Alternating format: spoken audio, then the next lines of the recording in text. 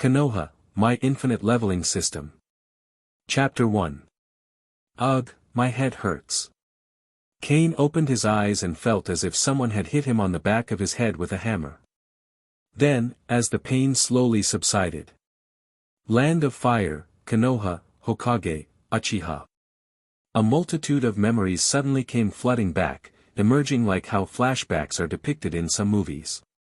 It took Kane a couple of seconds to recover from that happening, and a couple more to digest and realize what the memories he just got meant. I can't believe it. I'm in the world of Naruto. Ha! I got Isekai'd. For a writer like himself, and a no-life to top that all up, to be able to travel through an anime world, actually, not just any other world but to the one that you actually know and love, is such a joyous occasion. These two happy things combined should be more than enough to put him in a happy state for the next couple of weeks, but... gosh! Upon fully absorbing and organizing the memory he just got, he started to realize the actual state of his current situation. And looking at how fast his expression turned grim, it doesn't seem that good. The Uchiha clan going to be wiped out soon. Uchiha Shursui had already committed suicide by jumping off a cliff. His death means that the Uchiha clan has officially started the countdown to extinction. Soon, Itachi will join forces with Obito to kill not only his family but the entire clan as well. Sasuke is the only one who will be left after the massacre, meaning unless the body that Kane managed to possess is him, then there's no way he'll survive. Well, it doesn't take much effort on Kane's part to know that his real name here in this world is also, conveniently similar to his original. Kane Uchiha. And, we'll be using that starting from now. **T. There is not much time left for him. What do I do now?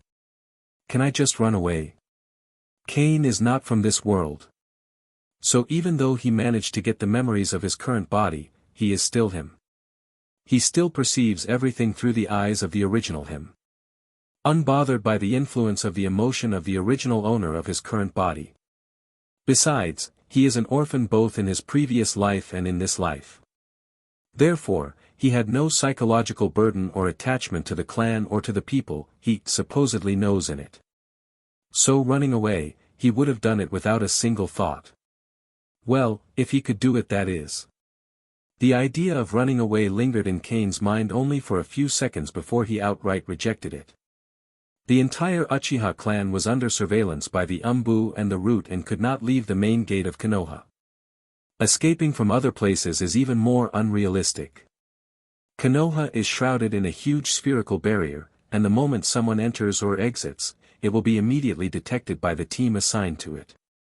Moreover, even if he really managed to escape from Konoha, there would be no place for him in this vast world. The way the Sharingan evolved meant that the higher-ups of the Konoha would not allow any Uchiha to survive. In particular, after the original body learned of Shursui's suicide, he managed to awaken a 3-demo Sharingan. Although it is still a 3-demo, and not as valuable as the Mangekyo, as long as the Sharingan is awakened, it is possible to evolve it into a Mangekyo. Konoha's top leaders would not take this risk. As for fleeing alone to the other 4 major ninja villages and begging for asylum? Kane believed that if he went there alone, the best outcome would probably be to become a breeding tool. Although that sounds kinda fun at first, being choked in the waist for the entirety of your life. Having your Sharingan dug out of your eye socket would be much better, honestly. All in all, his current situation is a damn bloody hellish start. But, when all hope seems lost, like how God responds to those who are in need of help, suddenly, a transparent panel pops up in front of him. Name, Kane Uchiha. Bloodline limit, Sharingan, 1/6000. Ninjutsu, Great Fireball Technique LV3, 213/1000, Phoenix Fire Technique LV2, 170/300, Dragon Fire Technique LV2, 113/300, Shadow Clone Technique LV2, 213/300. Physical Skills, Uchiha Style LV2, 251/300. Illusion, Hellviewing Technique LV2, 160/300.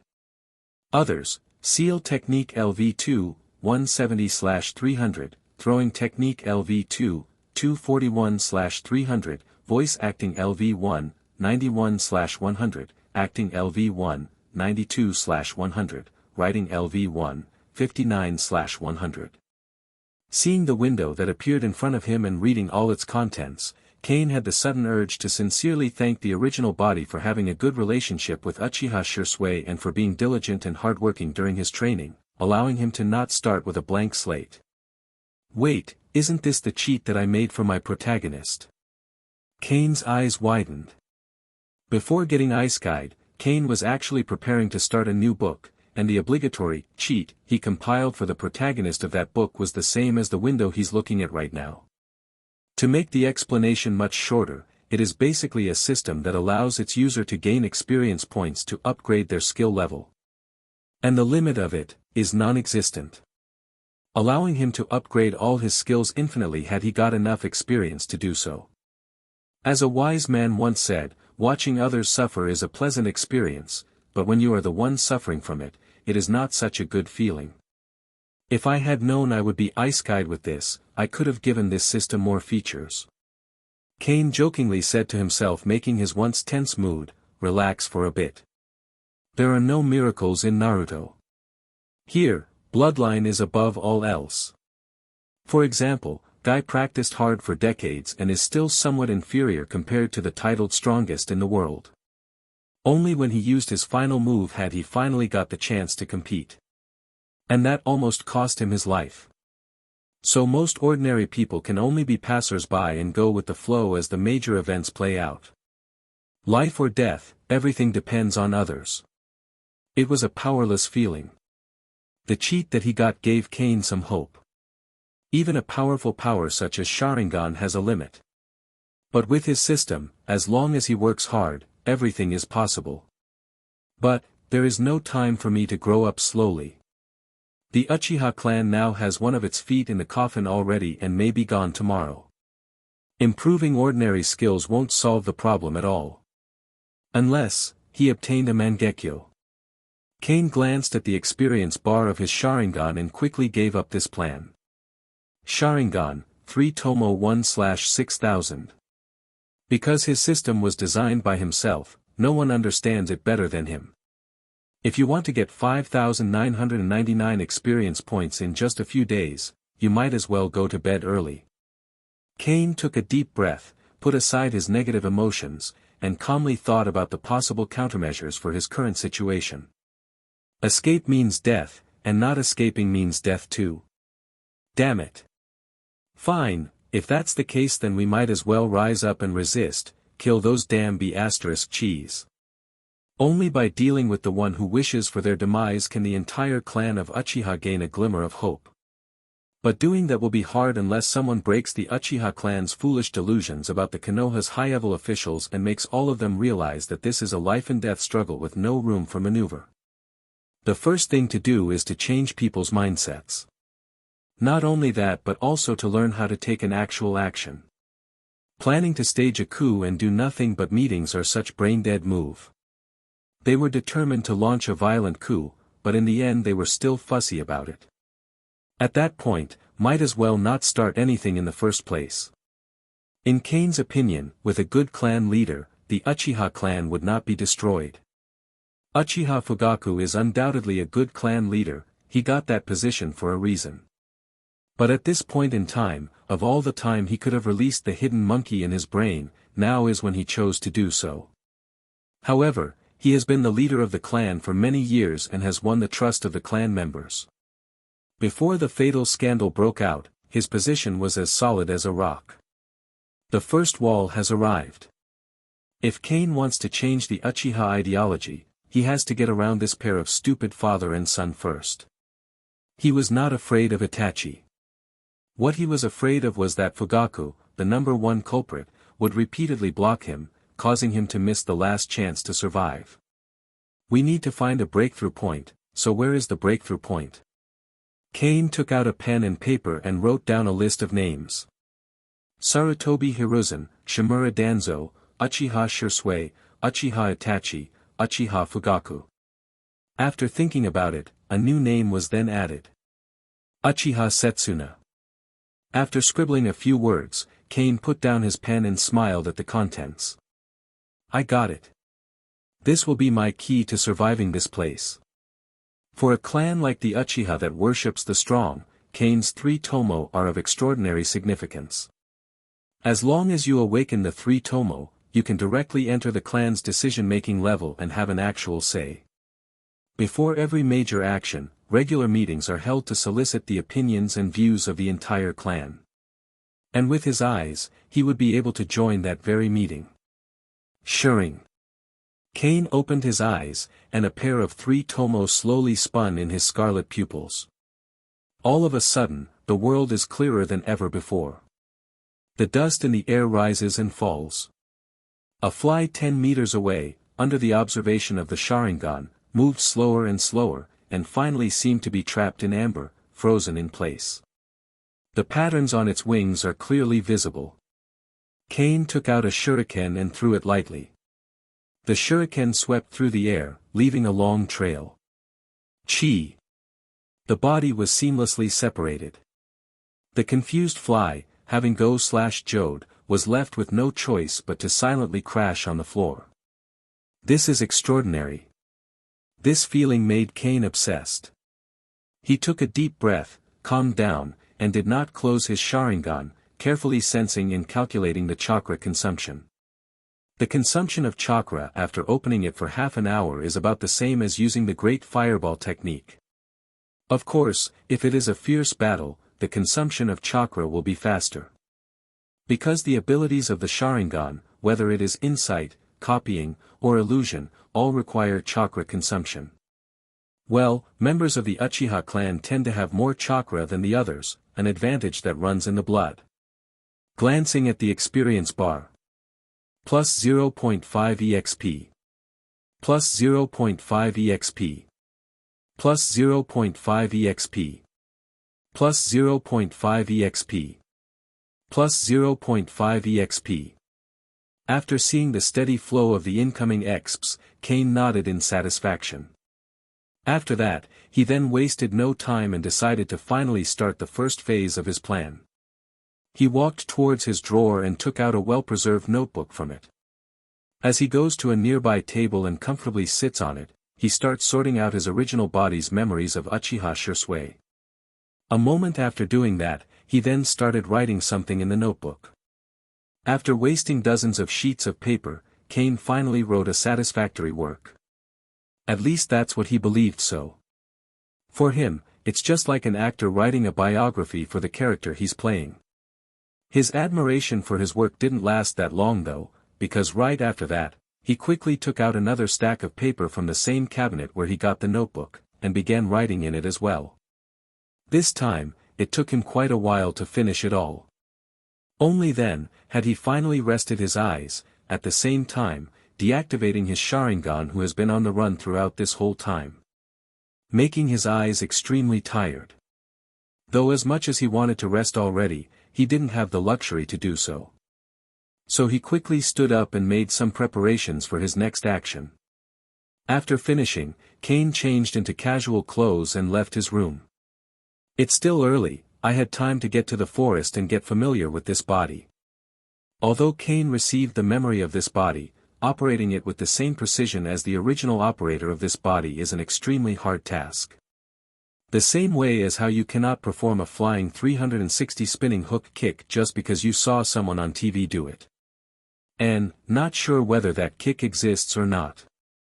That's why Kane has to go and warm up his current body in a nearby forest, whether he's up for it or not. Besides, if his memory serves him right, a meeting, the same meeting he's planning to attend to, will be happening later. If not now then, he might not get a chance to train and familiarize his body anymore. Well, with what he's planning to do in that very meeting, it's pretty logical to expect that. Chapter 2. For safety reasons, Kane did not go too far and trained near the clan's territory. Perhaps because everyone sensed the brewing storm, it became very quiet here. There was no one around, so Kane could practice without any worries. The first is the seal. This is one of the basic skills of a ninja. There are 12 ninja seals. At first, he was still a little unfamiliar, but after practicing for nearly an hour, he managed to recover to a considerably normal level. Well, performing 3 hand sign in a second is already considered satisfactory. At least for Kane, it already is. Experience points plus 15. Seal LV2:185/300. My seal making speed is decent right now, but in actual combat, I need to work hard to improve it. In addition, the experience gained for different skills are also different. The Sharingan was activated for half an hour, and the experience value he earned for that is pretty low. Initially, he thought that it was the normal rate. But seeing that, for the same amount of time, the experience points he gained from the seals are as much more, he already surmised that his initial thought was wrong.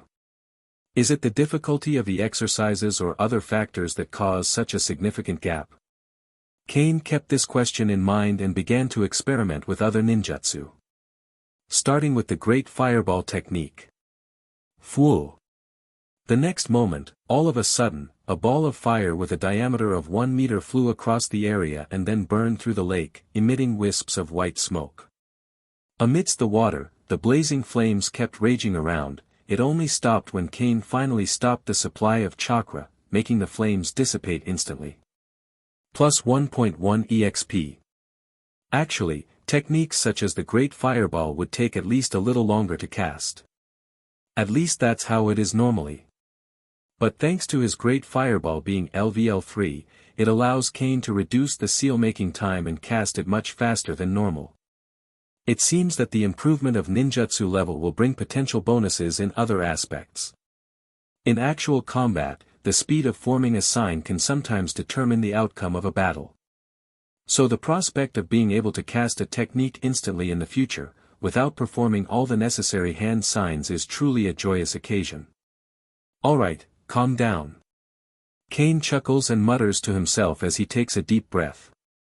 As much as he wanted to do nothing but keep performing techniques all day, he could not.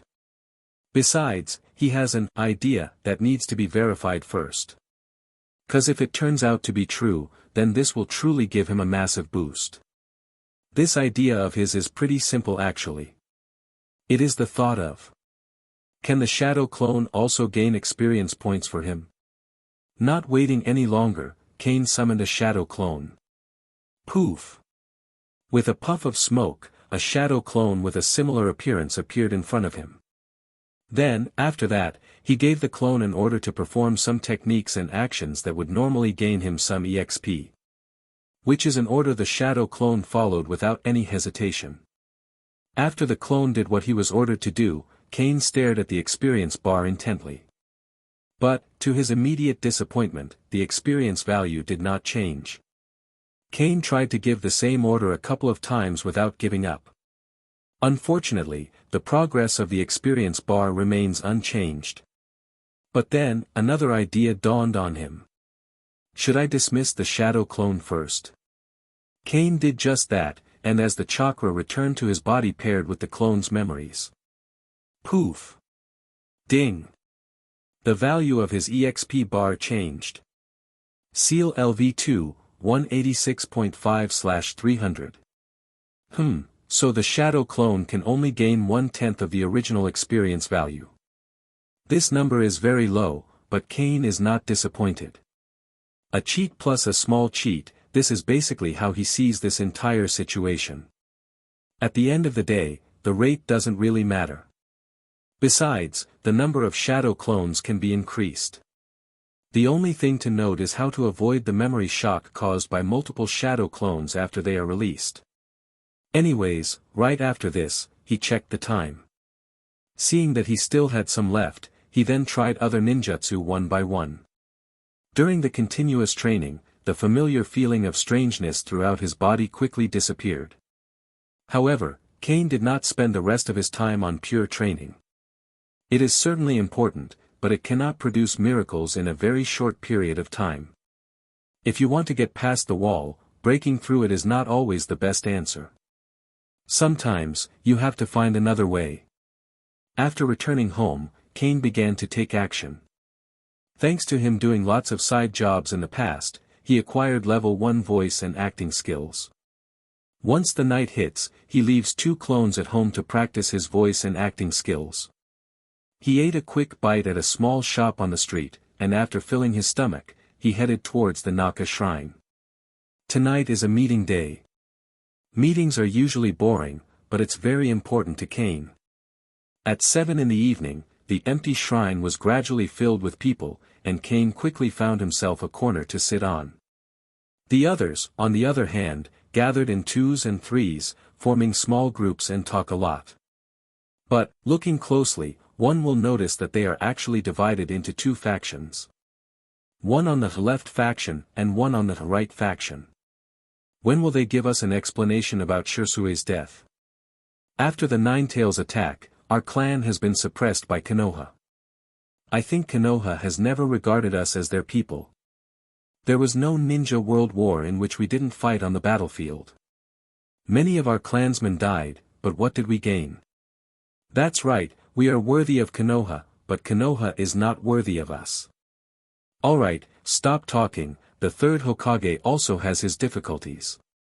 I firmly believe that the situation of our clan has nothing to do with the third Hokage. He must have been deceived by other high-ranking officials. We need to stay calm and not act impulsively. Violence cannot solve the problem. The quarrel was incessant, it almost escalated into a full-blown fist fight. Kane looked at all this and shook his head. The Uchiha clan is strong with military strength, but the way the Sharingan evolved is too brutal. Every evolution will have a strong negative impact on the mind, distorting it entirely as a result. And the stimulation required for each evolution is more extreme than the previous one. In this way, when the Mangekyo Sharingan evolved, even if one doesn't become a madman from it, his or her thinking circuit will be surely different from that of ordinary people. But the good news is that I now had an idea of which side is more likely to be of help to me. Which is good for my plan. Just in time before these people were to go for an all-time battle royale, Uchiha Fugaku and his beloved son walked into the shrine one after another, making everyone stay still. The expressions of the two were exactly the same, both had stern faces and no expression. The difference is that Uchiha Itachi exudes an aura that keeps strangers away. It was as if the world owed him hundreds of millions. Interestingly, both sides chose to stay away from him silently. In an instant, there was no one near where Itachi was sitting, leaving a circle of empty space. Behind him was an old man with a haggard appearance and white hair. According to his memory, he is one of the elders of the Uchiha clan, Uchiha Setsuna. An antique that has survived from the time of Uchiha Madara. Before Fugaku succeeded as the patriarch, the clan was always managed by him. After the Third World War, he was the one who appointed Fugaku as the new clan leader. Kane noticed that Uchiha Setsuna didn't even look at Itachi, but walked straight past him as if he was very dissatisfied with him. Fugaku seemed not to notice this and simply walked to the front without hesitation, raised his hands, and pressed down. A simple gesture that made the entire shrine suddenly quiet. All eyes were on him. Everyone, I came here today to announce that, I have decided to go to the Hokage's office and ask everyone there for an explanation. All eyes were on him. I know that lots of you have concerns. So we will try to settle this first with words. But... Fugaku paused, glancing at the people in front of him, the expression on his face became solemn. Regardless, his tone remained powerful. If they don't give us an explanation, then we will get the answer in our own way. Oh. The crowds were visibly excited to hear that. In their opinion, Fugaku has finally made up his mind to communicate with Konoha in the Uchiha way. That's great. Lord Fugaku will definitely work with Lord Hokage to find a way to resolve the conflict between the family and the village. The left breathed a sigh of relief. Both sides disliked each other, but both were satisfied with what Fugaku said. While Fugaku was speaking, Kane lowered his eyelids, quietly opened his Sharingan, and carefully observed Uchiha Setsuna's expression. He noticed that when Fugaku was saying the first sentence, Uchiha Setsuna pursed his lower lip and his nostrils twitched slightly. This micro-expression shows dissatisfaction. Kane's brain raced. Indeed.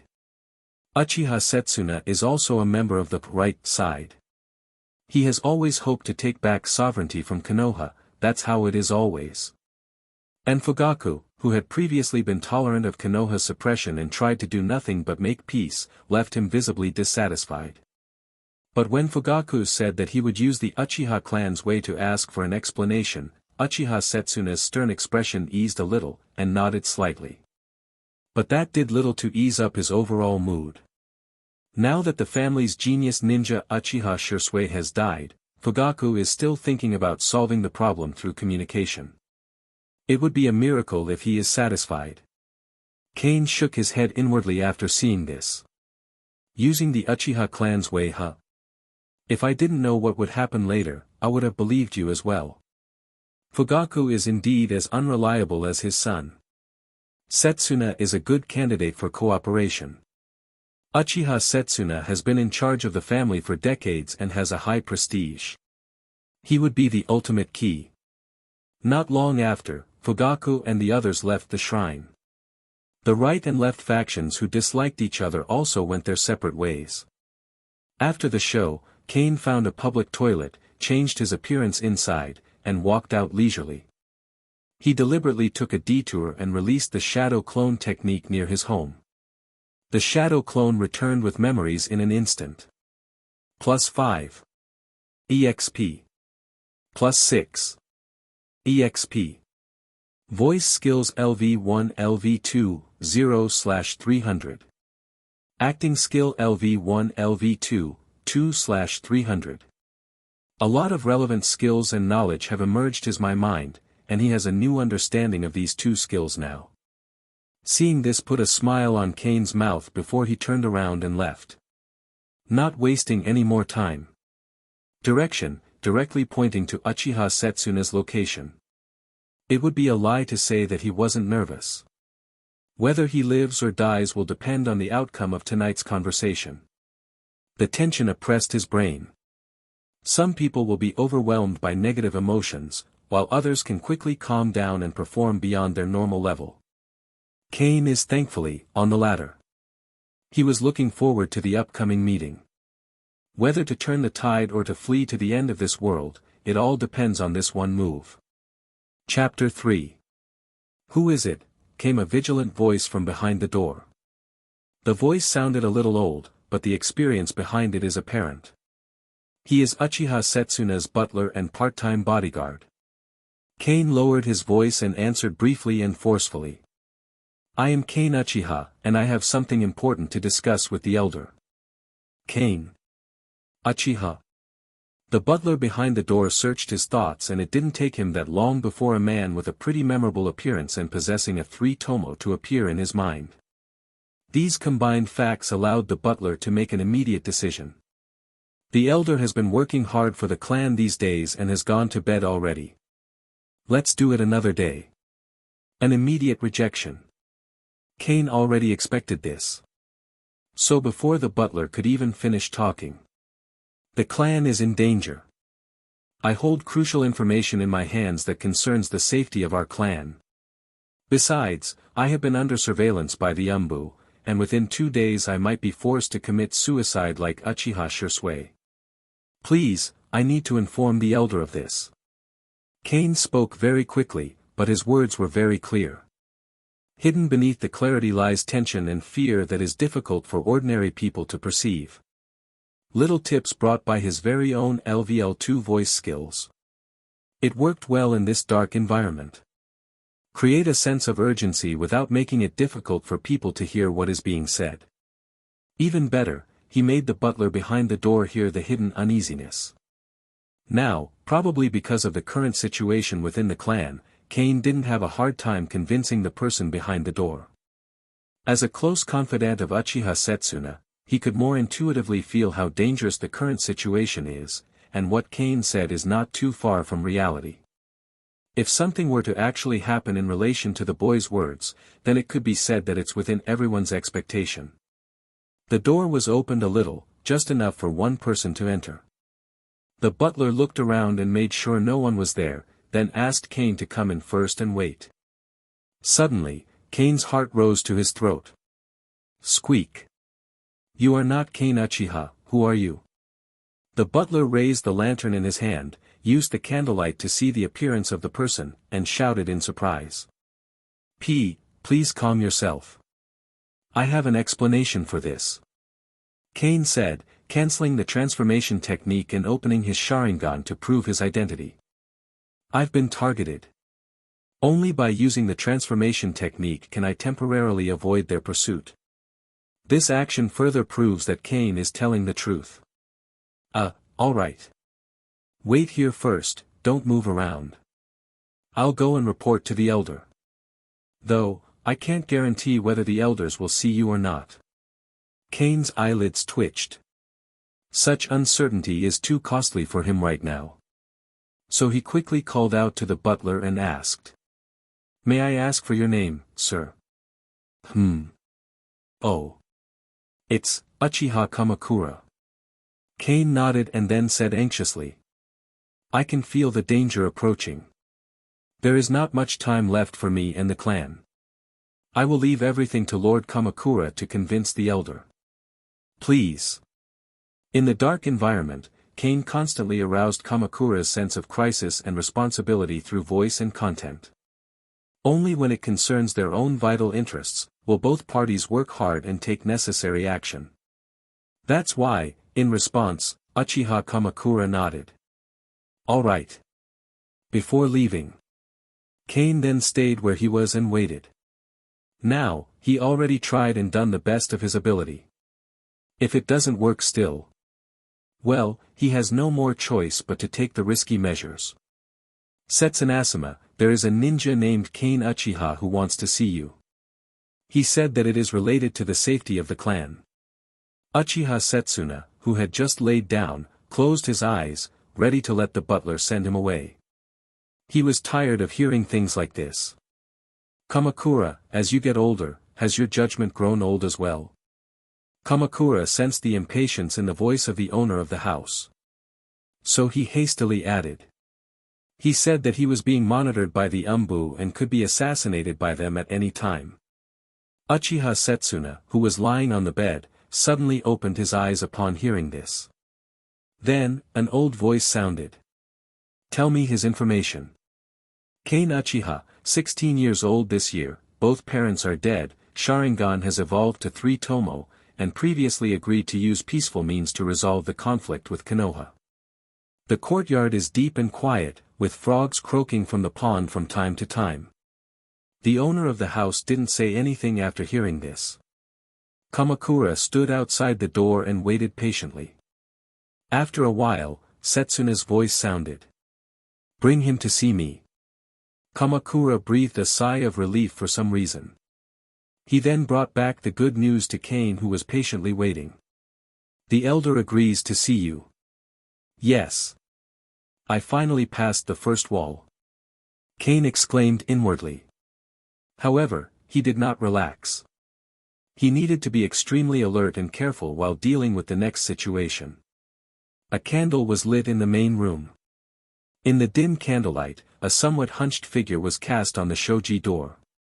Lord Setsuna, Cain Uchiha has arrived, Kamakura whispered. Let him in, you stay outside and be on guard. Uchiha Setsuna spoke slowly because of his age. Yet the sound is clear as day. Cain, on the other hand, walked into the house and said straight to the point. Report to the elder, our entire clan will be wiped out. No one will be left alive. Uchiha Setsuna's cloudy eyes suddenly became sharp, and as he stared at Cain, he rebuked, Kid, our clan is a powerful clan that has been passed down for thousands of years. What kind of crisis have we not experienced over the years? The Uchiha clan will never perish, don't talk nonsense here. As he heard this, Cain's brain started working fast. He already expected this happening, so his response to this was already prepared beforehand. But Cain started recalling some sad things from his memory. I see, seems they were right. Truly, it was a futile struggle. For example, I can no longer drink Red Bull, I can no longer see the hot teacher next door, I can no longer play games online, and worst of all, the contents of my hard drive were not deleted before I got Isekai'd. I tried to hold and fight on, but everyone keeps saying the same thing. At that moment, sadness flowed like a river, and tears fell from the corners of his eyes. Even so, I still believe in our people. Yet. Cain said in inexplicable sorrow. Elder, I didn't expect that even you would have this attitude. It seems, our clan has no hope. Cain finished speaking and turned away, very slowly. Come on, please work. Cain prayed silently/chaotically in his heart. He was waiting for Setsuna to take the initiative to ask him. Thankfully, this abnormal behavior really attracted the attention of Uchiha Setsuna. I thought it was another young one in the clan trying to show off, but now it seems. What are you going to do next? Well, probably pray. Pray that hopefully, my incoming death can awaken the people of our clan. Cain's tone was calm and indifferent, as if he was talking about something that had nothing to do with him. But it can make people feel the determination. Uchiha Setsuna no longer hesitated and said. You just said that the clan is in danger. Tell me what's going on. It's done.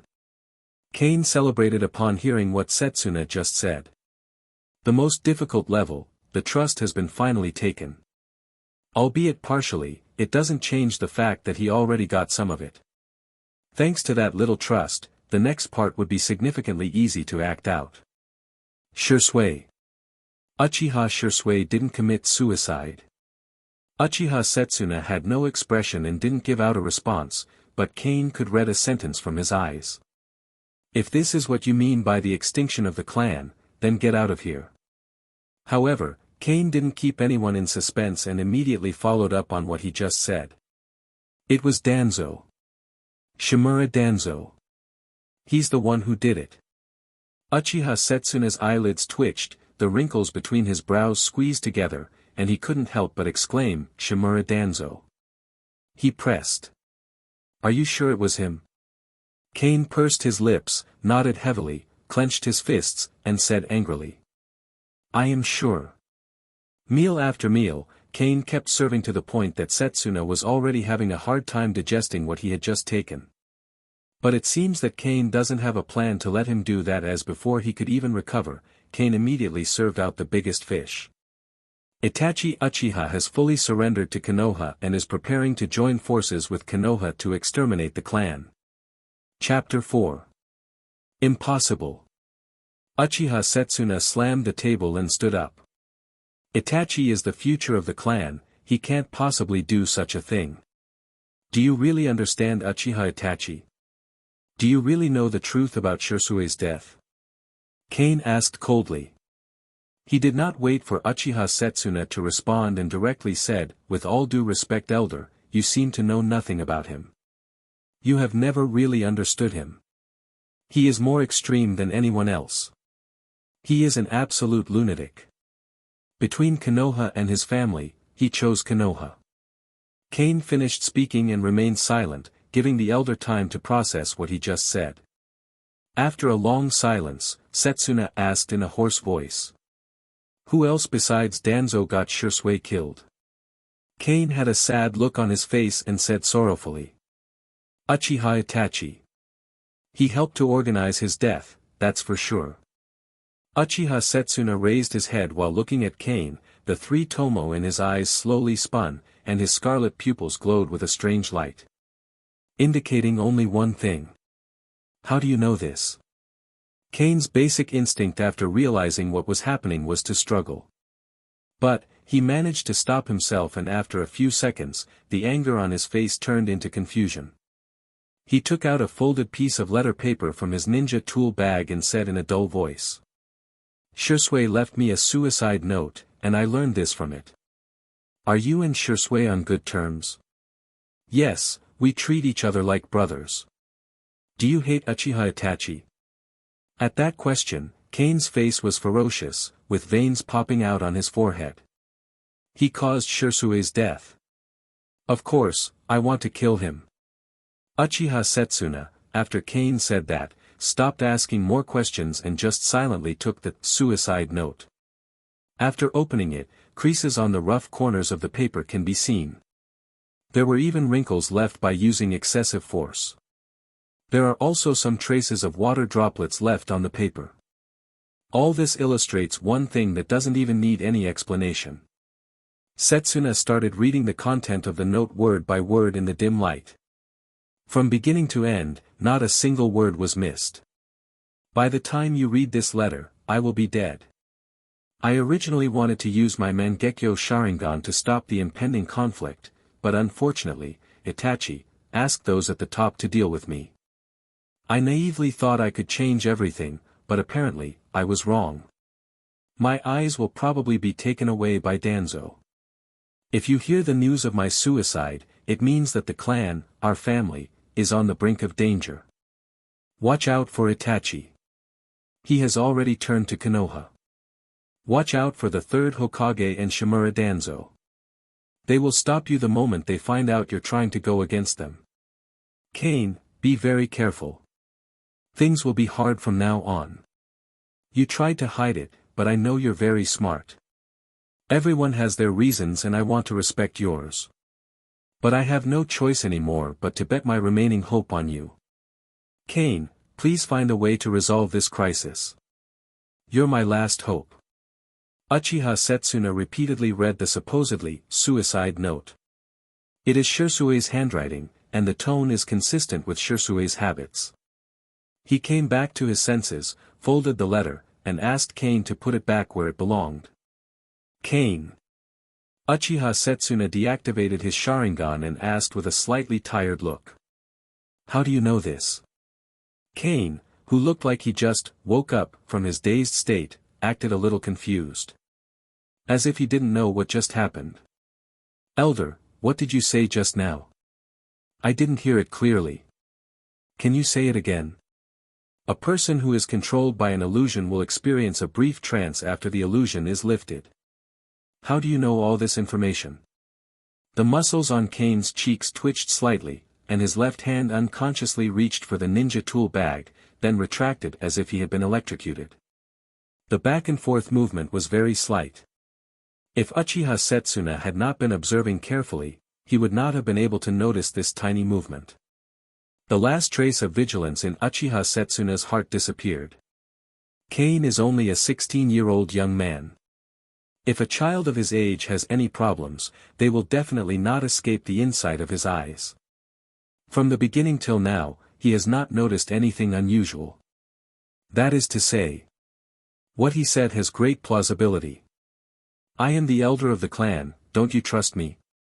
Kane stood there with his head slightly lowered. The candlelight in the room flickered, casting varying shades of light on his face. Kane's breathing became heavier, and his brain seemed to be in a conflict. After an unknown amount of time, he knelt on one knee and took out a folded piece of letter paper from his tool bag. Elder, this is the suicide note that Shirsue left for me. Shirsue was forced to death by Itachi and the higher UPS of Konoha. They also want to exterminate our entire clan, regardless of gender, age, or status, leaving no one alive. The clan leader will go to negotiate with them tomorrow, and we will definitely get a satisfactory result. However, all of this is a disguise by Konoha to let us relax our guards. Uchiha Setsuna took the forged suicide note from Kane and remained silent while reading it. Well, he already read it so he just pretended. Kane stood up, took out a kunai, and said in a firm and calm voice. I am willing to use my death to prove its authenticity. His calmness made it clear that this was not an impulsive act. It is a choice made after careful consideration. Kane held the handle of the kunai with both hands and stabbed his heart without hesitation. The cold and sharp tip of the knife pierced through the thin fabric, easily tearing the skin, and pierced into the muscles, causing blood to ooze out. But there was no fear in Kane's eyes. Yes, only calmness and determination. But before any tragedy could happen, a gust of wind blew by. Uchiha Kamakura, who was guarding outside the house, appeared in front of Kane, holding his wrists tightly with both hands like iron clamps. I believe you. Uchiha Setsuna said. Kamakura quickly pulled out the kunai, and Kane covered the wound with his hand. Until this moment, Setsuna no longer doubted Kane. He even believed that the boy in front of him strongly agreed to use a peaceful way to deal with the conflict against Konoha. But in just a few days, his attitude has changed drastically, most likely because of the suicide note. You should go back and get some rest first. I will deal with this matter later with the clan leader. Hearing this, Kane said hurriedly. Elder, telling the clan leader will only hasten their moves. Kane Uchiha. You are not allowed to slander the head of the clan at will, hurry up and leave. At first glance, Kamakura on the side seemed to be reprimanding him, but in fact, he was actually defending him. Wait. Uchiha Setsuna suddenly called out. Seeing this, Kamakura hurriedly spoke up to help explain. Setsunasama, the kid just said it unintentionally. Please forgive him, it's probably due to his injury. Chapter 5. Kamakura, I simply want to ask him. Facing his confidant who had followed him for many years, Uchiha Setsuna patiently explained. So, you go outside and be on watch again. Yes, Lord Setsuna. Kamakura breathed a sigh of relief, stood up, and disappeared. Let's take care of your injuries first. Setsuna raised his arm and gave a gesture at Kane. Sit down and talk. Kane took out a roll of white medical bandage from his ninja tool bag and bandaged himself. He is not worried about contracting any kind of infection. The ninja tool bag and the kunai inside were soaked in alcohol and were disinfected beforehand. Why? Because from the minute he entered this room, he had been acting, obviously enough. He was also pretending to be controlled by the Sharingan's illusion. Actually, if he didn't make his clone rehearse during the day, coupled with the fact that his acting and voice skills leveled up earlier, the chance of his lies being exposed just now is undoubtedly high. But thanks to all that, he has finally entered the final stage. The closer it got to the final moment, the more Kane dared to not relax. In any case, after Kane fully bandaged his wound, Setsuna wasted no more time and decided to hop back to the main topic. So, why did you say that we can't inform Fugaku about this? Kane heard this and didn't answer right away. He first breathed heavily, his expression also turned sharp before he opened his mouth again. Because it's most likely useless. In a usual setting, hearing this kind of response would be more than enough to cause Uchiha Setsuna to be angry.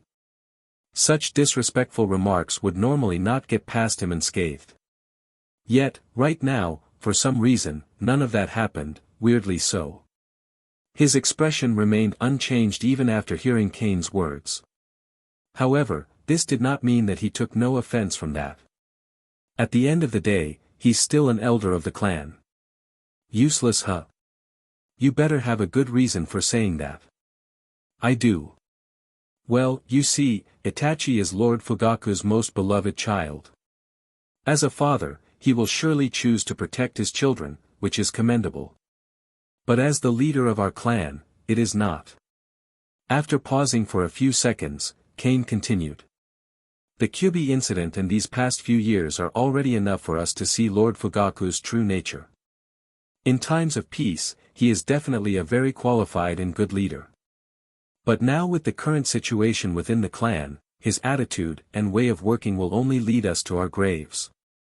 As a young member, it was obviously inappropriate for Kane to criticize the head of the clan in front of an elder. Especially to the elder who literally appointed the current clan leader to his position. To criticize Fugaku is basically the same as criticizing Setsuna. But the way Kane worded everything out makes his criticism more of a praise really. So in the end, Uchiha Setsuna did not feel offended. Well, kindness is a very special word. In some contexts, it is even considered by many as nothing but a weakness. Hearing all this, Setsuna sighed. His expression also turned complicated. You're not wrong. Fugaku is indeed a little too kind. Setsuna didn't notice that he subconsciously ignored Kane's age and treated him as a person with whom he could communicate. Realizing this, Kane continued calmly. Lord Fugaku believes in Konoha's higher-ups and naively thinks that they will simply give us a fair answer. But in fact, this is just a disguise. A trap in order to fool us. Uchiha Setsuna nodded, finally showing a slight interest. Why do you say that the higher-ups of Konoha are pretending? Kane clenched his fists, and simultaneously the flame within his eyes grew even larger, yet, his voice was still as calm as ever. It shows the anger of a young man after seeing the reality clearly, but he is able to restrain this burning emotion and not let it affect his rationality. As they said, getting angry is an instinct, but controlling anger is a skill. After the second Hokage took office, he handed the security of the village over to the clan. It seems generous at first, but I now realize that they must have done this to keep our clan away from the center of Konoha's power. Hearing this, Uchiha Setsuna's cloudy eyes lit up slightly. Regarding this fact, he only figured this out after he got older. Unexpectedly, Kane already realized this even at such a young age. No wonder Shisui thought that he had a way to solve this entire problem. Setsuna now had more expectations and recognition of the boy sitting in front of him. He stared at Kane, and his sharp eyes could easily bring great pressure to people. Kane, however, did not avoid his gaze and continued calmly. This is an offensive move against our clan. Given the nature of our clan members, this makes it easy for us to cause conflict with the ordinary people of Konoha. And conflicts, no matter if it's big or small, accumulate to a certain extent. Soon, an exclusion would surely incur. Thanks to that, by the time the third Hokage took office, the living environment of our clan became extremely harsh. He also used the will of fire as a disguise to launch another attack on us. During the second and third Ninja Great Wars, we sacrificed a large number of our clan members. In return, we almost got nothing but the fact that our clan was weakened. Setsuna tapped the tabletop with his skinny fingers and nodded. You're right. The appreciation and recognition in his words were palpable. He is not a fool. He already saw the problems very clearly, but he was powerless to do anything about it. He is too old already. In the first place, if it weren't for the excessive pressure from Konoha's higher UPS, they wouldn't have come to this point today. However, even now, most of them are still ignorant about it. If only I had awakened much earlier, or was much younger. Setsuna thought with regret. Elder Setsuna, our clan is currently in great danger of getting wiped out. Kane emphasized his tone once again with a much resounding voice. Our current situation is the most dangerous our clan has been in. We must act immediately. Kane said to the end, leaning forward, his eyes no longer calm, like a volcano about to erupt. There is a terrifying energy accumulated in it. It actually made Uchiha Setsuna feel a long-lost sense of urgency. But seeing the energy coming from the youth made him smile a bit. You seem to have an idea, let me hear it. Yes.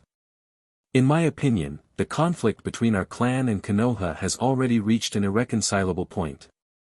Such a fact is already as obvious as the sun. I suggest that we should abandon all needless hope for such and immediately prepare for battle.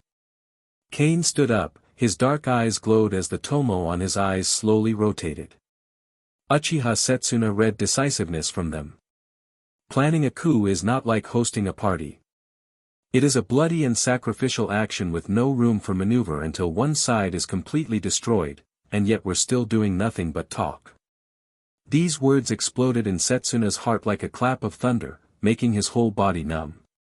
He finally understood why he was disappointed with Fugaku and most of his clan members. Because they have been immersed in fantasy.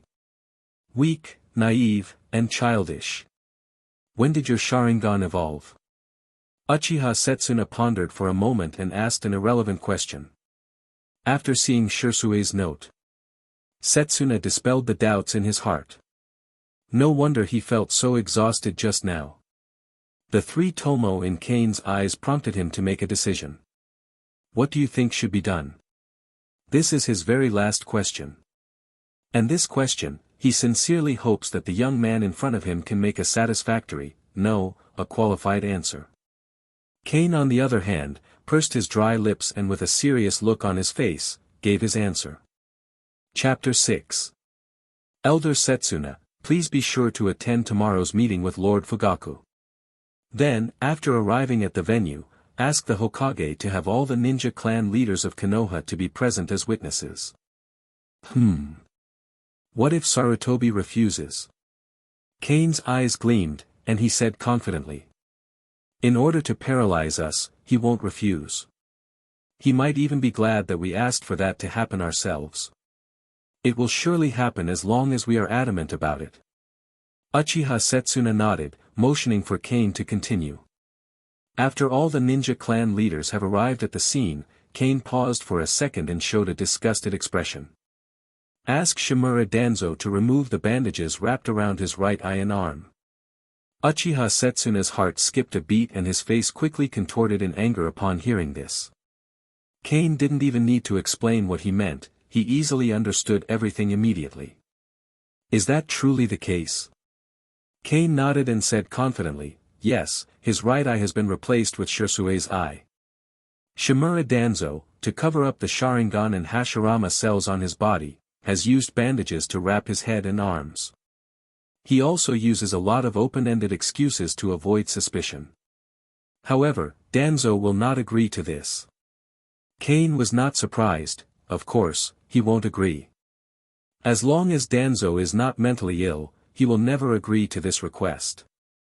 For him, his right eye and right arm cannot be seen in the light no matter what. In this world, secret teachings and bloodlines are very important. These are the foundations on which the ninja clan relies for survival. Coveting another clan's secret teachings and bloodline is equivalent to declaring war on that clan openly, and the fight will not end until one is dead. Even Danzo Shimura would not be able to explain himself. Because this behavior touches the bottom line of all ninja clans itself. You just need to tell at the meeting that he killed Uchiha Shirsue and stole our Sharingan. Whether he agrees or not, it will arouse suspicion from other ninja clans. Kane doesn't even need to finish his statement. Setsuna already understood what this action foretold. This will buy our clan more time to respond. Once the seeds of doubt are planted, they will take root and sprout. This is the first line of insurance.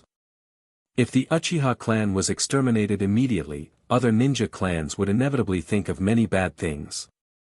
As long as Sarutobi Hiruzen does not go *T crazy, he is very likely to stop Danzo's actions temporarily and probably tell him to focus on collecting/arranging real and fake evidence against the Uchihas first before proceeding.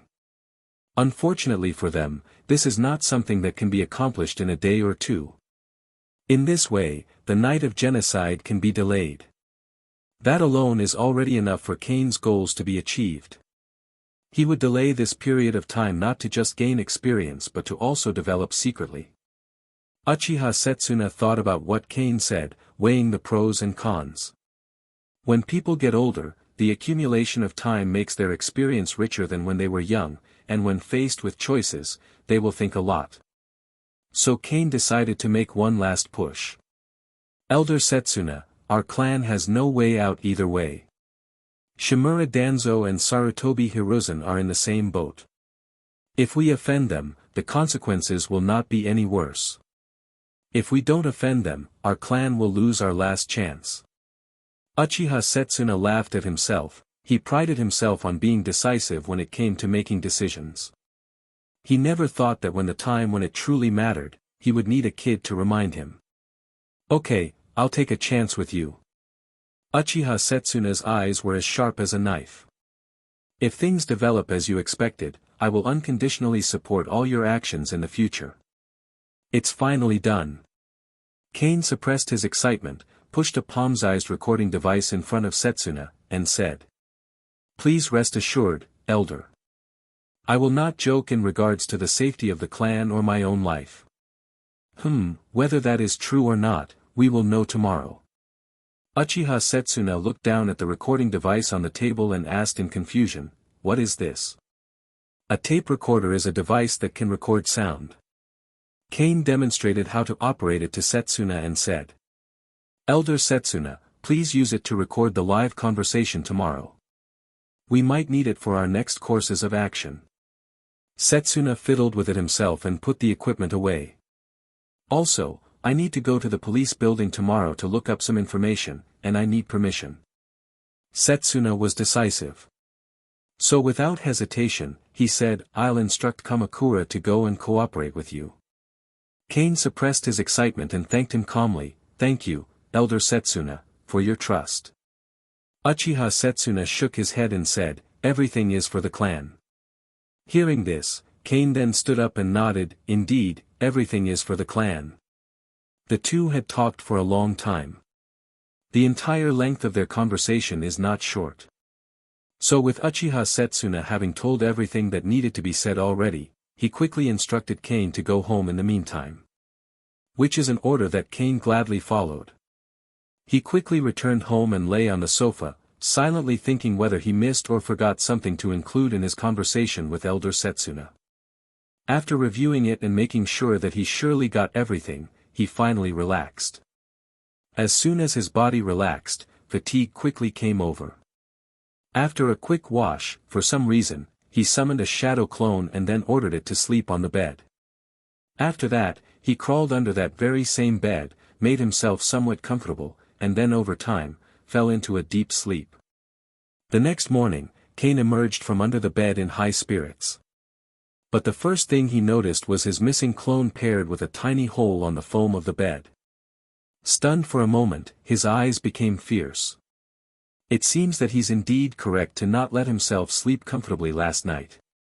And that before he could do that, he had to finish this situation first.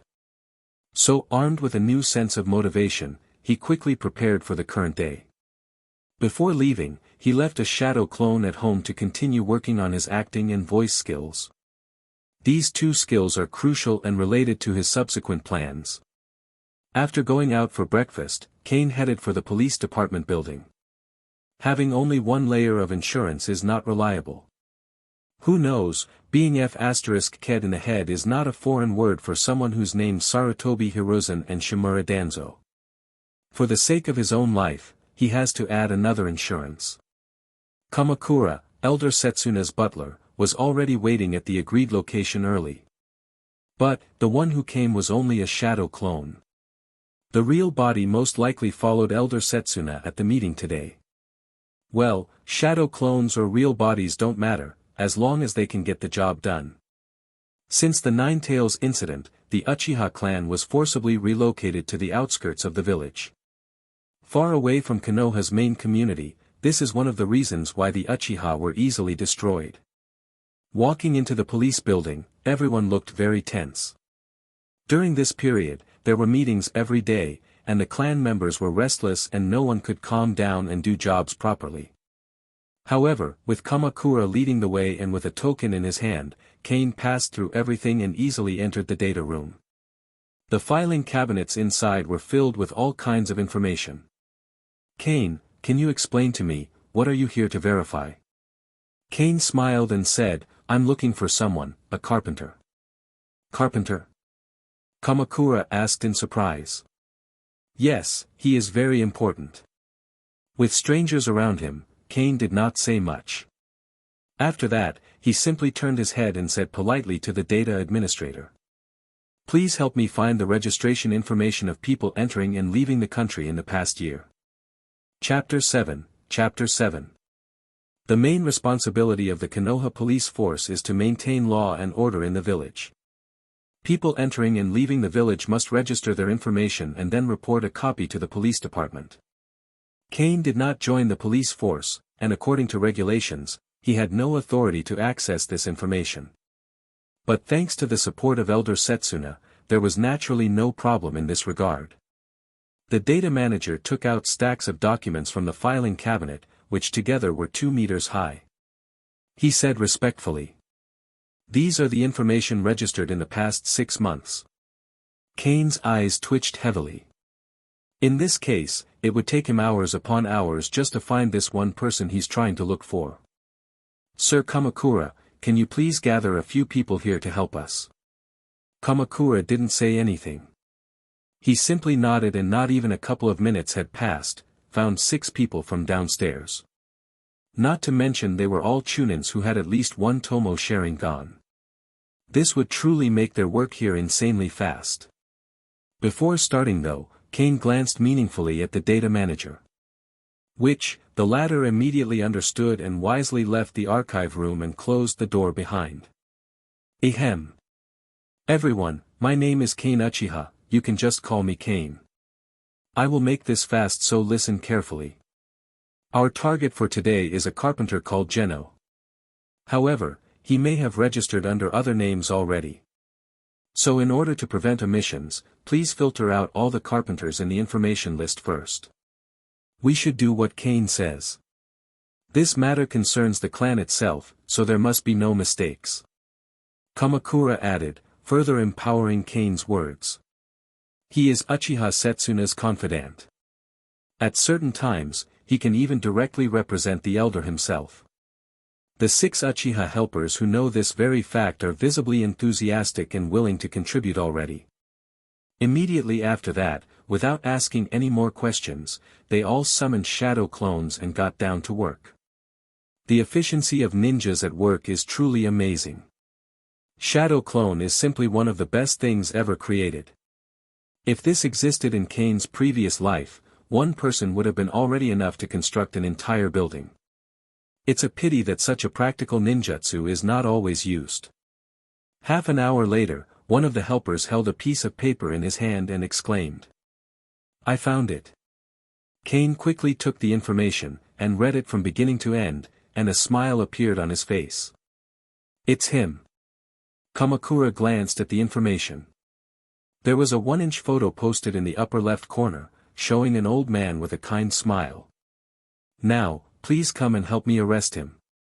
Without even asking the reason for it, everyone simply responded enthusiastically. On the way, Kamakura asked quietly. Is there anything special about this carpenter named Geno? There is, a whole lot. If all things fail, he can provide insurance for the clan. Kane then asked in return, Sir Kamakura, is there anyone in the clan who is good at doing interrogation? Kamakura smiled, easily understanding what Kane's words truly meant. I do. Don't forget that our eyes can be used for more than just fighting. Geno is already in his 60s, and his greatest interest is to sit in the tavern and drink some sake alone during his spare time. Today is the weekend, and even the most demanding employers will give their workers a day off. Geno sat in the tavern and ordered a pot of cheap sake and a small dish of crispy roasted beans to enjoy. He grabbed the wine jug, and the clear wine flowed from the mouth of the jug into the wine glass. Geno lowered his head and stared at the wine.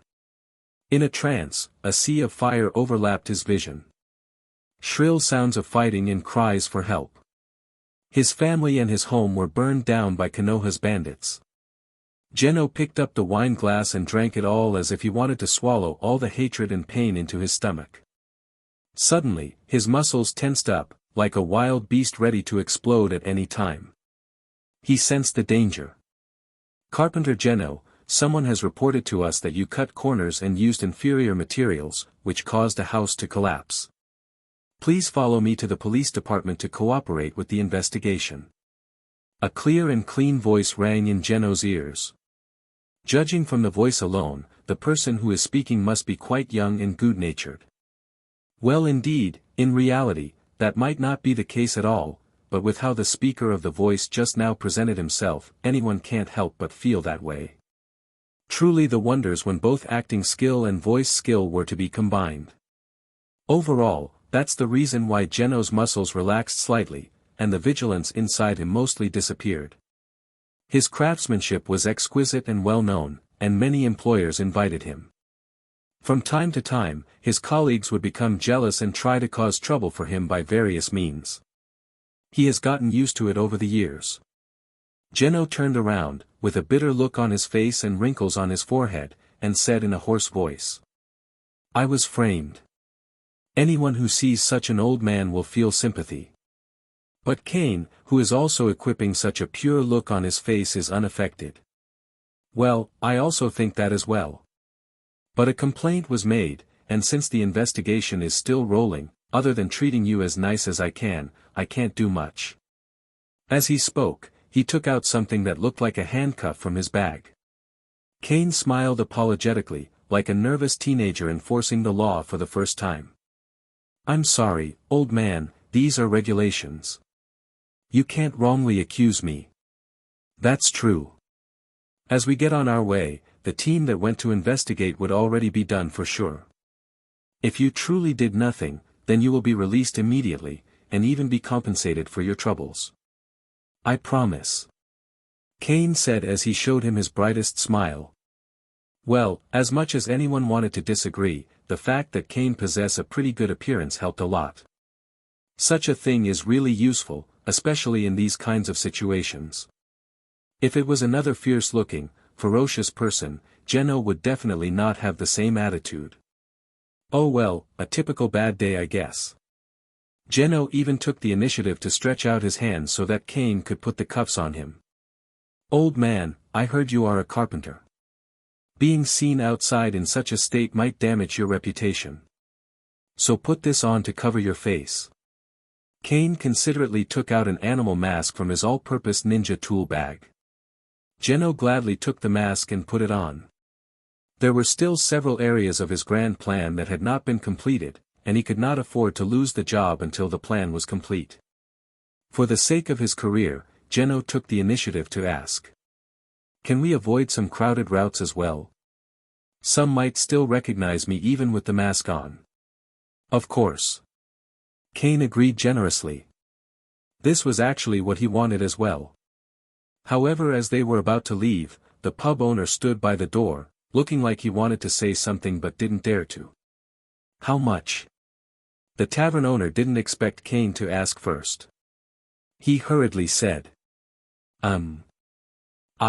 It's fine. I forgot that we are actually having a promo today. So there's no need. The police force is not to be trifled with. This is what most ordinary people think.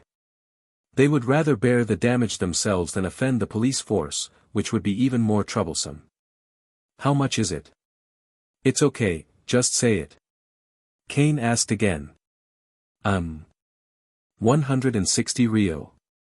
The boss looked a little timid and uneasy. "Here. Next time remember, we are guards protecting civilians, not some back alley thugs. Unless you committed a crime, don't be afraid to ask such simple things." Kane showed a clean and sunny smile, which dispelled the tavern's owner's anxiety. It also won a little favor from Geno. The tavern owner stared blankly at the bills in his hand, somewhat unable to believe it.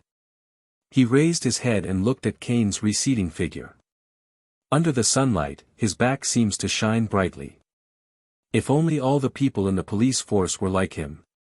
Chapter 8.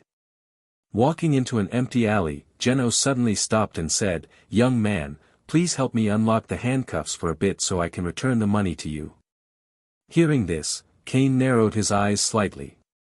He didn't know whether Geno became suspicious or if he really meant what he said. Either way, he can't take this risk. "No need," Kane said with a charming smile before raising his arm and delivering a swift chop towards Geno's nape, intending to knock him out cold. However, to his surprise, Geno crouched to avoid the attack. Right after that, his image blurred and the next thing Kane knew, Geno was already running up the nearby wall, trying to escape. With this distance, "I can," Geno muttered to himself as he looked back at Kane who he managed to leave behind. However, as he looks back in front of him, he saw a pair of scarlet eyes staring him down. Geno's throat suddenly became dry as he tried to force out a word from his mouth. "This is just a..." Boom! A fist hit him hard in the stomach. "Don't play tricks in front of these eyes." Kamakura then tied him up tightly with the steel wire in his hand. Just from that one punch alone made Geno's eyes went dark as he passed out. His unwillingness to give up made him try to escape and run away. The result, of course, was a failure. Kane had already told Kamakura a while ago that they must capture Geno alive at all costs. Kamakura, currently, is already nearly 50 years old. Although he's already past his prime, his strength is still extraordinary. Even if this is just a shadow clone, it should not be underestimated. As they said, fear the old guys on the job where young people commonly die.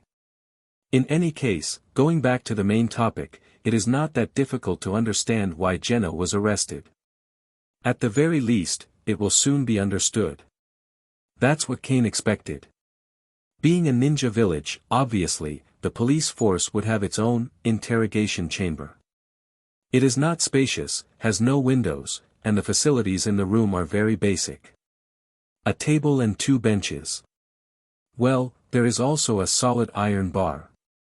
As soon as Geno was awakened, he was quickly subdued by Kamakura. The power of the Sharingan easily invaded his brain, and the chakra affected his thinking and cognition. Soon, Geno spat out his information like pouring beans. An ordinary civilian from the Sand Village, he has nearly 30 years of construction experience, is deeply trusted by his employers, and has a good reputation. However, there is no information about his true identity or the one about his hidden bombs in Konoha. He has set up very strong illusion defenses in his brain, and my eye cannot safely break through them. Illusion defense is an effective way to prevent others from influencing one's thinking through illusions, thereby exposing intelligence. Usually, only confidential personnel or spies would plant this in their minds. They are varied and look like mazes full of traps. Kane raised his eyebrows. He was about to succeed, but he didn't expect to get stuck at the last step. The Yamanaka clan's ninjas could definitely break through the illusion defense in Geno's mind. Simply asking them for help will solve this problem easily. But, unless he got smacked in the head by a tail beast bomb, it is obvious that he cannot and will not do this. He pondered for a moment and asked Kamakura to release the control of the illusion. "Senior, please release your control over him. I want to try my luck with him for a while." Kamakura, hearing Kane, hesitated for a moment. But soon he gave him a nod before retreating outside the interrogation room. "If you need any help, just call out to me." Kane always responded sincerely to other people's kindness. "Thank you, Senior. I will." Geno, who was suffering from a splitting headache, woke up from the darkness. He looked at Kane's face, and his eyes immediately turned red. Not because he also has a Sharingan or something like that, that would have been an extremely interesting situation if that were truly the case. Geno stared at him fiercely and suddenly asked with a sneer. "Konoha's dog, you didn't get what you wanted from me, are you disappointed?" He was testing. To test Kane's real purpose for capturing him. Kane, on the other hand, after hearing this question, rested his elbows on the table, looked at Geno, and calmly said. "As far as I know, there are still some survivors that are originally from Kajiro village. With the ability of our clan, it will not be difficult to find them." Kajiro village. The name struck Geno like a bolt of lightning. The threat in the words was self-evident.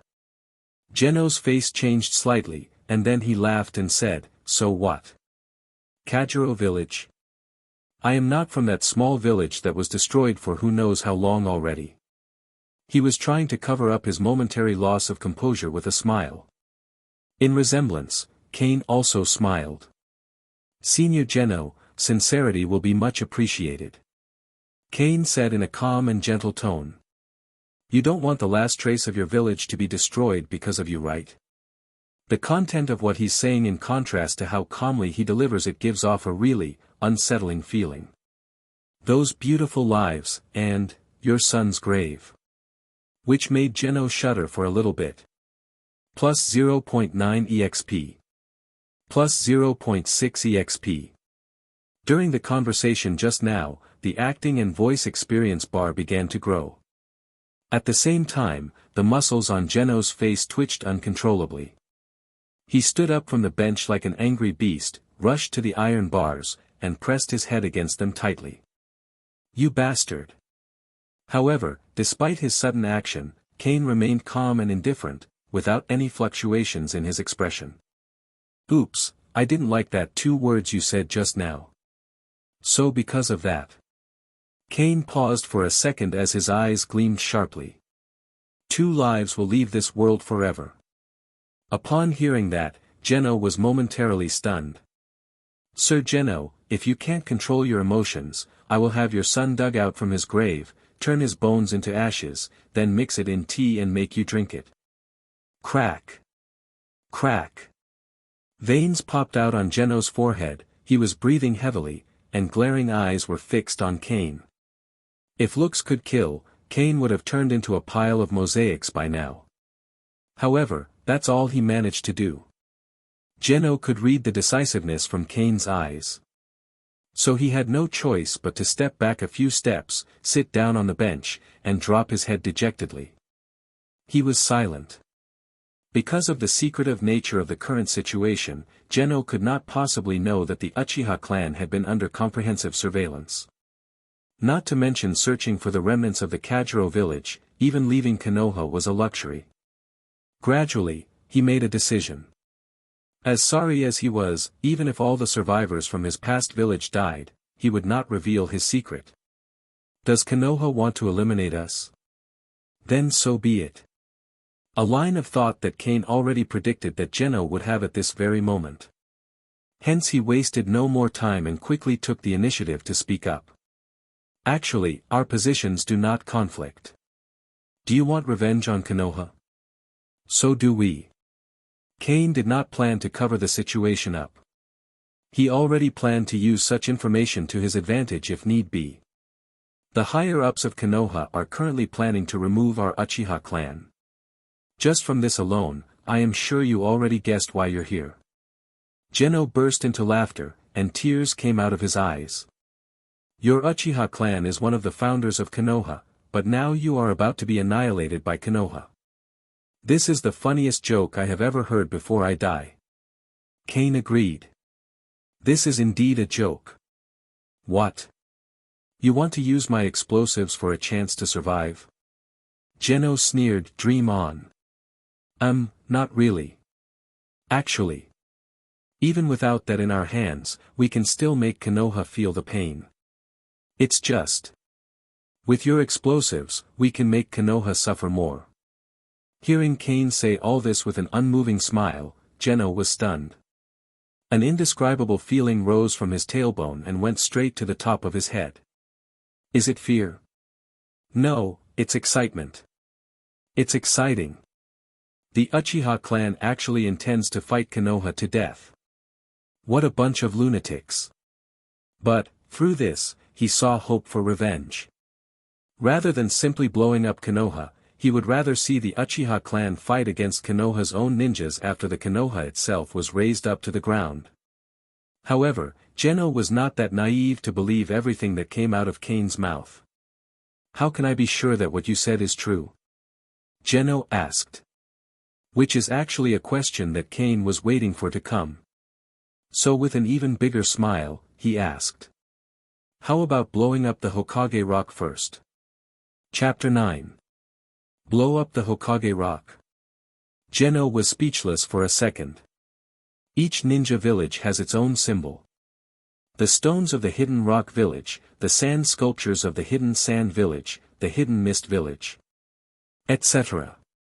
Basically, blowing up the Hokage rock is tantamount to declaring war on Konoha. What a madman. Geno has a lifetime of experience and is not weak.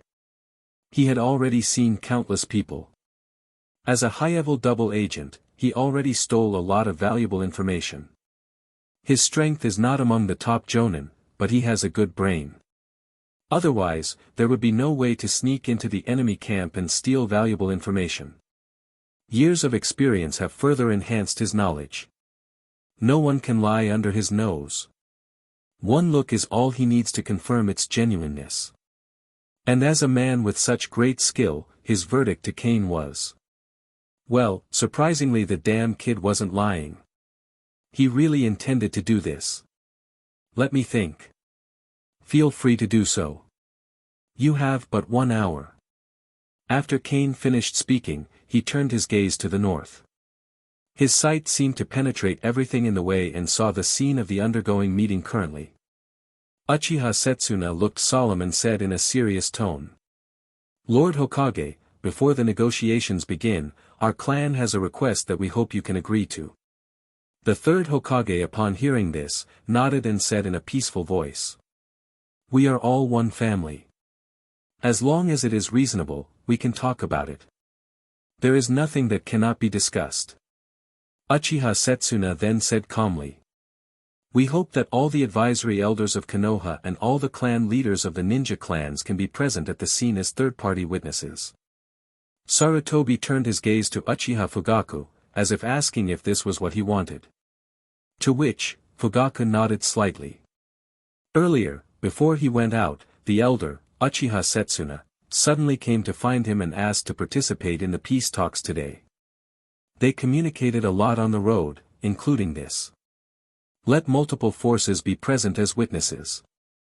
Although he thought Elder Setsuna was just being overly suspicious, such thing would indeed be helpful. Either way, he knew that the third Hokage was definitely not a villain who goes back on his word, so this action of them is nothing but for safety measure, nothing more. He couldn't persuade the stubborn elder, so he had no choice but to agree anyway. Sarutobi took a puff from his pipe, and white smoke gushed out of his nostrils. His face became blurred by the smoke. He is definitely thinking about the pros and cons of such a suggestion. But since it is Uchiha Setsuna who made the request, it is very difficult for him to outright refuse. The third Hokage is very careful about his reputation and doesn't want to ruin his image. I guess there's no other way. I'll just have to let Danzo down a bit later. I am sure he'll understand. Sarutobi thought to himself. On the other hand, seeing the third Hokage remain silent made Setsuna feel a sinking feeling in his heart. It's just as that brat Kane expected. Then, Setsuna's tone suddenly became cold and his attitude became tough. Lord Hokage, if you do not agree to this request, then there is no need for today's peace talks. Although he is in his 60s, his fierce aura can still overwhelm people. Fugaku, who was sitting nearby, widened his eyes and opened his mouth to speak, but was glared back by Elder Setsuna. Sarutobi put down his pipe, not affected by Uchiha Setsuna's aura at all, tapped the table lightly, and said calmly. This request is very reasonable, I agree. These words were meant to show who was the master here, and he easily regained the right to speak. Thank you, Lord Hokage, for your understanding. Fugaku said quickly with a smile. In response, the third Hokage raised the corners of his mouth slightly, as if he was smiling, but upon closer inspection, there was no change. Everything is for Konoha. I believe Danzo will not care about these. Then, an umbu was summoned and ordered to take people to notify all the advisory elders and the clan leaders of the ninja clan. The umbu worked very efficiently and they didn't have to wait long before the elders and ninja clan leaders too arrived.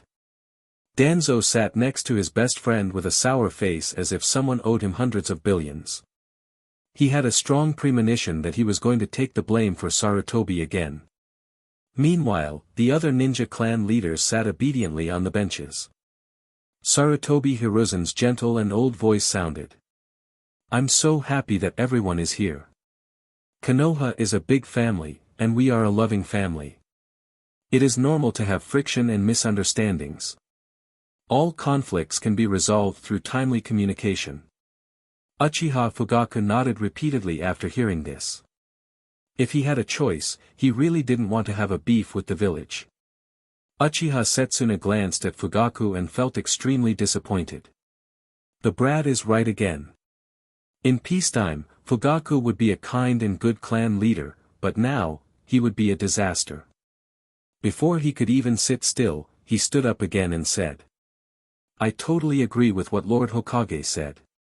Konoha is a big family. We are one family. The third Hokage showed a secret smile. It seems that everything is starting to go under his control. But, as a family, the most intolerable thing to do is probably hurting each other. I'm not wrong, am I? The smile on Sarutobi's face grew even wider. The other ninja clan leaders also breathed a sigh of relief. Shimura Danzo's sour expression eased a little. It doesn't matter even if he were to take the blame, he is used to it. As long as we can destroy this dangerous time bomb of Uchiha, everything will be worth it. So, Elder Shimura Danzo, do you think what I said is right? Upon hearing the question thrown at him, Danzo's eye twitched. Why were they suddenly mentioning him? Under the gaze of his friend, Sarutobi, he replied with a cold face. You are right. Then. Uchiha Setsuna's expression and voice suddenly changed, from calm to extremely cold and hard. Like a sharp blade out of its sheath, the rust on it completely faded, revealing a chilling edge. Shimura Danzo, you led the ninjas of the Umbu and the Root to kill Uchiha Shisui, a prided member of our clan, and took away his Sharingan. What do you say about that? Without waiting for Danzo to explain, Uchiha Setsuna spoke like a string of cannonballs. Are you trying to take our bloodline's gift and family secrets? What Uchiha Setsuna said was earth-shattering. All the ninja clan leaders looked at Shimura Danzo sitting in his seat in astonishment. In this cruel world, bloodlines and secret teachings are always the forbidden fruit for every ninja clan. Whoever dares to raise his hand with the intent of stealing it will be killed. Danzo jumped up from his seat with a livid face and slammed his left hand heavily on the wooden table, making a loud, ear-piercing noise. Slander. This is slander. A strange buzzing sound appeared in Uchiha Fugaku's ears. He was in a trance and subconsciously joined in. Elder Setsuna, Shisui's death was not. Fugaku, shut up. Uchiha Setsuna scolded. Danzo was furious. Your clan is indeed an evil clan. You dare to openly slander an advisory elder. I want. Uchiha Setsuna interrupted Danzo's words coldly. If you deny our claim of not having Shisui's Sharingan transplanted on you, then please take off the bandages on your body. Prove it. Suddenly, Danzo's words were choked in his throat, and his face looked as if he had eaten a mouthful of **T. Sarutobi Hiruzen's eye twitched, and he felt that things were suddenly out of his control. This feeling is not good. Chapter 10. Everyone present stared at Danzo. It is taboo for all ninja clans to plot against the bloodline limits and secret teachings of other clans. If what Uchiha Setsuna said is true, then a chill rushed into the top of their heads. Seeing the scenario he was placed in, Danzo sternly said, word for word. I did not. Since there is nothing, why don't you untie the bandage? Uchiha Setsuna immediately asked back. Sarutobi Hiruzen coughed heavily, successfully attracting everyone's attention. The reason why Danzo is wrapped in bandages is related to the secret of the Shimura clan. However, in contradiction to what they thought, instead of backing down, Uchiha Setsuna pressed even further, not giving Danzo a chance to breathe. Lord Hokage, if the thing hidden under Shimura Danzo's bandage is really related to the secret of the Shimura clan, then we'll happily subject ourselves to the memory erasing technique. Excuse me. Another female advisory elder, Udatane Koharu, stood up and said angrily, is this how you, the Uchiha clan, treat the village elders? Other advisory elders, please don't change the subject. Elder Danzo Shimura, if you didn't take away Shisui's eyes, why can't you remove the bandages? Indeed. Why not? In the eyes of all the ninja clan leaders, who were also staring intently at Danzo, had the same question written all over them. They also want to know the answer. Sarutobi Hiruzen realized that he could not let the situation continue to develop, and he had to stand up. Even if it causes a crisis in regards to trust. Enough. Sarutobi Hiruzen's cloudy eyes were extremely sharp, his peaceful face was full of murderous intent, and his voice was like a freezing wind blowing from the far north. Uchiha Setsuna believed the rumors and slandered the elders without reason. Uchiha Fugaku, I think you should take him away immediately. Until you have dealt with him, our talk will be temporarily suspended. Ha ha ha. Rumors? Uchiha Setsuna seemed to have heard a great joke, he laughed out loud, and tears came out of his eyes. However, contrary to his expression, his eyes were glimmering with pure disdain. Today, the higher-ups of Konoha simply use rumors to harm our clan and plot against our family's bloodline and secrets. We have a long history deep-rooted in this place, and yet, they did this to us. So who's to say that they also won't use the same method tomorrow? Uchiha Setsuna paused for a second as he gave all the nearby clan leaders a meaningful glance. To attack you all. The old and hoarse voice seems to have struck the clan leaders hard. Uchiha Fugaku, didn't you hear my order? Sarutobi Hiruzen stared at Fugaku and said coldly. The development of the situation was beyond Fugaku's expectations. He was worried that excessive intimidation would lead to more serious consequences, so he whispered, "Elder, if there is anything, let's go back and talk about it first." Uchiha Setsuna ignored Fugaku. He straightened his old body and stared at the Konoha's officials. "Third Hokage, Shimura Danzo, you could try to send someone to kill me as you did to Shisui. But justice can't be killed." After saying this, he glanced at Fugaku and said disdainfully, "What a disgrace." After saying that, he turned around and left the room with his trusted guards. Uchiha Fugaku followed behind with his face turning pale. All the clan leaders looked at each other, laughed dryly, and stood up to leave as well. Everyone realized that an unprecedented storm was brewing in Konoha. Maybe it will explode and destroy everything. Maybe it will disappear peacefully and everything will go back to normal. No one can truly tell. Danzo looked at the conference room that had suddenly become empty, his face was livid. "We must get rid of the Uchiha clan now." Sarutobi Hiruzen glanced at Danzo. He paused, pondering if he should actually say it, but seconds later, he finally opened his mouth and said, "No. Not now. That old guy, Uchiha Setsuna, will detonate the Uchiha bomb prematurely. The village cannot afford such a price. Shimura Danzo has his reasons." Not long after the end of the Third Ninja World War, the Nine-Tails incident broke out in Konoha, causing serious trauma to the village. A large number of outstanding Jonin and Chunin were killed, so much so that Konoha has not recovered to this day. They could not afford the heavy price of a civil war with the Uchiha. Sarutobi Hiruzen rebuked him dissatisfiedly. "Because of your stupidity, we are now in a passive position. Our every move now will be magnified infinitely by others. You can touch the Uchiha clan at any time. But not now. Are we just going to sit here and watch then?" The third Hokage did not want his friend to make the situation worse, so he explained.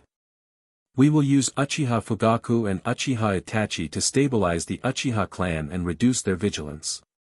Hiruzen, the longer we wait, the greater the uncertainty. Moving them now will only make things worse." Because of what happened, all the ninja clans were now staring at the Uchihas. Regardless of whether it would succeed or not, this action alone would trigger a series of reactions. Konoha was a political system formed by the union of multiple ninja clans.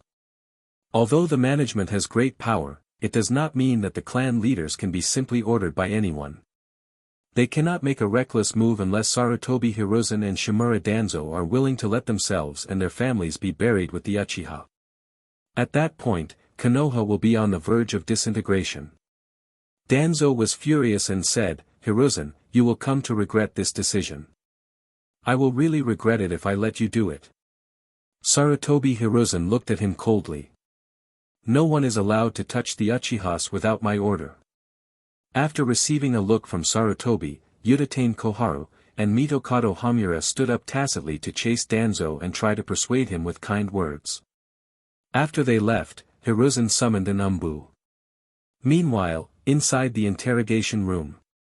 "I've thought about it." Geno raised his head and stared at Kane. "As long as you are willing to let me blow up the Hokage rock, I will hand over the control method of the explosive array." Kane flatly rejected his offer upon hearing it. "Sure. I will blow it up, but not now. Blowing up the Hokage rock now would have an adverse effect on his next plan. In fact, our positions are fundamentally the same." Kane smiled warmly. the enemy of my enemy is my friend. The people who ordered the attack on Kajiro village were Sarutobi Hiruzen and Shimura Danzo. They are your real enemies. They are your enemies, and they are our enemies as well. Albeit believable, Geno remained persistent however. No matter what you say, I want to see you blow up the Hokage rock first, otherwise, even if I die, I will not hand over anything. He could sense Geno's urgency in detonating the talisman array, and he believed that the other party would make the right choice. Kane wanted to say something, but Kamakura, who was guarding the door, suddenly walked in, whispering something in his ear. Kane's pupils shrank, and the corners of his mouth rose unconsciously.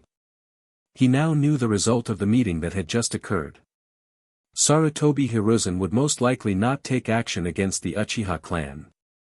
For now. The time for the night of slaughter has been temporarily postponed. The changes in Kane's expression did not escape Geno's observation. He had a bad feeling. Sure enough, Kane's next words confirmed his premonition. I'm sorry, Senior, but it turns out that, you are not of much value to us anymore.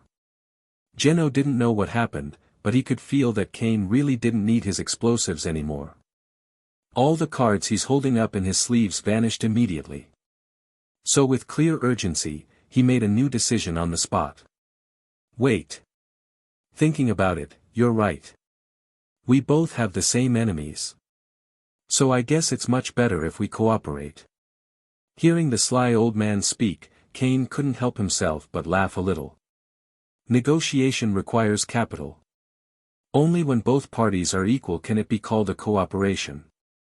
Kane said with a tough attitude. Senior Geno, it is obvious that you are not qualified to negotiate with me now. However, I will give you one last chance. This is truly the last, so think hard about how you answer. Cooperate with us, and I will let you and the survivors of Kajiro village live. Heck, we might even bring all of them here to live with you if all things were to go well. However, if you don't cooperate with us, Kane's clear eyes reflected Geno's old appearance. He said coldly in a gentle voice. Before our battle with Konoha, we will completely wipe out all traces of the Kajino village in this world. Nothing left behind. Kane said as he shot Geno a pretty meaningful look, indicating the intent behind his words. Hearing all that, Geno was made silent for a couple of seconds, looking very deep in thought. Only after that, did he finally choose to speak up. Fine. I will cooperate. Good choice. Kane heaved a sigh of relief. It was quite difficult to act in front of a double agent. Fortunately, everything went well. 'Cause the second trump card has finally been acquired. Chapter 11.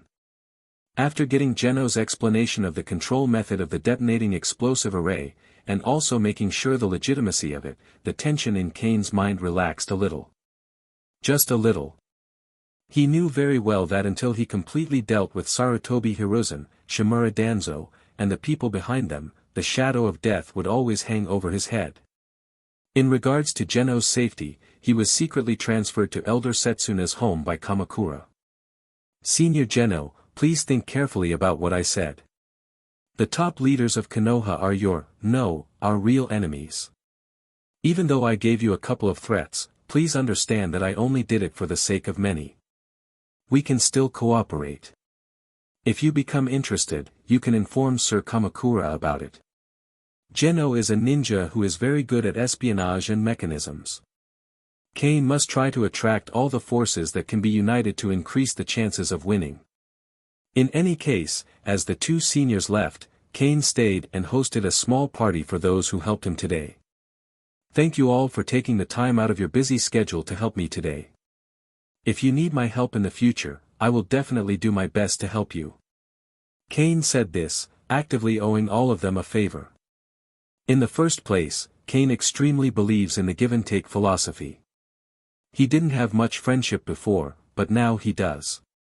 As long as Kane can demonstrate his value, they will surely not hesitate to demonstrate their own value unto him. At least, that's what he likes to believe. Overall, The meal was a great pleasure for both parties.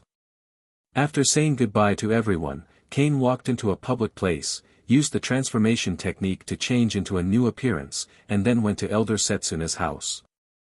However, while on his way, Kane unexpectedly ran into Fugaku. His expression was very ugly, his lips were pursed, the muscles on his face were clenched, and there was a layer of gloom between his brows. Kane stopped, stood by the wall, and bowed his head to let him pass. He didn't want Fugaku to notice him too early. Fugaku was in a bad mood.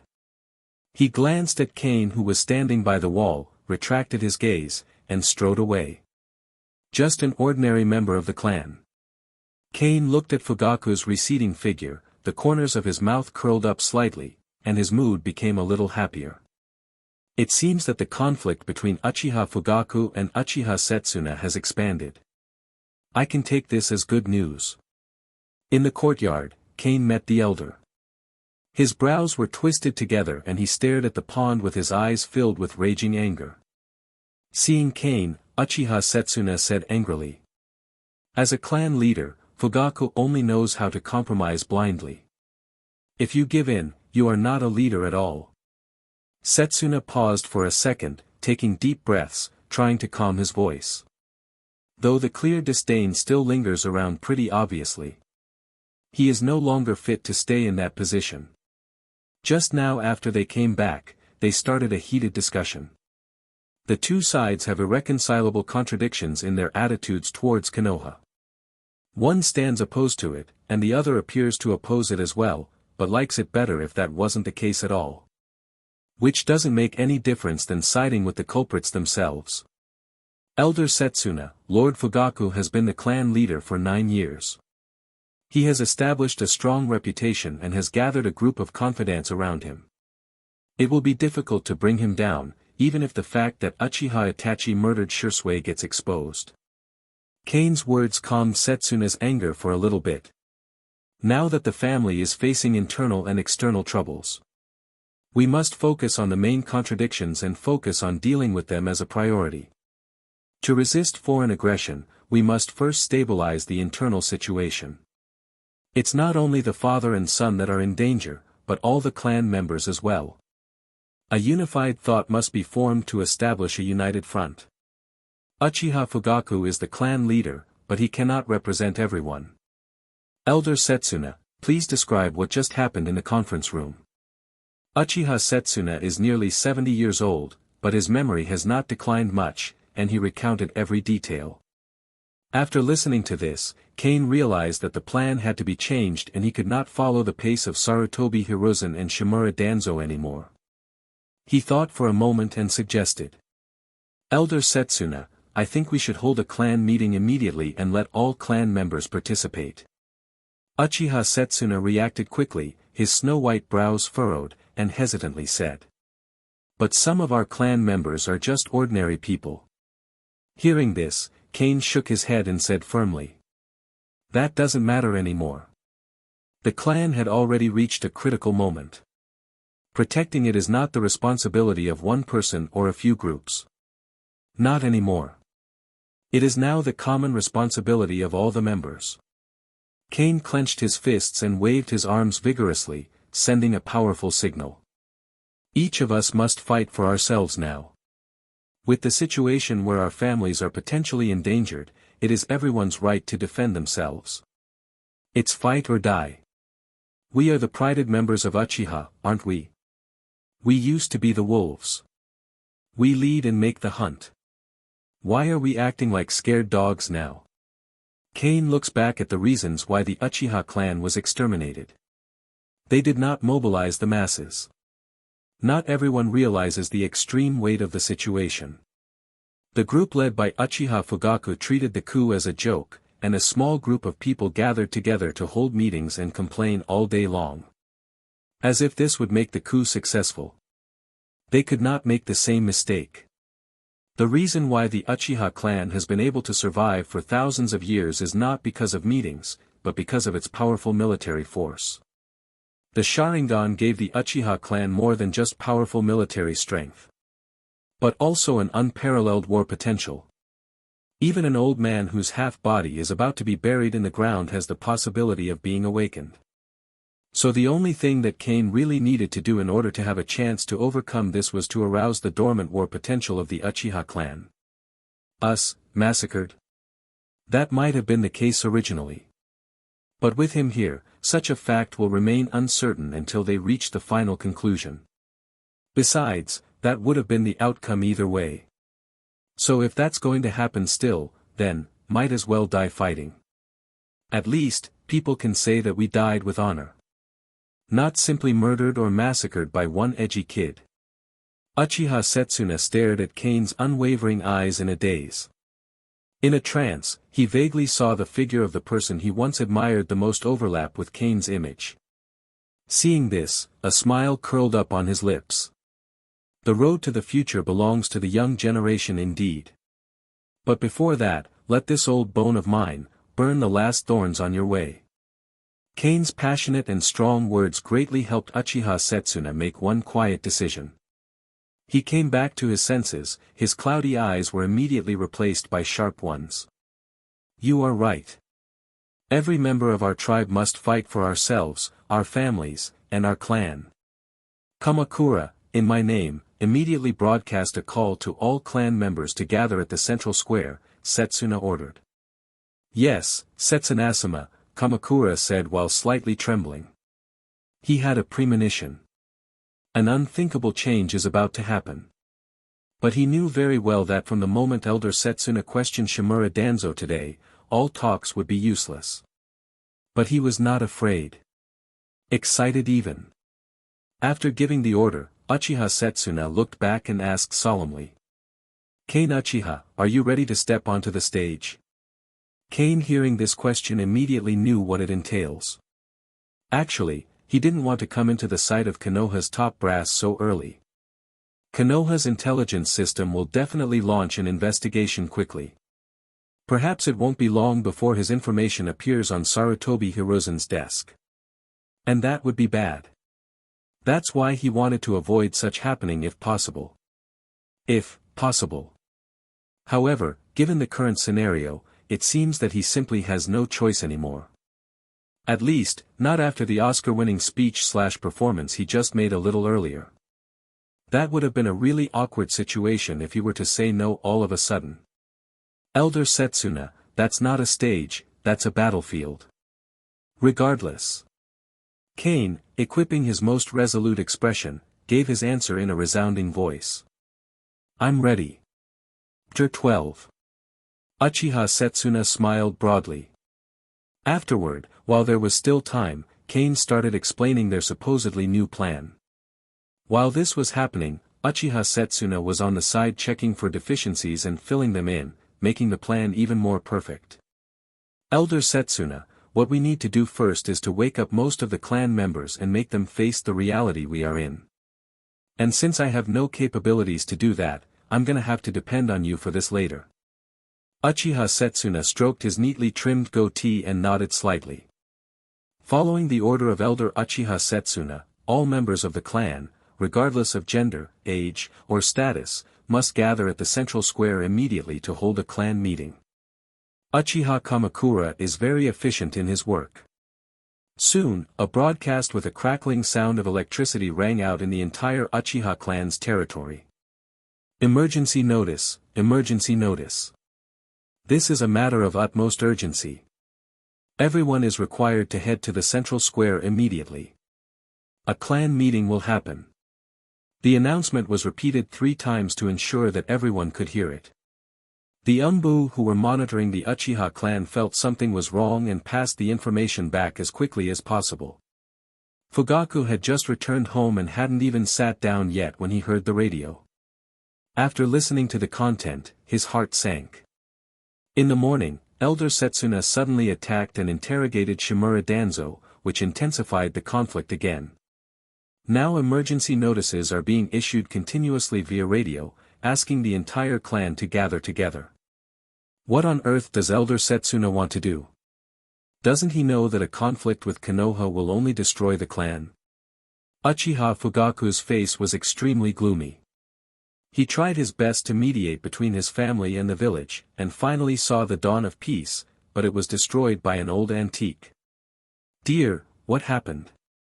Uchiha Mikoto, wearing an apron, put down the spoon, walked out of the kitchen, and asked softly. Looking at his wife, Fugaku quickly eased up his expression and forced out a smile. "Nothing. Go get Itachi, we should leave." "But Itachi just left. Should we go and call him to join us?" Fugaku's eyes flashed with a complicated look, and after 2 seconds of silence, he slowly said. "No need, Itachi has already grown up and can make his own decisions." Mikoto nodded lightly. "Where's Sasuke?" Mikoto then turned around, smiled gently, and waved behind the door. "Oh. Sasuke. It's time for us to go."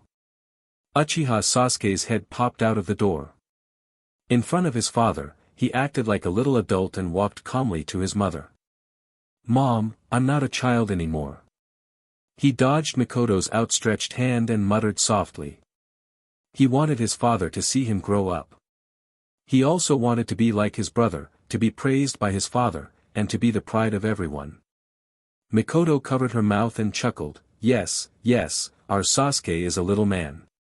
Because of the Nine-Tails rebellion, the Uchiha clan moved from the prosperous area of Konoha to a remote corner where even dogs don't go. Although there is more land here, most people will not be happy about it. It's like you have a valuable property in the city center, but you are forced to move to the wilderness. I guess no one can be happy except children who are still ignorant about the world. But it's not without its benefits. For example, thanks to having more land, they managed to open up a large square, and build even more training grounds. People should always be optimistic. In less than half an hour, the square was full of people. There were elderly people with gray hair, young boys with childish looks, and even infants who were brought to the scene. Both ninjas and ordinary people. Everyone is mixed together, even the left and right factions that used to be clearly distinguished are blending well together. Well, everyone is behaving differently because this is a clan meeting. An occasion that differs greatly from the normal meeting they used to have daily. In the long history of the Uchiha clan, there were only a few times when clan meetings were held. Each time, it concerns a very important topic such as the safety of the clan itself. A happy clan meeting has yet to happen, not even once in the 1,000 years that the Uchiha clan existed. Everyone was discussing in low voices, some were anxious, some were nervous, and some were excited. Their expressions were all different. Looking at the current scene, one fact was silently made official. No one can even deny it at this point. Cain really outdid himself here. Since the very beginning, he really chose nothing but the best solution for the current situation he's in. After Uchiha Madara rebelled and left the village, Uchiha Setsuna was in charge of the family until Uchiha Fugaku was appointed as the new head of the clan, and then he retired behind the scenes. Over the decades, he has accumulated a lot of intangible wealth. Even though Uchiha Setsuna has been in retirement for nearly 10 years, he still has a high prestige in the family. So when the broadcast sounded, everyone followed his call and came to the square. As everyone was anxiously waiting, Uchiha Setsuna arrived. The crowd spontaneously moved to the sides, leaving a passage wide for 2 people. Everyone looked at the young man following Uchiha Setsuna with curiosity. Some didn't know him, but many people recognized him for sure. Well, as much as Cain himself has been so nonchalant about it, his current body does possess a pretty good overall appearance, making him slightly stand out wherever he goes. Not even mention that this is based on Uchiha standards, a clan full of pretty faces. So the fact that he still stands out despite that fact really tells something. In any case, Uchiha Fugaku was also looking at Cain. For some reason, he felt an indescribable sense of familiarity from him. But soon, he put this doubt behind him and stared at Uchiha Setsuna's old face. "Elder Setsuna, what exactly do you want to do? Don't you know that doing this will only put the clan in grave danger?" Fugaku muttered in a low voice. Indeed, what does Uchiha Setsuna plan to do? A question that everyone here would surely like to know the answer to. But if the man himself heard such a question, his answer would definitely be brief. In the past, he chose to retire for the future of his clan. Now, he will stand up again for the same reason. Kane, how does it feel to be the center of attention? Uchiha Setsuna asked in a low voice. I'm **ting bricks. That's what Kane thought to himself. But of course, there's no way he could say such crude language out loud. Very nervous. Gaze has weight. It was not a good feeling to be stared at by so many people. What was even worse was that he had to give a speech on the stage later. It's difficult. In his previous life, he was just your run-off-the-mill writer. From school to graduation, he has always been a marginalized and invisible person and has never hosted any big events.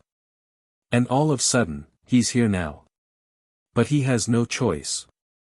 He was now pushed to the edge of the cliff, and taking a step back would be into the abyss. Even cornered rats bite. He had no choice but to move forward, and stride. I don't feel any nervousness from you, which means you are very suitable for it. You will get used to it in the future.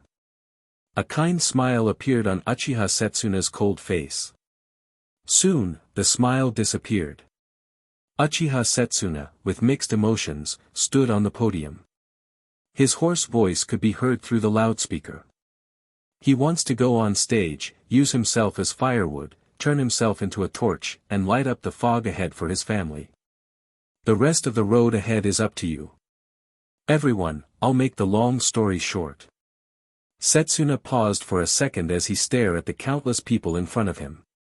Before speaking in a solemn yet powerful voice. I'm sorry, the results of the peace talks this morning were not ideal. Chapter 13. Those who sided with the left faction felt inexplicably panicked. Even the right faction's breathing became a little heavy, as they all stared at Setsuna without blinking. Konoha deceived us. Uchiha Setsuna's cloudy eyes were burning with anger. Unlike what they wanted us to believe, Uchiha Shursui didn't commit suicide.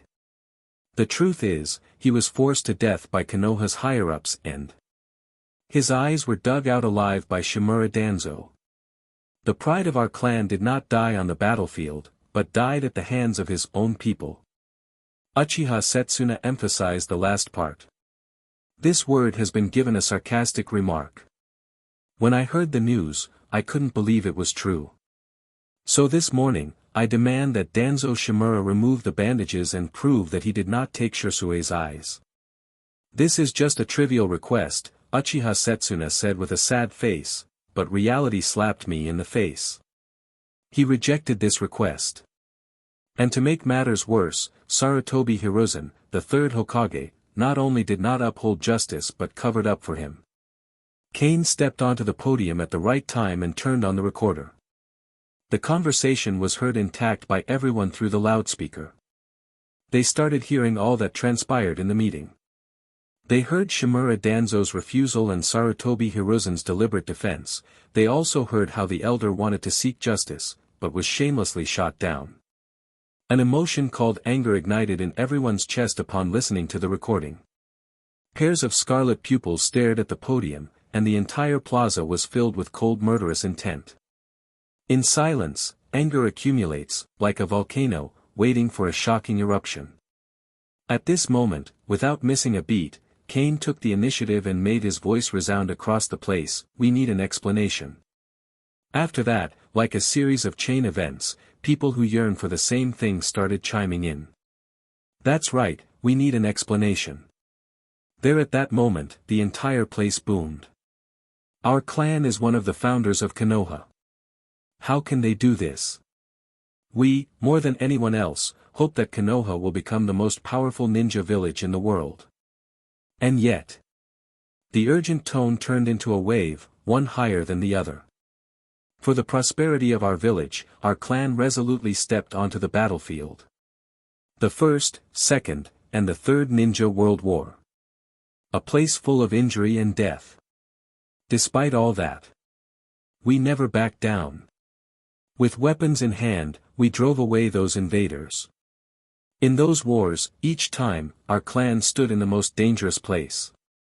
Never afraid of bloodshed and sacrifice, because all of this is meaningful, we are fighting for our beautiful homeland. Cain, who's been doing nothing but listening to the cries of the people, found his perfect timing and seamlessly chimed in. He placed his hands on the desk, leaning forward, his Sharingan activated. Wearing an expression that expressed pure hatred, he spoke in a powerful voice. But what have we gained in return for all those efforts and sacrifices? Betrayal. A guard of Elder Setsuna, who was initially placed among the crowds, shouted out loud. His words were like a flame that ignited the entire oil barrel. Angry, sad, confused, upset. They don't understand, why? Why does Konoha treat them like this, treating them like enemies? Yes. Cain glanced at their faces. Our sacrifice was shamelessly paid by betrayal. They took advantage of our love for the village and hurt us. And they called it the will of fire. No. Such thing was only used for their own agenda. Sarutobi Hiruzen always acts disgustingly, always talking about the will of fire, but in his heart, he regards us as nothing but tools. After using us, he will tear us all apart. Cain's voice was suddenly filled with sorrow. Think about our current life. We have been driven into a corner. This place is like a prison specially used to lock away our clan. Each of us is like a prisoner. We work hard every day but can only get enough food and clothing. Cain pressed even harder at the last part, making the ordinary people standing in the square fall into deep thought. Before the nine-tailed incident, their shops were all located in prosperous areas. Whether they were operated personally or rented, they could ensure that their families lived a well-off life with no worries about food and clothing. But now, after being driven into this corner, their living standards have plummeted. This is a cage specially used to imprison their clan. The Sarutobi clan and the Shimura clan took away our property with shameless reasons. However, they are not satisfied yet. No. It seems that they want to take our lives as well. Konoha has never treated us as family, but as cattle and sheep to be slaughtered at will. Uchiha Shisui did not die on the battlefield, he died at the hands of Shimura Danzo and his men. At the edge of the crowd, Uchiha Itachi, wearing the armor of the Umbu, looked at Cain with cold eyes. Shisui committed suicide. He chose to commit suicide for the sake of Konoha's peace. Uchiha Itachi was extremely angry. But you and that old fool violated Shisui's will, trying to start a war again. Well, his anger was a bit justified. In his eyes, as someone who saw what actually happened, both Setsuna and Cain are spouting nothing but nonsense regarding Shisui's death to further instigate the masses. I have to report this immediately. Uchiha Itachi disappeared on the spot. Cain did not notice Itachi's departure. Well, it doesn't really matter. Because Elder Setsuna noticed Itachi for him. A deep sadness welled up in his heart. He cannot really understand why Uchiha Itachi chose to betray his family. In any case, on the podium, Cain kept speaking indignantly without pause. Shisui's death is a reminder to our clan members who died in the war. Did they really die in the war? Perhaps, they also got killed by our own people as well. Have their eyes also become trophies for others? This sentence was like a thorn. At this moment, everyone felt like cold water got splashed onto them, waking them up from a long slumber. Chapter 14. The characteristics of the Uchiha clan's bloodline allow it to produce more ninjas compared to any other clan. So every family here would have at least one or two active shinobi relatives. Basically, Cain's words hinted that every family here can be a victim as well. The possibility that their eyes, or one of their family members' eyes, will become someone's collection is not impossible. At this moment, even the left faction, who's mostly opposed to the idea of war, found themselves thinking deeply. The Konoha's high-ranking officials led by the third Hokage himself have been deceiving us, hurting us, and exploiting us. All the facts we have gathered led to the idea that they are preparing to even massacre us. Massacre. No one reacted. Or at least, with such a serious allegation, everyone became too shocked to even react. True. If Elder Setsuna hadn't revealed the true nature of Konoha's high-ranking officials during the meeting earlier, not causing any chaos, letting everything go as planned, we might be celebrating the so-called peace now. But that's only given in order to deceive us. To let our guards down. So that when the time has come, they can easily strike us down. We wanted to choose peace, but what they wanted from the very beginning was to exterminate our bloodline. Destroy our family. And erase the history of our clan. Cain waved his arms vigorously and asked loudly. Is this truly our fate? The Uchiha clan has an attachment to emotions that is difficult for ordinary people to comprehend.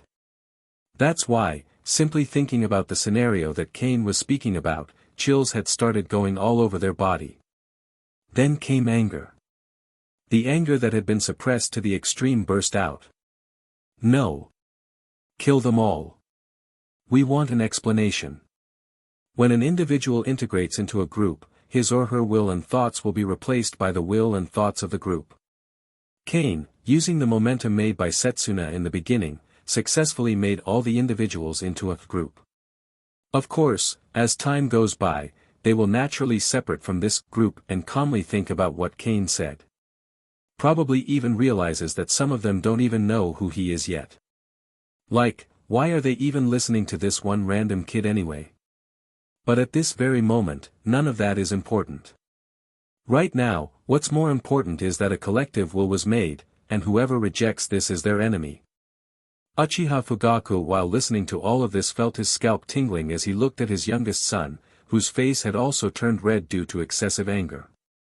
He didn't understand how everything turned into such a horrible state in just a few minutes. Calm down. Fugaku disappeared from where he stood, reappeared on the podium, grabbed the megaphone, and shouted. Everyone, calm down. As he ordered, everyone turned silent. Showing Fugaku's great influence on all of them. However, being able to calm down after all the things that transpired is quite an impossible task. Remember. If we choose to go to war with Konoha, our clan might disappear. Don't let hatred blind your eyes. If this continues, everything will surely turn back to how it was. And Cain would simply not let his hard work turn in vain. So he quickly took another loudspeaker and interrupted Fugaku. Lord Fugaku, as a clan leader, the first thing you need to do is to safeguard the interests of the clan and all of us. Cain didn't even need to instigate further as someone in the crowd immediately chimed in after he finished his sentence. If Shimura Danzo didn't transplant Shirsue's eyes, then why didn't he dare to remove the bandages? Right now, Fugaku cannot explain how much he wants to put a seal on Cain's mouth. But he doesn't have any time for that as he quickly turns his focus back on the crowd and explains. Everyone, that's not what I meant. It's still unclear whether Danzo Shimura really stole and transplanted Shirsue's eyes. If we really take this step, there will really be no turning back for us. What just transpired, it was not someone that Cain had arranged in advance. Uchiha Shirsue, to his enemies, is the incarnation of death. His actions are cold and decisive. But to his people, he was a very gentle and kind person. He will not be arrogant towards those who are weaker than him just because he is strong. Whenever he sees someone in need of help, he will stop and lend a helping hand. If you encounter difficulties while training, you can ask him for advice. As long as he has time, he will guide you patiently. He firmly believes in the will of fire and practices it. Few people could dislike such a good person. That's why after his death, many became angry about it.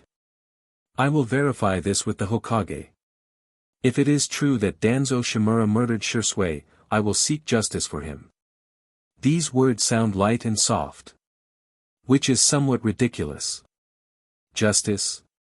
Cain took 2 steps forward and walked to the edge of the podium. He stared at everyone with a resolute look. I just want to tell everyone that peace, fairness, and justice can never be begged for.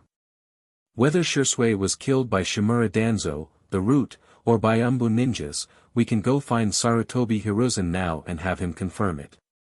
If he can't give us an explanation. Kane angrily threw the loudspeaker to the ground, shattering it, and then stared at everyone. Then we will give them an explanation in our own way. Kane's tough attitude won the approval of the vast majority of people, and their voices merged into a sound wave. Uchiha Fugaku roared with all his strength. As the clan leader, I order you all to stop right there. His words were like a bucket of ice water poured over everyone's heads. Everyone stopped and turned to look at Fugaku, unable to understand why their clan leader asked them to stop. Stop, and then stop. How many years had already passed? When will they finally act out? Is it really like that? That they would just wait until someone put a knife to their necks first before fighting back? Someone from the crowd asked dissatisfiedly. Lord Fugaku, are you going to let this matter go as well? Everyone calmed down. Fugaku took a deep breath.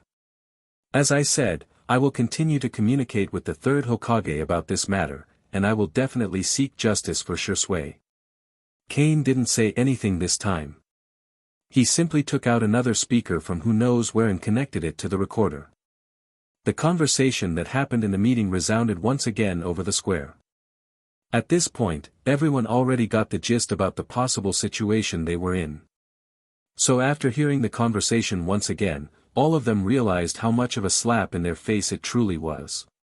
But even so, their clan leader still asked for them to stay calm. He also said that he would still continue to communicate with the Hokage, even after all that. At this moment, everyone, even those from the left faction, was left speechless. Mother, why did father stop us? Sasuke asked aggrievedly. Uchiha Mikoto sighed and said softly, your father has his own ideas. As a family, we must support him unconditionally. But, what if father is wrong? Sasuke. Uchiha Mikoto's face was very serious, which scared Sasuke. Your father is never wrong. Under his mother's reprimanding, Sasuke lowered his head. However, even he, a kid of his age, felt that this shouldn't be the case. Even though he admired his father very much. This shouldn't be the case at all. Lord Fugaku, the attitude of the third Hokage towards us is already as obvious as the sun in the sky. You can never wake up a person who is pretending to be asleep. And since that is the case, we should then go and make the changes ourselves. Kane took a deep breath and said firmly. Someone among us was touched, so a blood debt it is. And blood debt must be paid with blood. Chapter 15. Fugaku's face turned ashen. Simultaneously, his cold aura made most people in the square feel breathless. Kane Uchiha, do you know that this could potentially kill everyone? Kane looked directly at Fugaku and said sharply. Lord Fugaku, if you keep compromising, we'll all be doomed anyway. Fugaku laughed angrily, given your tone, I thought you already forgot who the clan leader is. Seeing Fugaku starting to use his status as the clan leader to pressure others, Kane secretly sneered. Lord Fugaku, you can use your status as the clan leader to pressure me, or you can use it to stop us. But when you make a decision, please don't forget that you are our clan leader, not Danzo Shimura's accomplice. Fugaku glanced at Kane coldly and said with disgust. You have the guts to say that after you just contradicted me? Being a clan leader not only means power but also responsibility. Fugaku was a complete failure as the clan leader. He won't even try to protect their legitimate rights and interests. Amidst what happened so far, he kept his tail tucked between his legs. However, if someone from his people stood out, trying to do what he won't, that's where he'll show his fangs. Kane Uchiha's will is my will. Uchiha Setsuna stood up, his eyes like swords, piercing Fugaku. If you feel dissatisfied, you can come to me instead. Fugaku was appointed by Setsuna himself. He could not confront him face to face. He could only keep a straight face and say in a low voice. Elder Setsuna, we both wanted justice for Shisui, but we cannot do it in this way. This will only cause misunderstanding and dissatisfaction from the third Hokage. Uchiha Fugaku. Setsuna's voice was very soft, but it exploded in Fugaku's ears like thunder. This is the last time, don't let me down again. After that, he then took the megaphone from Kane's hand, raised his arm, and pointed directly at the Hokage building. Raise the flag. Kamakura made the first move as he took out the flag he had prepared in advance, which was printed with the Uchiha Clan symbol. Raising the banner is to convey to other ninja clans that this is the Uchiha Clan's personal grudge. Making them stop actively interfering. Hey, give us some kunai as well. A white-haired old man who was leading a small group of people spoke to a young shinobi nearby. What do you want the kunai for? The young shinobi was at a loss for words. You don't have to worry. Unless we all fall, we will never let anyone hurt you. The young ninja couldn't help but look and be shocked to find out that his grandmother and girlfriend were also standing in this same group. This made his face pale. At this moment, his initial thought of persuading his loved ones to go home and be safe, changed to not join the bloody battle against Konoha. The old man with the cane said dissatisfiedly. You bastard, this is a war. Not a game. What would you do if the ninjas from Konoha attacked us and took us hostage? That. If Konoha really attacks them, he will really go crazy. The answer is simple. Leave us alone. We will kill ourselves with the kunai. So hurry up and give it to us. After that, the young shinobi couldn't say anything anymore. But, his fists were clenched so hard that they made a clattering sound. Even the old man's grandson, who just turned 6, asked for a kunai as well. In the end, the young shinobi simply gave in and gave what they asked. But as he was doing so, he made a silent promise that if any of his loved ones died, he would definitely avenge them. Now if someone else saw this, they would surely call them lunatics. But the thing is, here in this clan, that's the norm here. After thousands of years of fighting, the Uchiha clan learned to never fear death. All ninjas, gather here. Kane shouted, attracting multiple attention. Upon hearing this, Uchiha Sasuke pursed his lips, ran away from his mother, and took the initiative to stand next to the ninja team. He led the other children to run over as well. Uchiha Sasuke, I am proud of your determination to protect your family. Kane immediately spotted Sasuke standing in front of all the children. Uchiha Sasuke.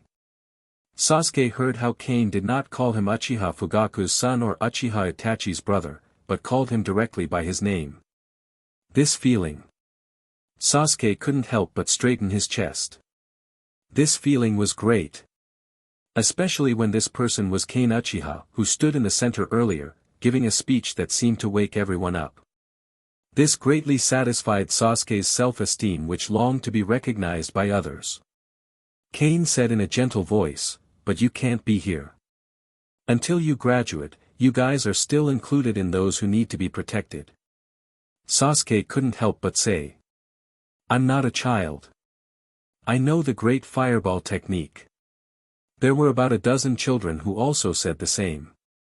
They all bulged their eyes and stared at Kane, who looked so unconvinced. Kane bent down, put his hands on Sasuke's shoulders, looked him straight in the eye, and flashed him a smile. If we all fall, it will be your turn to protect the family. Before that, no one can hurt you. This is our responsibility. Family, responsibility, protection. These words took root in Sasuke's heart. I understand. I will definitely protect them all. I don't doubt that. Not far away, Uchiha Fugaku saw his son actually approaching Kane on his own initiative, and his face suddenly turned dark. But he couldn't rebuke Kane. Because Elder Setsuna was standing next to him. Sasuke, get out of here and go to your mother. Don't cause trouble here. Fugaku vented his anger on Sasuke. Sasuke was hurt by his father's sudden rebuke. He is also a member of the family and he wants to do his part for the family. Is there anything wrong with this? Protecting your family from harm is also being a hero. Go ahead, Sasuke. Kane comforted him at the right time. Sasuke suddenly wasn't so angry anymore. He nodded seriously, took the kunai, and returned to his mother. The other children were also sent away by Kane in the same manner. After all that, he stood up, and the gentleness on his face that was there while facing the children disappeared. Our situation is no joke. Kane's voice was deep and powerful. Just a slight tweak and modification in both his expression and voice is already enough for people to listen to him and outright ignore his age. Perhaps some of you will think that this is not Sarutobi Hiruzen's fault and that it's all Shimura Danzo's fault. Kane noticed that some people actually showed expressions of approval. It's really weird. So he had to emphasize again. But this is Sarutobi Hiruzen's fault. As the Hokage, he blindly condones and protects the perpetrators, but turns a blind eye to our reasonable demands. We have sacrificed as much as anyone else for Konoha, but what have we gained? We tolerated it time and time again, but what we got in return was endless suppression and exclusion. Kane's voice rose again, simultaneously, the three tomo on his eyes started rotating. They are the ones who made the move first. It was them who put blades in our necks first. So, is it really fine for us to simply obey them and let them do whatever they want to us? Someone shouted. Impossible. That's right. We are the proud members of the Uchiha Clan. We are the wolves of this village. We lead the hunt. Whoever wants to harm us, we will kill them first. Kane mid-sentence, showed a bloodthirsty smile on his face. Onwards. We'll show them all just who they were trying to mess with. Chapter 16. Now, I will start doing a roll call. Those who do not wish to participate can stand on my right when your name is called. We will personally respect your choice. If someone really takes the initiative to stand, that is. At this point, Kane already knows that no one here would be stupid enough to do that. He smiled in his heart. In fact, he didn't actually need to do this at all. Such a thing is impractical anyway. However, there's a reason why they had to do this. Kane began to call out the names on the list. All of them stood up and silently went to the front. But, when he called out the last name on the list, strangely enough, no one answered. The name is Uchiha Itachi. Kane asked coldly. Why didn't Uchiha Itachi attend the clan meeting? Just then, some random guy from the crowd spoke up. I just saw him here earlier, but he suddenly disappeared. Uchiha Setsuna then knew that this was his cue to stand up. He left midway, as an umbu. This sentence was like a bomb exploding in everyone's heart.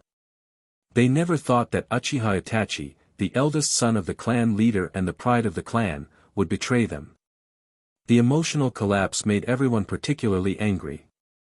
This feeling is like when you thought your crush was a pure, lovely, and good girl, but in fact, is actually a B.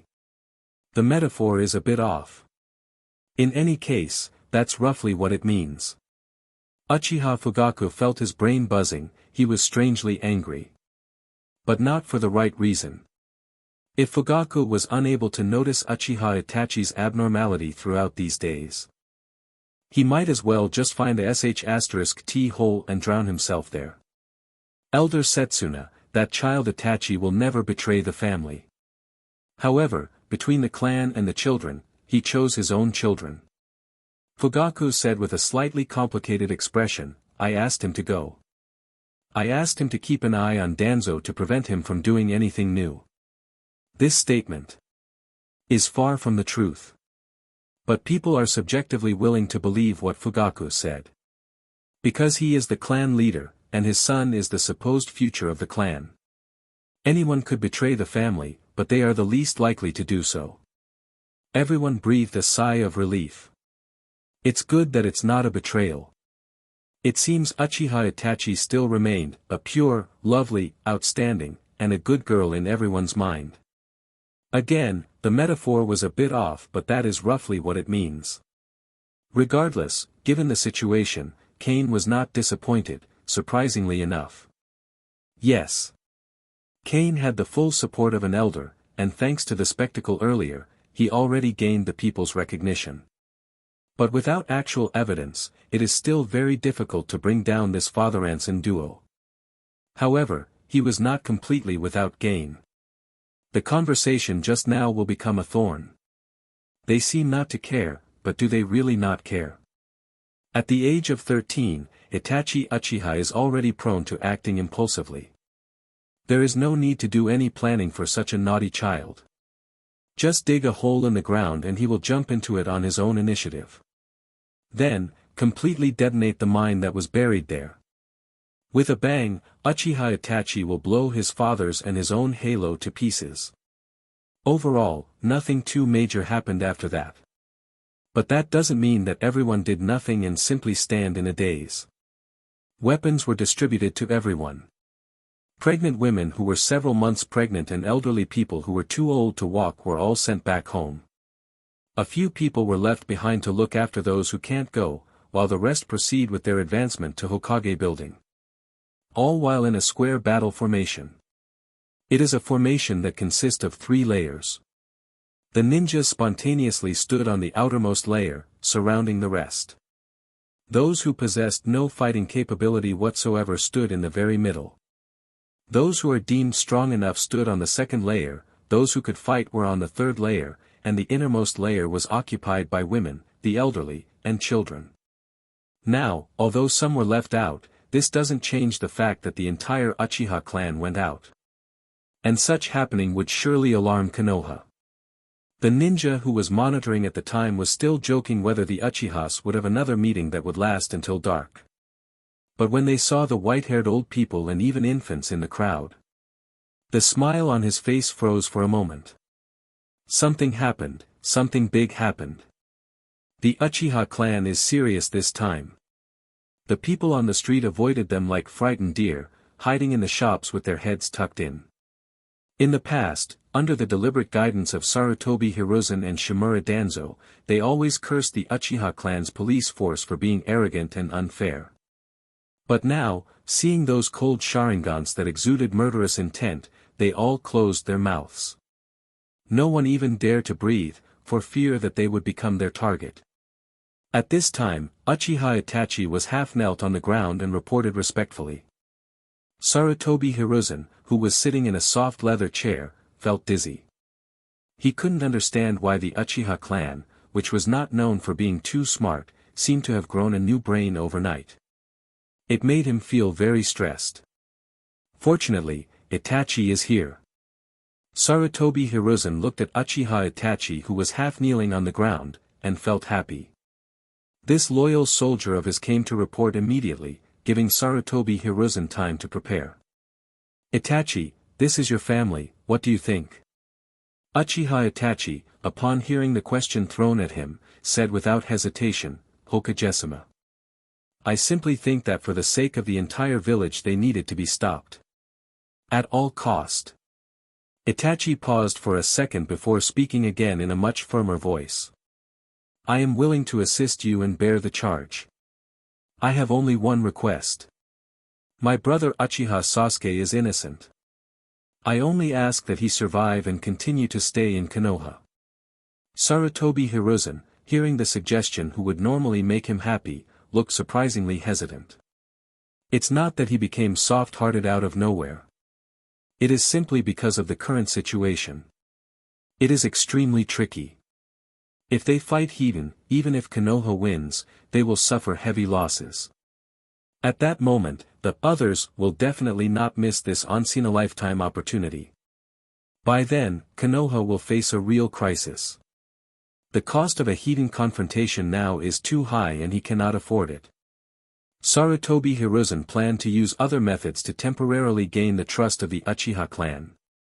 When they relaxed their guard again, he would let Itachi do what he's suggesting to do. Many thoughts flashed through his mind, but he sighed deeply with a complicated expression as if he couldn't bear it anymore. Itachi, such a method should only be used as the last resort until things have reached a point where they cannot be reversed anymore. Itachi was moved after hearing that. He was about to say something but Hiruzen quickly followed up his words. Get up quickly. After all, the Uchiha clan is your and Shirsue's family. If possible, I don't want you to be caught in the middle of this dilemma. You should go down first. If your father and the others sees you here, you will have a hard time explaining to them. Sarutobi Hiruzen took a puff of his cigarette and said in a cold tone.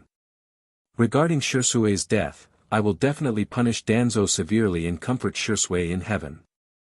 Itachi's eyes suddenly turned red, and his voice trembled slightly. Thank you, Lord Hokage. Another column of smoke blew out of Hiruzen's nose. The white smoke spread and covered his face. His expression was blurred by the smoke. Go ahead, Itachi, and contact me if anything happens. Uchiha Itachi was successfully sent away. He turned into a black shadow and disappeared from the room. Chapter 17. Shimura Danzo's face was shrouded in gloom. The Uchiha clan suddenly made a move, making things difficult for him. After Itachi left the Hokage's office, both Danzo and Hiruzen made their way toward a secret passage behind a wall. The situation is getting out of control. We don't have much time left. Danzo is indeed willing to sacrifice himself for Konoha, that's how devoted he is. As long as it is for the safety of the village itself, he doesn't mind it. But he is not willing to be sacrificed, or even be harmed for a little bit for useless things such as the current matter. Sarutobi Hiruzen shook off the ashes in his pipe, his face was grim. I'll take care of all of it. All you had to do was just not show up during this period. I will appease the Uchiha clan first, and then proceed in your plans after. This is more like the Sarutobi Hiruzen I know. Danzo's grim expression softened a little. I thought you were going to say, Sarutobi Hiruzen, you will regret this later. Sarutobi joked. The corners of Danzo's mouth twitched. He was about to rebuke but was quickly interrupted. I'm being serious. There's something wrong with the Uchiha clan nowadays. You should be extremely careful. Sarutobi Hiruzen restrained his smile and warned. I know that already. Danzo is not a brainless reckless man. He was well aware of the horror that would result if the entire Uchiha clan went crazy, as much as he wanted to downplay them almost all the time. Konoha already suffered heavy losses during the Ninetales attack and has not recovered to this day. In this situation, they can absolutely not confront the Uchiha's Hiden. Looking at the bright side, it won't be too late for him to take action once the Uchiha clan lets down their guard. In addition, Sarutobi Hiruzen hesitated for a few seconds and said. With Uchiha Itachi as an insider, let's temporarily cancel the monitoring of the Uchiha clan. Danzo quickly refused. No, it's too dangerous to remove the surveillance. We won't know what those barbaric beings might do once we remove our eyes off them. It's only temporary anyway. Hiruzen said calmly. With Uchiha Itachi here, we will be informed of any situation immediately. I don't trust him, Danzo said bluntly. Even though he sides with us, I still trust my own people more than the Uchiha people. Hiruzen was not angry at Danzo's retort. He was expecting this response anyway. He said all this on purpose. As his only friend, no one understands Danzo better than him. If he directly asks for the withdrawal of troops, no matter the amount of it, Danzo will definitely not agree. So he had to propose a pretty ridiculous request first, something that Danzo would for sure disagree with, then take a step back and propose a new one. In 9 out of 10 cases, against Danzo, this works. What you said makes sense. Then we should withdraw only the visible ones and only leave the few secret ones behind. Danzo, albeit with a lingering frown, nodded slightly, agreeing, and then asked. What do you think of this, Kane Uchiha? What I think is that he's nothing but a puppet pushed to the front by that old antique Uchiha Setsuna.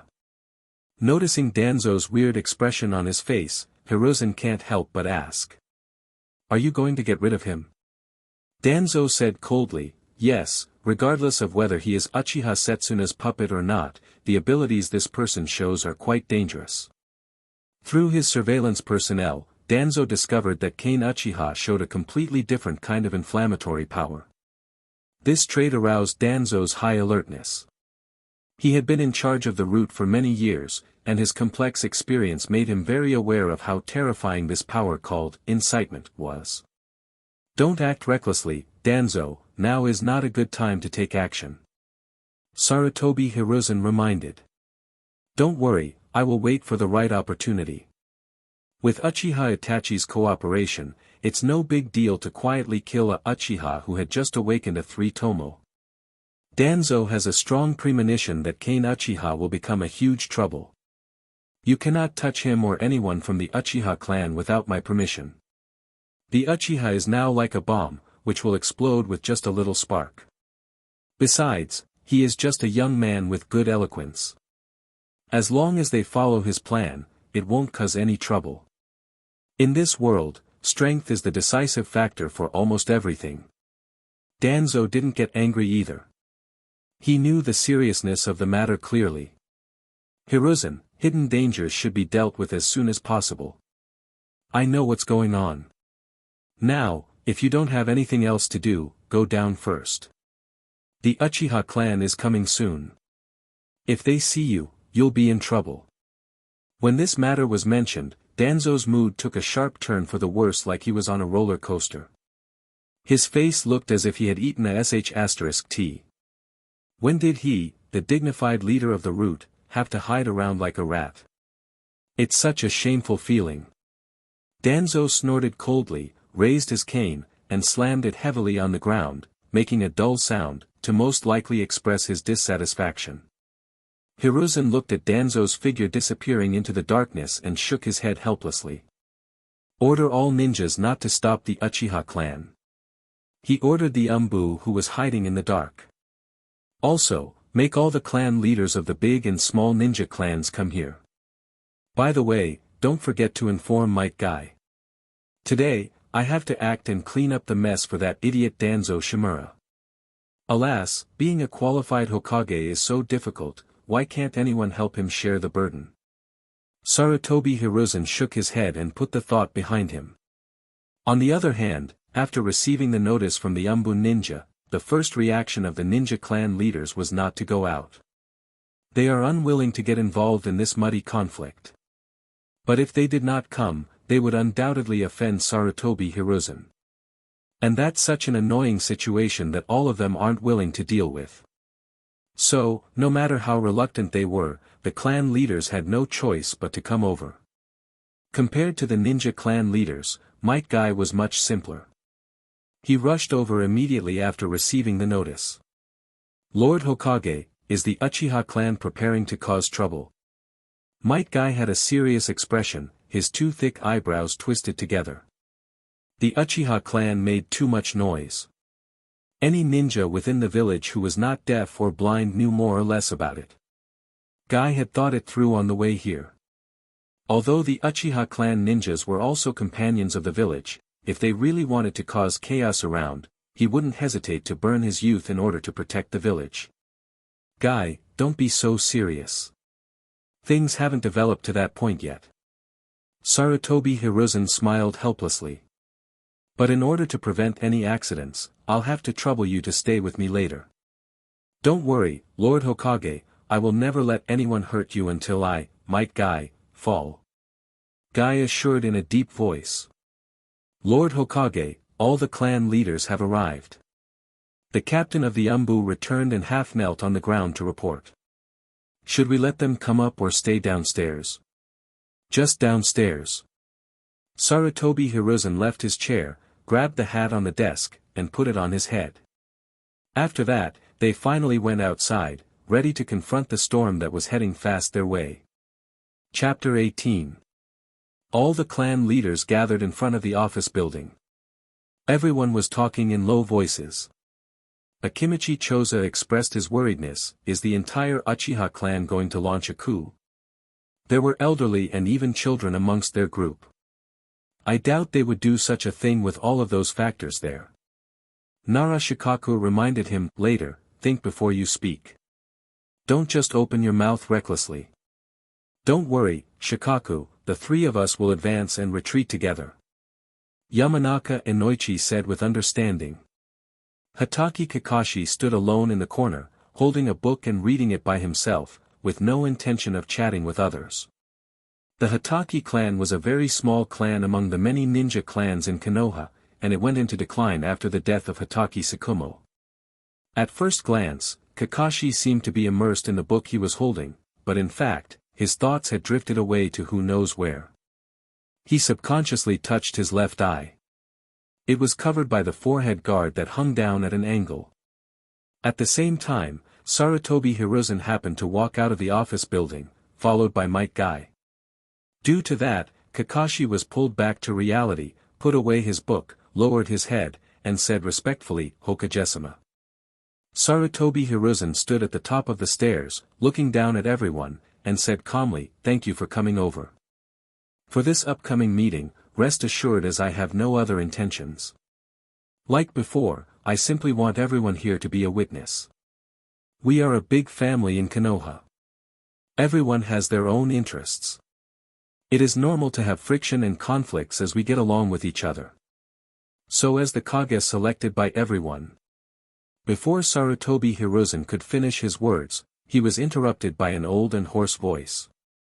Uchiha Setsuna appeared at the end of the street leading towards the Hokage building, staring directly at Sarutobi Hiruzen and sternly rebuked.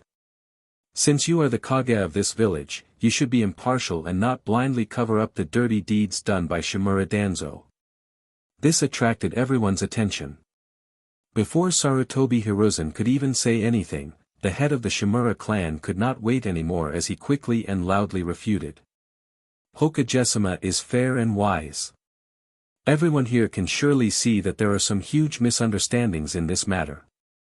After that, Sarutobi Hiruzen, with a calm expression on his face, seamlessly made a follow-up. It might be a misunderstanding indeed, but none of us can know for sure. That's why I have already created an investigation team to look further into this matter. So please rest assured, all the members of the Uchiha clan, I will give you a fair result. Kane stood amongst the crowd, silent. Now is definitely not a good time to take massive actions. Moreover, beside Sarutobi Hiruzen was a thick-browed ninja with a bowl haircut and wearing a green uniform. Might Guy, an ordinary shinobi without anything special whatsoever. However, that's only what it seems from the outside. In reality, this green monster, thanks to pure hard work, had already reached the limit that an ordinary shinobi can achieve in terms of power. This is a man who, upon going all out, can compete with the strongest of this world. Even right now the case remains the same. That's why, for the sake of his own life, Kane decided that it's good to play it safe for now. However, on the other hand, completely unaware of his thoughts, Uchiha Setsuna remains determined, there is no need to go through so much trouble, that'll just be a waste of human resources. I say that to solve this all, simply order Shimura Danzo to come out. Then we can know whether this is a misunderstanding or not. Sarutobi Hiruzen said with difficulty, Elder Setsuna, Shimura Danzo is the advisor appointed by the daimyo himself. According to the regulations, I can only send people to investigate. Before clear evidence is made, I cannot restrict his personal freedom. After this, Uchiha Setsuna was made speechless for a moment. In contrast, Kane's eyes flickered. Back then when he was watching Naruto in his previous life, he felt that the worldview of the world kinda makes no sense. For some reason, the ninjas of this world, who had the power to destroy cities and disrupt an entire nation, actually agreed to bow down to a powerless daimyo and were willing to accept their ruling. Kane hurriedly took a step forward, and to prevent someone from reading his lips, he put his hand over his mouth. However, before doing anything, a quick series of thoughts had actually passed over his head. They summarize his entire take on their current situation. It seems that these guys are far more intimidated by the daimyo than I thought they would be. Thanks to that, Kane vaguely sensed a new idea. This is good news for me. He then silently opened his Sharingan, and the world around him suddenly slowed down. Looking ahead, Hiruzen's face became visible. At the same time, he carefully observed his micro-expression and posture. With his LVL2 acting and voice skills, breaking Hiruzen's every word and action became possible. But, given the fact that Hiruzen barely shows any fluctuation in his voice and expression and that the ability of his acting and voice skills have yet to unlock their full potential, the overall result remains lacking. That's why, going back to the present time, with all those passing thoughts in hand, Kane opened his mouth and whispered to Setsuna. "Elder Setsuna, please continue talking to Sarutobi Hiruzen. The longer, and the more provocative it is, the better." Although Uchiha Setsuna felt puzzled, he still did as he was told. However, Kane's unusual behavior attracted the attention of some people. Might Guy's eyes widened, his aura firmly locked onto Kane, ready to take action any time a danger suddenly arose. In response, Kane suddenly felt a rising chill. He quickly responded by forcefully clenching his teeth, suppressing his instinct that was constantly telling him to run away, and just stood there without any unnecessary movements. Kane then traced the feeling he was getting, finding out that Might Guy was the one doing it. And judging by the expression he's getting, it seems that this is how he gives Kane a warning. Ha! Just a warning, and it's already enough to make me nervous. Kane laughed a bit at the fact that this just showed that in terms of power, he was still nowhere near enough to contend with these people. It's a terrible feeling to have, especially with the fact that, whether he's living for another day or not, depends on some of these very people. If I survive here, I definitely have to focus on making myself strong. Kane took a deep breath, and at the same time, he swiftly changed his entire temperament. Of course, Guy didn't miss these sudden yet subtle changes within Kane. However, looking at the boy now, a sudden thought strikes him: wait, the kid didn't do anything yet. Why am I putting pressure on him? After that, while lightly scratching his nose, Might Guy quickly withdrew his aura. True, as of now, Kane might be weak. Compared to some of the people here, he might be as weak as an ant. But that doesn't mean he cannot do anything. In some wars, strength is not the only decisive factor. Most of the time, some unforeseen factors can also lead one to the victory. And the thing is, currently, that unforeseen factor, he can be just that. Chapter 19. Uchiha Setsuna was deliberately getting entangled and engaging in a war of words with Sarutobi Hiruzen, talking about this and that, and after a long time, they got to the point. "Lord Hokage, I only asked Shimura Danzo to remove the bandages on his body. This is not against the rules. Shimura Danzo is the head of the root. I can't force him without solid evidence." Sarutobi Hiruzen then added, "I am doing this for everyone's sake. We simply cannot uphold such behavior. Let's just say that someone accused me of something similar and asked me to take off my clothes in front of everyone, as the Hokage of this village. Should I just take them off without question?" The head of the Shimura clan eagerly chimed in, "Elder Setsuna, everyone understands your feelings and frustrations, but as the Hokage said, the evidence must be produced first, especially with that level of allegations." "Evidence?" Setsuna sneered and said sarcastically, "Shimura Danzo stole our family's bloodline limit. He's guilty of this. It clearly shows when you, as the Hokage, keep on speaking for him." The other clan leaders were not fools, they also saw how Sarutobi Hiruzen favored Danzo's side throughout the entire talk. At first, this is not the case.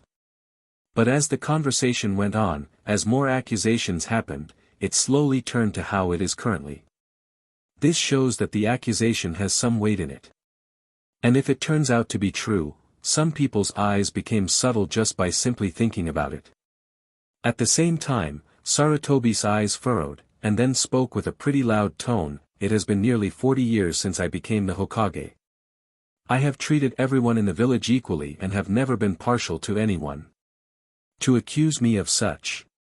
Lord Hokage, that's not what Elder Setsuna meant." Uchiha Fugaku stepped forward to smooth things over, saying, "Shursui is a proud member of our clan. Elder Setsuna has always regarded Shursui as his junior. Now that Shisui is dead and his body cannot be found, Elder Setsuna is extremely worried. I hope you can understand. Hearing this, Kane couldn't help but shake his head internally. Thanks to Fugaku, not only the conversation was diverted to other useless matters, but their initial momentum was now out of the picture as well. Fugaku. Uchiha Setsuna was shaking with anger. Elder Setsuna, I know exactly what I am doing. Fugaku said with a strong tone. And without even waiting for a response, he then faces Hiruzen. Hokage-sama, we simply ask the village to help us search for Shisui's body and find out the truth about Shisui's death. Sarutobi Hiruzen paused for a second, looking deep in thought. Then, after a couple of seconds, he opened his mouth and spoke in a clear voice. Shisui is not only a ninja of the Uchiha clan, but also a ninja of Konoha. So, I will promise that within half a month, I will give him and your clan the justice that it needs. Half a month. Kane's eyes flickered. The night of slaughter has been successfully postponed, but everything that comes out of that mouth is not to be trusted. Sarutobi Hiruzen is an old man who doesn't give in that easily. He appears to be good-natured in the anime, but as time goes on, his hypocritical personality is slowly uncovered. Kane covered his mouth once again and whispered, Elder Setsuna, you can agree to it first. Our plan also needs time to prepare as well. Uchiha Setsuna now has great trust in Kane. He nodded slightly, then he turned his gaze to Kakashi. No, it was probably the eyes hidden beneath that mask. His left eye, which used to be Uchiha Obito's eye. This matter is originally deemed as the clan's carelessness, so he really can't ask him to give it back. That's how it is supposedly. However, this is an emergency situation. Once the family really goes to war with the village, that I will be of great help. Nowadays, even people with Uchiha on their names can be deemed unreliable. So they can't risk themselves by taking unpredictable chances. The safety of the clan is more important than anything else. Fine, we'll agree to what you said. Uchiha Setsuna said, then swiftly changed the subject. However, before the matter is investigated thoroughly, we would like to take back Uchiha Obito's Sharingan. Kane's pupils dilated. He didn't expect Elder Setsuna to ask for Kakashi's Sharingan. That's a Sharingan that evolved into a Mangekyo. That will be a huge help in regards to their plans. However, Kane thought about it for a moment and felt that the possibility for such a thing to happen was too low. For Kakashi, it was an important link to his past. And as a man who always dwells on the past, he is unlikely to agree. Besides, even though it can be a really huge help, Kane had no interest in it. Obito's Kamui is indeed powerful. Obtaining it, in regards to the firepower it brings, will be good in every way. However, Kane doesn't have a good relationship with Obito, unlike Kakashi. The outcome of transplanting that eye to him will most likely lead to his death. The cause would be the obvious reason. He let out a breath, stopped worrying about this issue, and continued to secretly observe Sarutobi Hiruzen. Sarutobi on the other hand frowned slightly. I can't decide this for Kakashi. He believed that Kakashi would not agree. Just like what Kane thought to himself, this eye has a special meaning to Kakashi. Both for his past, and his current status as a shinobi. Kakashi, I can't agree to this. Guy stood on the side of his friend and said anxiously, if you return it, your left eye will be completely blind in the future. Listening to Guy, Kakashi raised his hand and gently brushed across his left eye. The scar on it made him feel dazed. Dust-covered memories emerged before his eyes, and what happened that day was still vivid in his mind. Obito, Rin. The Uchiha clan is on the brink of rebellion. And when that time actually came, as the village's ninja, he had to fight them to protect Konoha. But his left eye came from Obito, so it is difficult for him to attack Obito's family. He has been living in regret for these past years. Perhaps, returning Obito's eyes to the Uchiha clan is a good choice. Kakashi thought to himself. While this was happening, probably noticing what Kakashi was thinking, Setsuna's voice resounded.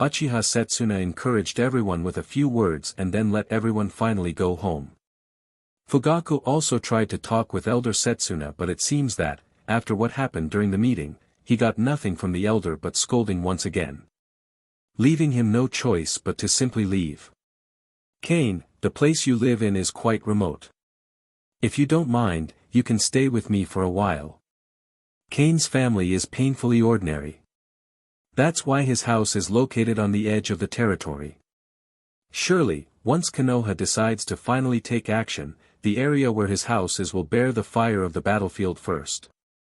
Kane is already aware of this, and that's why, even if Elder Setsuna didn't make the offer, he would find a new place to live either way.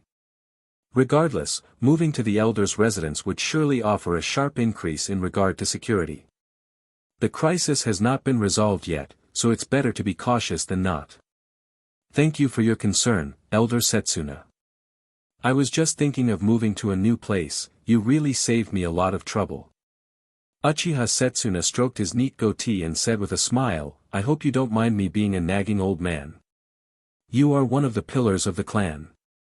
I cannot express my admiration for you enough. Save that useless flattering for others. The elder scolded with a smile, but the wrinkles on his face faded a lot. Anyway, if there's anything you still need at your home, go get it now.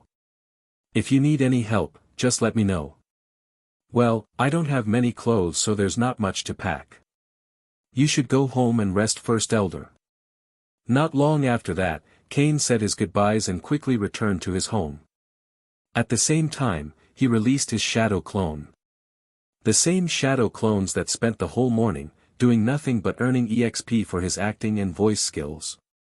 Acting LV2, 31/1000. Voice skill LV2, 29/1000. After receiving the EXP from his clones, and seeing the EXP bar move ever so slightly, Kane grimaced a little. It seems that, for my next plan, I had to increase the level of these two. LVL2 simply wouldn't cut it anymore. These two skills, if compared to other skills, would surely be considered trash. But Kane had to focus on them first because they play an important role currently. Sure, a great fireball technique might be more powerful and impactful. But during the meeting earlier, had he utilized the great fireball technique instead of the acting and voice skills, things right now would have been surely different. So as much as he wanted to focus and master ninjutsu as soon as possible, he couldn't because he had to focus on what was important first. Because currently, time is of the essence. As mentioned earlier, Kane doesn't have many things of importance. That's the reason why it only took him less than an hour to pack everything he had in one large bag. And after doing a couple of checks just to make sure that he finally got everything he needed, he quickly left without any reluctance. In the first place, he doesn't have any attachment to the house. He only spent a couple of days in it. Even with the memories, such a thing is hard to develop. Now going to Uchiha Setsuna's residence. After having lunch, Kane gently put his bowl down, wiped the grease from the corners of his mouth, and said in a serious tone. Elder Setsuna, do you know how to go in and out of the village without alerting Konoha? Uchiha Setsuna stroked his beard and asked, you want to go out? Kane nodded. He stood up and used the transformation technique to turn into Sarutobi Hiruzen. He coughed twice and said in a voice heavily resembling the image he's currently wearing, I plan to pay the daimyo a visit. Setsuna's pupils shrank, and he asked in a loud voice, are you trying to kill yourself? Based on how he understood Kane's action just now, disguising yourself as Hiruzen and trying to assassinate the daimyo would indeed put a massive blow to their opponent's side. But a daimyo, especially the fire daimyo, is closely protected. So doing such a plan would be a massive risk. Kane, realizing the misunderstanding that took place, shook his head, released his transformation technique, and explained, I am simply going to send a video of Sarutobi Hiruzen's rebellion to the daimyo. Uchiha Setsuna didn't understand what was happening for a moment. He could understand each word separately, but when they were put together, he became confused. What does Sarutobi Hiruzen's rebellion mean? Kane explained further. Elder Setsuna. Sarutobi Hiruzen and Shimura Danzo are colluding with each other, secretly training assassins, intending to rebel, kill the daimyo, and establish themselves as new kings. Amid their preparation, our Uchiha clan accidentally discovered their horrific plot and risked genocide to report the information to the daimyo. All of a sudden, Kane's voice was filled with intense sorrow. However, we didn't expect that there would be a traitor in the clan, and the news leaked out. Now Sarutobi Hiruzen and Shimura Danzo are planning to exterminate our clan first. After that, Kane's expression seamlessly returned to normal, as if nothing happened in the first place, and said, "Elder Setsuna, what do you think of this script?" After hearing this, Uchiha Setsuna became speechless. What does he think about it? It's a great plan. But when it comes to actually carrying it out, he can't help but hesitate. They would be deceiving a daimyo. If it is found to be fake, and it will be, the consequences will be too serious. He stood up suddenly and paced back and forth in the room, looking very deep in thought. Kane remained calm and said, "Elder Setsuna, since we have decided to fight already, we must be more ruthless, more cunning, and more treacherous than them. It's like playing shogi. They already made their move, it's only right for us to make ours. Right?" A mischievous smile then appeared on Kane's face, but who said we can't use our biggest move at the very start? Chapter 21. Uchiha Setsuna was still a little worried. He felt that deceiving the daimyo to deal with Sarutobi Hiruzen and Shimura Danzo would be too risky. No one in power likes to be deceived. Once the fire daimyo finds out he has been deceived, the Uchiha clan will be in trouble. One fast track to instant annihilation. Kane, in regards to dealing with our current situation, your idea is very good. Kane was in no hurry to speak, as this kind of tone usually ends with a but. But, as expected, Uchiha Setsuna changed the subject. This approach is too dangerous. The daimyo is not deaf, blind, or stupid. The Fire Country's daimyo would not casually accuse Sarutobi Hiruzen based on a rumor. After receiving this news, he would definitely arrange an investigation first. Whether we succeed or not, we will not be able to escape afterward. As he spoke, he sighed and said sincerely, "I am over 60 years old this year. I have lived for so many years. To put it bluntly, I have one foot in the coffin. I don't know when I will be buried." Uchiha Setsuna's cloudy eyes reflected Kane's spirited face. "At my age, I can die, but you are different. You are still young and have a long way to go. In my eyes, among the younger generation in the clan, you have the brightest mind. I can die, but you have to live well and take the clan with you. Elder Setsuna, you are too kind. Our clan members are just caught in the middle of the situation and cannot see clearly." Kane said modestly. Most people from the Uchiha clan definitely excel in their own respective categories. Kane knew this very well. Before he got Isekai'd here, he was just a simple writer, not the wise and bright-minded kid that Elder Setsuna thought he was. The plans he came up with to deal with their current predicament are based on his understanding of the plot and the mindset developed by the education he received in his previous life. The combination of these two facts naturally produced a wonderful result, which is the exact reason why Elder Setsuna saw him as a reliable individual. Of course, Kane would not be so stupid to voice these all out. Because of this subtle misunderstanding, he could use the power of Elder Setsuna to carry out his plan. Otherwise, a 16-year-old boy with no roots and no foundation, even if he awakened the three Tomo, what could he even gain in such a short amount of time? Uchiha Setsuna stroked his beard and glared, "You kid, you are still trying to be modest in front of an old man like me. It is because you are here that I tell you the truth." Kane scratched his head and smiled embarrassedly. "Elder Setsuna, what I said is just one part of an entire idea." Kane put down his arms and pointed out something. "In any case, at the end of the day, the most important thing is that we eliminate all the threats in our way."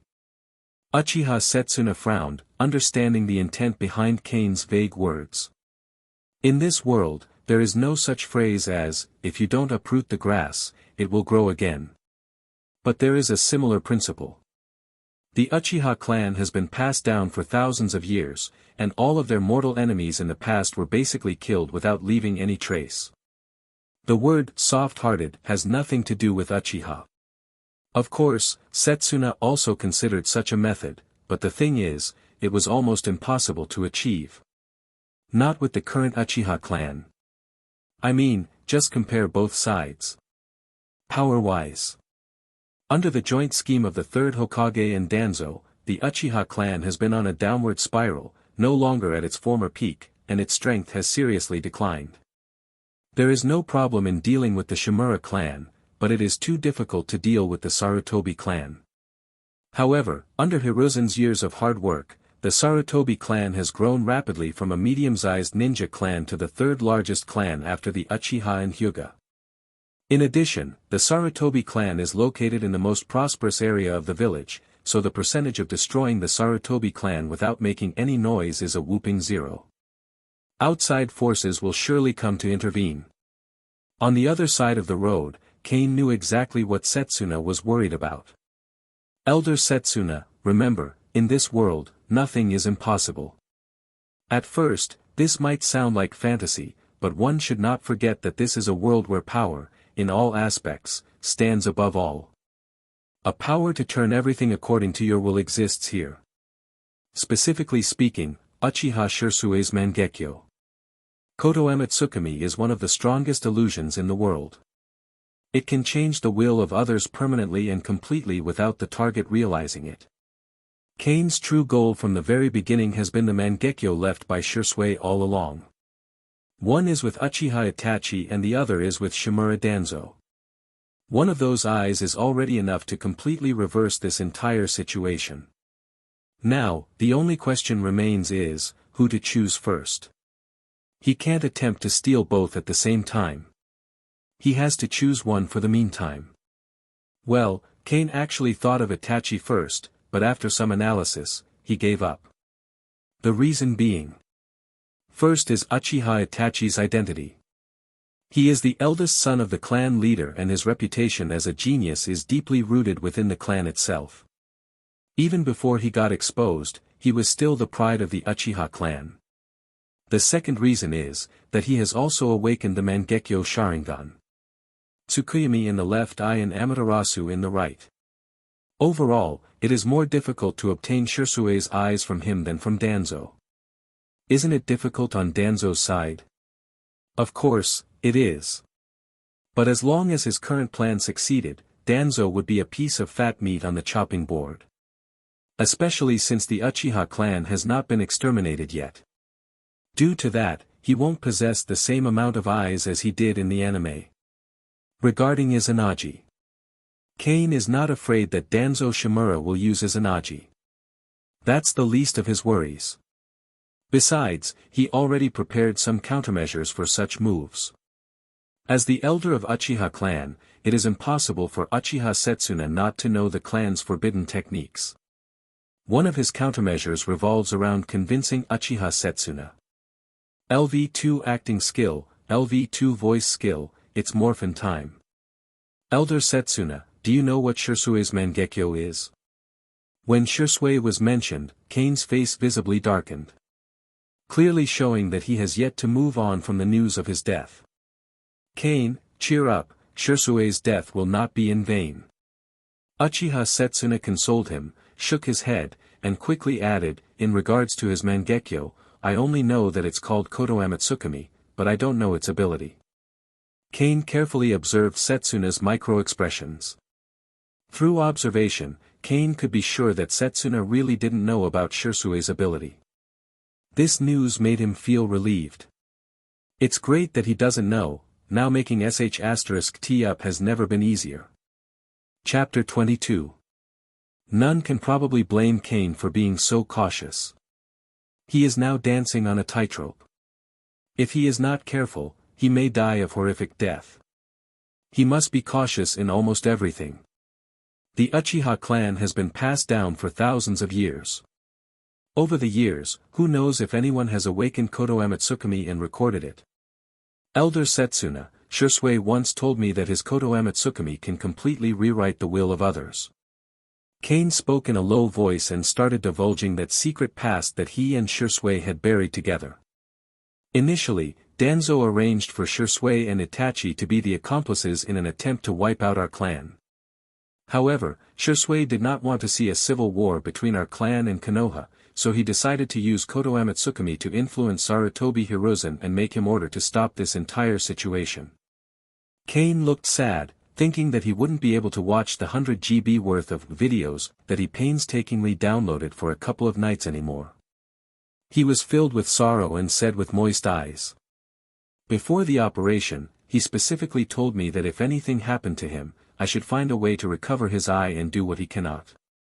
Uchiha Setsuna was shocked when he heard this. He didn't expect that Shisui's Kotoa Matsukami would be so terrifying. If he had known this earlier, the clan could have become the ruler of Konoha and restored its former glory. The regret and unwillingness were like a poisonous snake biting at his heart. The more he regretted now, the more he hated the person who had destroyed it all. Danzo, Hiruzen, and Itachi. Such an ungrateful bastard. Out of pure frustration, Uchiha Setsuna's chest heaved violently, he was gasping for breath, his face flushed, and the veins on his forehead bulged. Kane was worried that something bad might happen to him. That would be bad for his plan, so he quickly opened his mouth to calm the elder down. Elder Setsuna, please calm down. It's not worth getting stressed over it. One can imagine how deep the resentment in Uchiha Setsuna's heart was for him to almost have a heart attack like that. Sure enough, what is more hateful than the invaders are the traitors. Don't worry, Elder Setsuna. Soon, I will make Itachi pay. But our top priority right now is to find a way to get to Danzo and take back Shisui's Mangekyo Sharingan from him. And we gotta do it fast.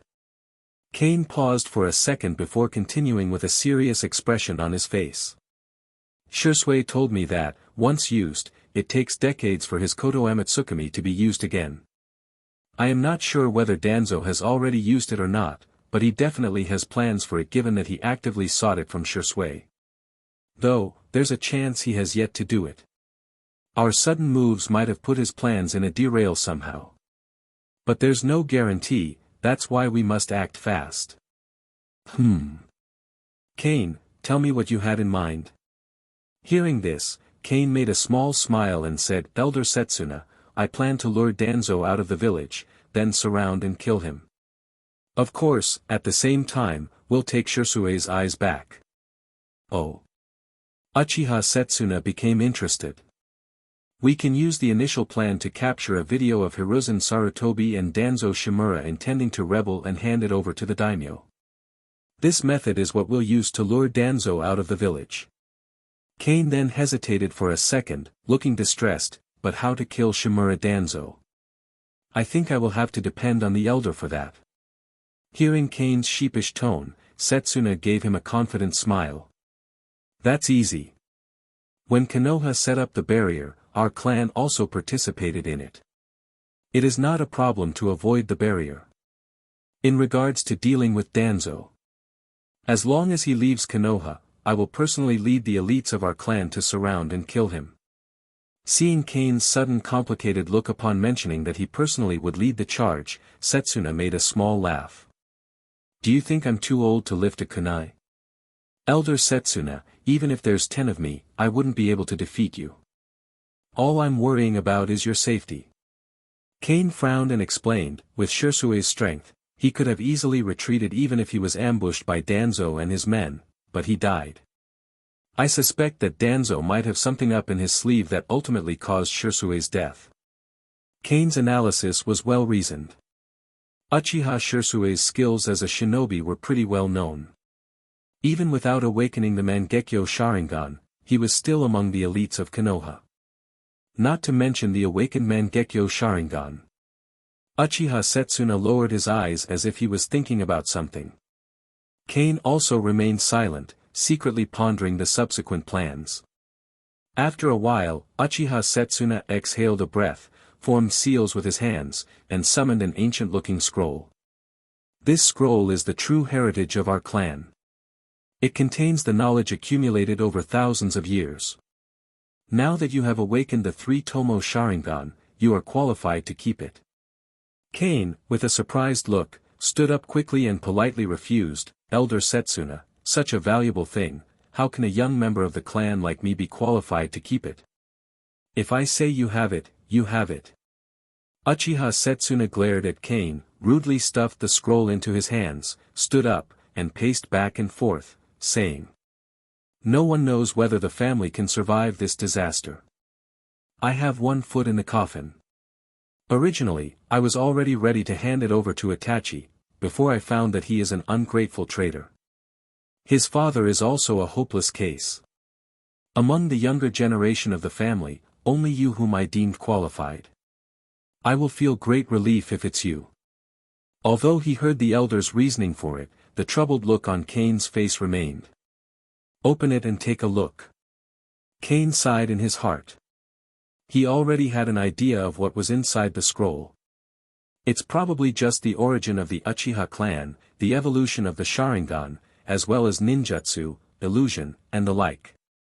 At most, 2 more forbidden techniques, Izanagi and Izanami. That's all. Kane consoled himself, then lowered his head to look at the scroll. A couple of moments later, he finally decided to stretch out his hand and unfold it. Chapter 23. The touch of the scroll is unexpectedly delicate, like touching the finest silk. The beginning briefly explains the origin of the Uchiha clan.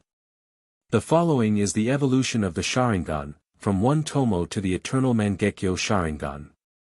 This part of the content is very important to the natives, but for Kane, well, he already knows more than this. Kane continued to read the contents of the scroll. Moments later, his eyes showed a shocked expression. "Elder Setsuna, the weapon sealed here." Uchiha Setsuna stroked his beard, looking contented, nodded, and said with a smile, "Yes, it is the 3 sacred treasures, they are the exclusive sacred treasures of Susanoo. The Tatsuka sword, the Yata mirror, and the Yasaka Magatama." Kane finally understood why Itachi's Susanoo had all those weapons. He remembered that these tools were poorly utilized in the anime due to Uchiha Itachi's mysterious illness. Now that the scroll containing these 3 is in his hands, it means that. Kane had to pause for a second and control his expression. The greed almost showed on his face. Although the chance of the scroll being taken back from him is low, it's not impossible. He still needs to be careful. They have no physical form and can only be used after awakening the Mangekyo. Kane nodded and said sincerely, "Please rest assured, Elder Setsuna, I will keep this properly. If a clan member who is much more competent than me were to awaken their Mangekyo, I will safely entrust this unto them." Uchiha Setsuna stroked his beard and smiled. "If you awaken your Mangekyo, that will belong to you. Awakening the Mangekyo is extremely difficult for other Uchiha. But for Kane, all he needs to do is work hard and that's it." In any case, the feeling of stealing Uchiha Itachi's weapons is so cool. After that, Kane continued to read the scroll in a happy mood. The second half was pretty much what he expected. Ninjutsu, illusion, taijutsu, and sealing technique. The last 2 are the forbidden techniques, Izanami and Izanagi. After reading everything patiently, Kane spoke resolutely, "Elder Setsuna, I want to practice Izanagi to prevent Danzo from escaping. The cost of using such a technique is complete blindness in one eye. But as long as it can kill Danzo, it's worth it. Moreover, he could also take Shirsue's eyes from Danzo later on. After the transplant of Shirsue's eyes, he will be able to regain sight. 2 birds in one giant meteor." As for the matter of opening his own double Mangekyo later, well, that is a matter for later. Uchiha shook his head instantly and said, "You are still very young and your life has just started. It would be a pity to become one-eyed at such an age. Leave this to me, and I can also transplant Shirsue's eyes." Elder Setsuna. Kane was speechless for a moment and could do nothing but show a grateful expression. Uchiha Setsuna put his hands on Kane's shoulder, stood straight, and said calmly, "I am the elder of the clan, how can I sacrifice the younger generation? No need to say more, I already made up my mind." He then changed the subject. Just now you said that our plan is to take back Shirsue's eye, what are you going to do after that? Use it to control Sarutobi Hiruzen. Kane nodded sincerely and said, yes, as long as we can control him, the clan can not only survive the disaster but even hope for going further. Actually, his real plan was to retrieve Shirsue's right eye from Danzo, use it to control Uchiha Itachi, and then take the remaining left eye. But yes, the conclusion of such actions would eventually lead to Sarutobi Hiruzen. Though, as easy as it might sound to be, the underlying danger that this plan poses is no joke. The last thing he would want is to get hit by a Koto Amatsukami from Itachi and have his will permanently altered. Plus, he cannot reveal this part of the plan to Uchiha Setsuna. That's why he focused all the attention on Danzo, making it seem like he has both eyes. Otherwise, he couldn't explain why there was an eye on Itachi as well. Uchiha Setsuna would definitely think. Didn't you say that Shirsue was killed by Danzo? How come only one of Shirsue's eyes is on Danzo, and the other one is on Uchiha Itachi? Judging from one's own experience, if he were Shimura Danzo, he would never tolerate such a powerful weapon falling into the hands of others. From an emotional and logical point of view, Kane's initial argument would be flawed. Only an idiot would fall for the elder's easygoing appearance.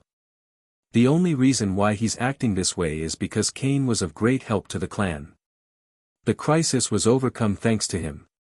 So in the end, it's all for the clan, not for any individual. The irony is, that Kane also needs to rely on the power that Uchiha Setsuna has accumulated in the clan. Overall, the two of them don't have any deep emotional foundation for each other, and the alliance between them cannot stand a single test. Once the idea of doubt arises, it is almost impossible to gain the other party's full support like now. If Kane loses Elder Setsuna's full support, it will be extremely difficult for him to turn the situation around. That's why, while the situation still allows it, he must take advantage of everything in order for himself to advance. Kane took the initiative to ask Elder Setsuna, is it feasible to use Koto Amatsukami to control the daimyo of the Fire Nation? Uchiha Setsuna was horrified. He didn't expect Kane to be so bold. He was not satisfied with controlling Sarutobi Hiruzen. No. Uchiha Setsuna refused subconsciously. But soon, he realized that what Kane said was very interesting. If they could use Koto Amatsukami to control the daimyo of the Land of Fire, then, he will do what all his ancestors have failed to do, let the Uchiha clan become the ruler of a country. They will create a brand new era. Their name will be remembered by everyone forever. The mixture of nervousness and excitement made the elder look indescribably twisted and weird. Setsuna's chest rose and fell violently again. The blood pressure medicine he had just taken could no longer keep him going. After taking one more antihypertensive drug, he calmed down and shook his head, saying, it's difficult. The daimyo of the Land of Fire will periodically arrange for people to check if he was being controlled. Kane was not disappointed in this response. In the first place, he merely suggested it to plant an idea on the elder's mind. It's like a physiological thing. A way to rile the elder more, making him erase all the doubts that could possibly arise from his mind. Something that could endanger the plan altogether. Regardless of whether it was successful or not, well, the result is pretty apparent. Let's talk about this again at a later date. We need to address the matter about Shirsue's eyes first. As he speaks, the determination on Uchiha Setsuna's face couldn't make the result any less obvious. Chapter 24. He couldn't be sure whether Danzo had already used the Koto Amatsukami or not. In the anime, there's also zero mention of what Danzo did to Shirsue's eyes right after obtaining them. Koto Amatsukami is an important part of Kane's plan. If it turns out to be used already, then it would surely throw the entire plan into a dumpster fire. Of course, later it was revealed that by using Hashirama's cells, the cooldown for using Koto Amatsukami was shortened to once a day instead of once per decade. But that was when a couple of years had already passed. Danzo most likely transplanted the eye for not even that long. Who knows if the case would be similar to what he knows or not? There are so many variables on the way. So acting based on his future information alone would not be wise. Elder Setsuna, if you were Danzo, who would you use Shirsue's eyes on? Kane took the initiative to bring up the topic. Uchiha Setsuna followed Kane's words and tried to put his perspective into Danzo's. He was silent for a couple of seconds, then a thoughtful gleam flashed in his hazy eyes. Although he cannot know the exact reason for it, just by going through a list of names and seeing who garners the most interest in it, he could already make an educated guess. Either it's Sarutobi Hiruzen or Uzumaki Naruto, the Nine-Tails Jinchuriki. Elder Setsuna, you have a very keen eye. Thanks to you, I managed to come up with an idea. Kane flattered him at the right time. Setsuna laughed heartily, you little rascal, tell it to me. As mentioned before, Uchiha Setsuna was not aware that Danzo only had one eye in his hand. All thanks to how Kane handled the overall flow of information. Doing that allowed him to take the initiative when it came to conversations like this. But he can't let his guard down. He has to make some reasonable analysis first before attempting to convince the elder of his whims. Otherwise, he will be caught by this sharp old man. Going back to the main topic. In regards to Sarutobi being the target of the Koto Amatsukami.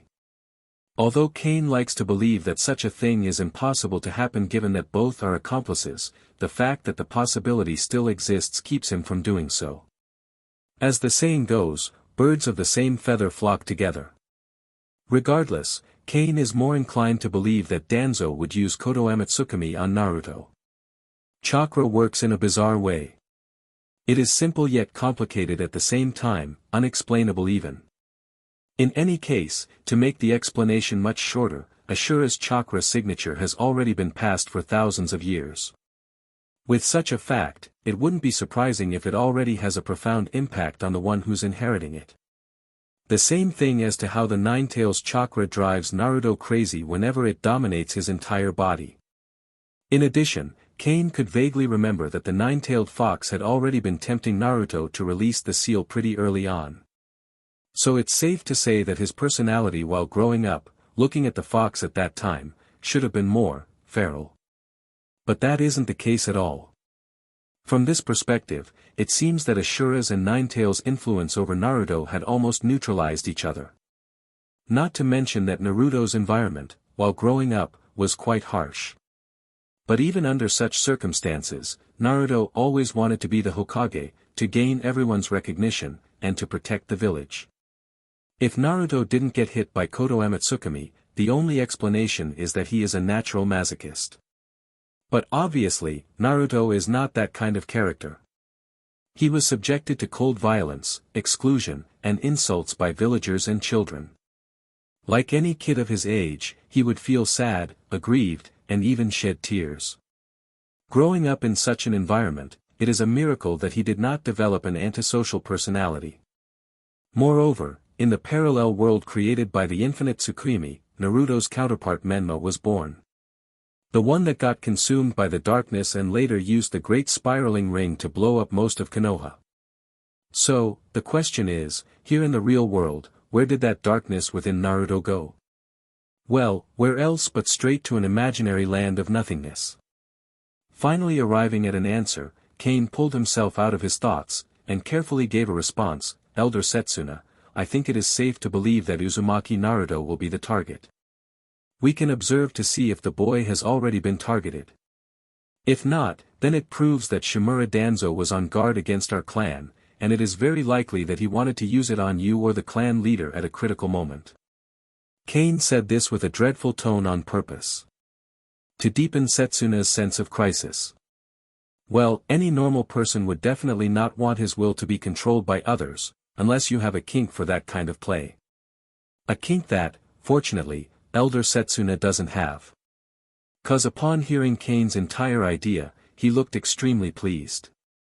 Everyone can surely tell that he must be raining Kane with praises inside his head right now. So, how do you plan to observe Uzumaki Naruto? Kane smiled bitterly and said, to be honest, I don't know either. I'm just good at talking, but I still have to rely on you, Elder Setsuna, to decide how to do it. Kane does have a plan to contact Naruto, but definitely not now. Getting close to that boy now will only spell disaster for him. The Ninetales incident has become a sensitive nerve for Konoha. If anyone, especially a shinobi from the Uchiha clan rashly approaches Naruto, there will surely be trouble. That doesn't even include the current situation. I will arrange this matter. Uchiha Setsuna suddenly changed the subject and asked an irrelevant question, do you think it is possible to win over Hatake Kakashi? To this question, Kane is honestly not sure what the answer would be. If it was the teenage Kakashi, the chances of success would be very high. Konoha's White Fang, aka Hatake Sakumo, his suicide is closely related to both Sarutobi Hiruzen and Shimura Danzo. However, Kakashi had been an umbu and experienced too much darkness in his life already. So it's really hard to say what choice he could possibly make now. Besides, Kane's initial prediction of his actions had already been wrong, so, in regards to this, he's not something that should be asked. In any case, going on a pretty similar case, originally, Kane had no interest in Kakashi's Kamui, but now that the situation has changed. Kane asked, when are you going to arrange for someone to remove Kakashi's eye? Tomorrow. Uchiha Setsuna acted decisively. Then I'll go and try tomorrow. See if I can convince Hatake Kakashi. Uchiha Setsuna patted Kane's arm to show his approval. Okay, I'll leave this matter to you. Elder Setsuna, I would like to ask you, what do you plan to do with Hatake Kakashi's Sharingan after you retrieve it? Uchiha Setsuna thought for a moment and said, I'm planning to entrust it to you for a while. If we can survive this crisis, you can return the eye to him. If not, let this eye perish along with our clan. Kane carefully observed Uchiha Setsuna's micro-expressions and was then relieved to find that he wasn't lying. He was really nervous just now. Elder Setsuna seems very fond of him at this current moment, so it wouldn't be surprising if he were to say that he should have the eye or something along those lines. I understand. I will keep it safe, Kane said as he heaved a sigh of relief. However, Elder Setsuna, regardless of whether Shimura Danzo used Koto Amatsukami or not, please purchase a list of things that we could use for recording. No problem, you make a list and I will order Kamakura to go out and buy it. After that, looking like he just remembered something, Kane scratched his head and smiled sheepishly, Actually, my acting skills are still not up for the job yet. So, to make sure that I will be able to perform without flaw once we initiate the plan, Elder Setsuna, I'm thinking that I should focus on my training first. Setsuna, nodding in understanding, immediately called out to his butler outside. Kamakura, take Kane to the open area behind the house. As you command, Setsunasama. Chapter 25. Sir Kamakura, I am just an ordinary young member of the clan, you can just speak casually to me, Kane said with a contorted smile. Kamakura, Elder Setsuna's housekeeper/bodyguard/butler, is just as influential as the elder himself in the Uchiha clan. So seeing such an individual treat him like he's the owner of this house or something, left Kane with quite an unexplainable feeling. Not in a good way. Please follow me. Unfortunately for him, it seems that the butler ignored his words. Although some might not get why Kane was making a big deal out of it, one has to understand that before getting Isekai'd, he was just your typical Asian kid who was taught always to respect the elders. As much as Kane wanted to integrate with his current life now, doing it is easier than done. The memories of the original body were just partially integrated into him. Most of it simply flashed into his mind. Heck, just earlier, he was loudly voicing his frustration because of the fact that toilet seats with advanced bidets don't exist here. Now he cannot take a sh*t with the same comfort anymore. Overall, that's pretty much the reason why it's uncomfortable for him when there's an old man thrice his age, who speaks to him with a polite tone. It just sounds so wrong. Kamakura, seeing Kane's expression, made a subtle gesture and said, "You are too humble. Setsunasama thinks highly of you, so it's only natural that I, as someone who serves him, will treat you as such." Still, Sir Kamakura, speak casually whenever we are alone at least. Otherwise, you will make me feel uncomfortable. Looking at the old butler's expression, Kane can already tell that he's not the only one who knows stubbornness. That's why, he didn't wait for a response anymore. He quickly shifted the topic. Sir Kamakura, can I ask for your assistance? I'm actually in need of help with my training. It's been a while since I moved my body, you see. Although the original owner of Kane's body was not a veteran, he did have rich practical experience. But as mentioned earlier, most of the memories Kane received were just a flash in his mind. Although he felt as if he was actually there was still always a layer of separation. That's why he needs someone to guide him and also a sparring partner to transform the combat experience accumulated by the original body into his own. Kamakura said generously, no problem. If you think I can be of help, who am I to refuse? After that, the two would proceed to continue their way toward their destination. Once they finally arrived, Kane couldn't help himself but exclaim out loud, "Whoa!"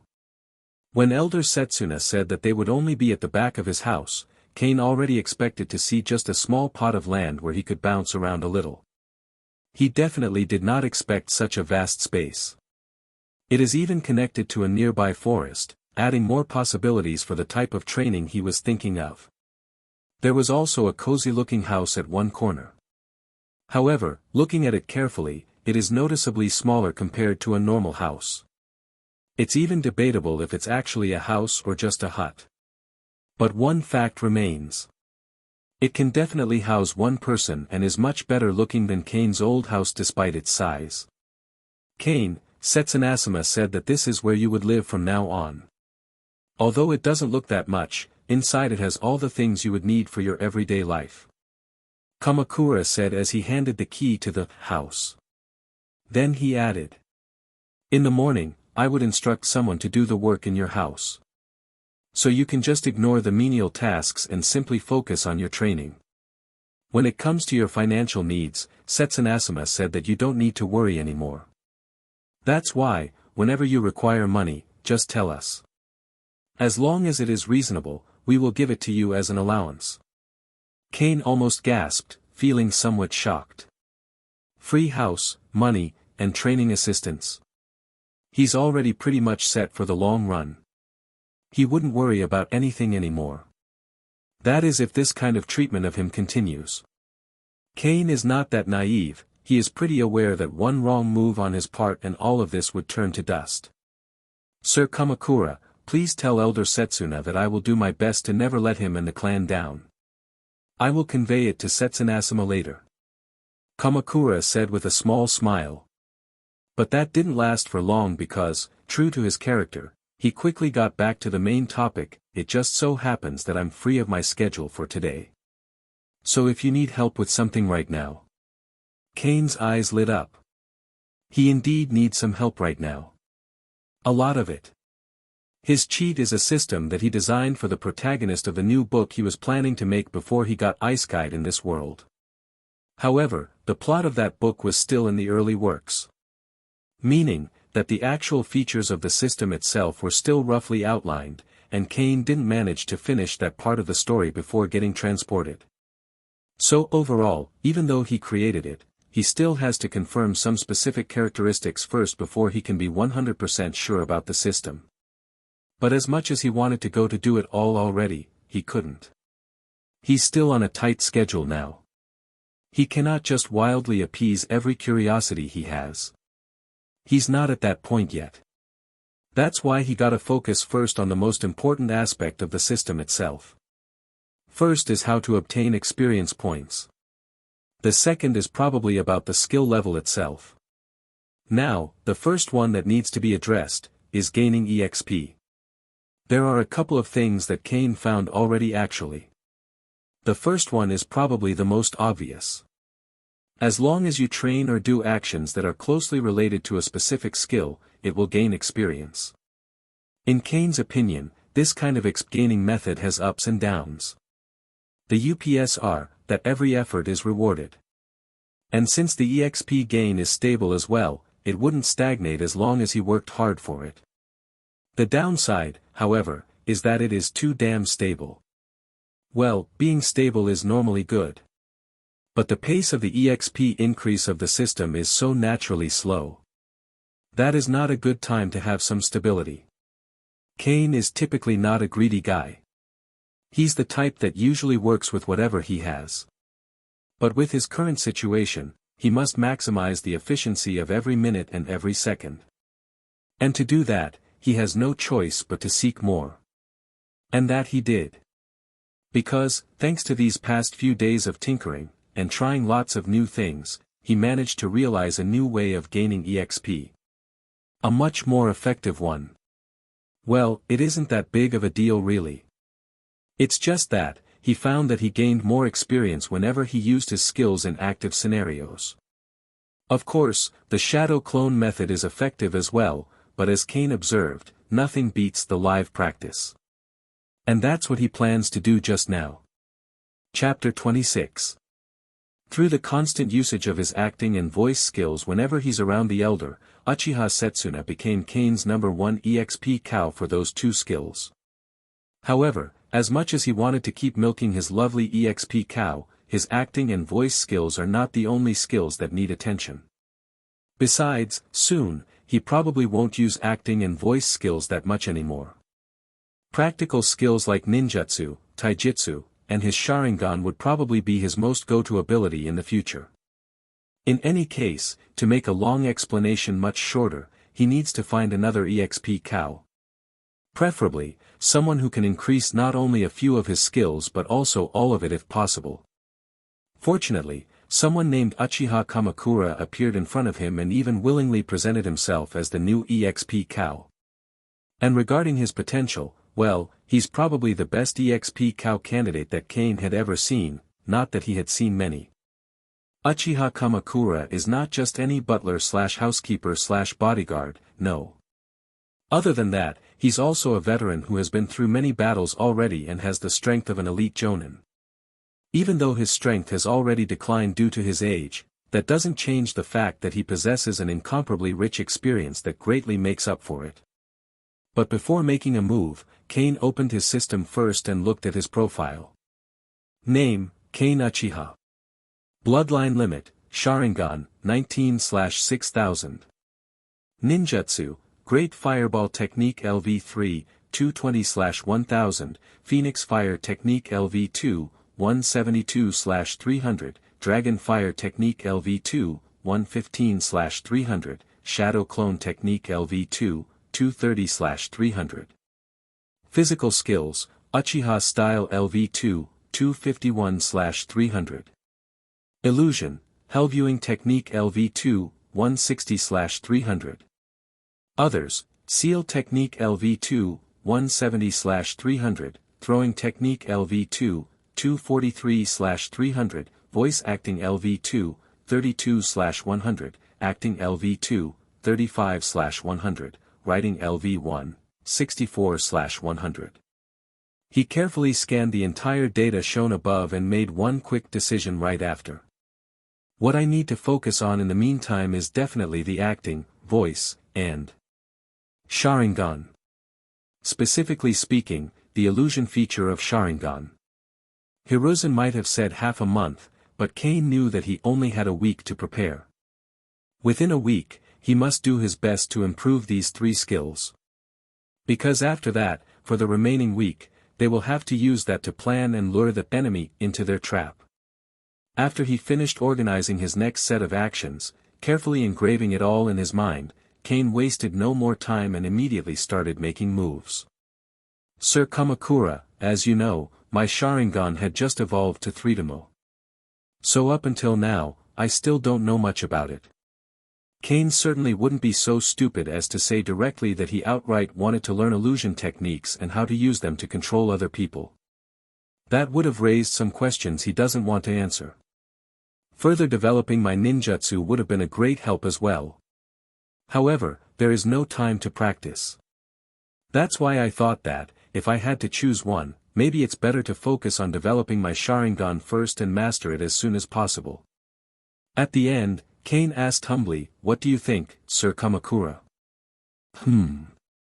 To be honest, I'm quite amazed that you thought of it that far. Kamakura said while slowly nodding his head, most likely to show his approval. With every stage, the Sharingan will gain an increase in power. The change from 1 tomo to 2 tomo is not that big, but from 2 to 3? That is definitely a threshold. Any Uchiha who possesses the 3 tomo, after fully mastering it, will automatically have a combat power of at least Jonin level.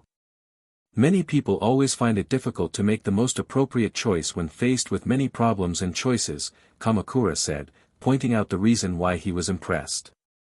Kane on the other hand, didn't miss this opportunity and quickly added, well, I tend to analyze problems first before making any decisions. Kamakura's eyes lit up when he heard this. Very good. That's a great habit to have. Keep that up and you will have a very bright future. He clapped his hands and praised, now I fully understand why Setsunasama regarded you so highly. If my 2 boys were as sharp and mature as you, I would have been so happy. Hearing the overbearing praise, Kane smiled bitterly and said, Sir Kamakura, now you're just flattering me. Although Kane was simply acting here, making himself look humble in order to gain more favor, he greatly believed that he really didn't deserve such praise. Knowing the answers in advance and using them to get a perfect score in an exam is not being smart. Cunning maybe, but a cheater is more of a perfect word. Anyone, when given the knowledge that holds the entire information about Naruto the series, could have also performed the same if not, better than what he did. So, although Kane didn't feel any guilt for what he had done, while receiving such over-the-top praises, he couldn't help but make a sheepish smile. In any case, Kamakura's eyes now were full of admiration. He was very sure that even without this crisis, the boy named Kane Uchiha would have risen to the top as the newest talent from the clan sooner or later. On the contrary, the seemingly high value that Kane displayed prompted Kamakura to be truly unreserved the moment he started teaching Kane. Alright, enough about that. The night is nearing, let's get started already. Please wait a moment. Kane said, as he hurriedly used Shadow Clone to summon 3 copies of him. The Uchiha clan tends to have more chakra than any ordinary people, not to mention that even compared to common shinobis from Uchiha, Kane definitely possesses more than them. So overall, separating his chakra pool into 3 parts will not affect the upcoming training arc too much. Besides, these summoned clones will have their own important tasks. And by that means, the usual important tasks. The 2 of the clones will be ordered to train and further develop their acting skills. The reason why Kane summoned 2 this time is that having 2 clones act in front of each other makes the training even more effective compared to before when it's just 1.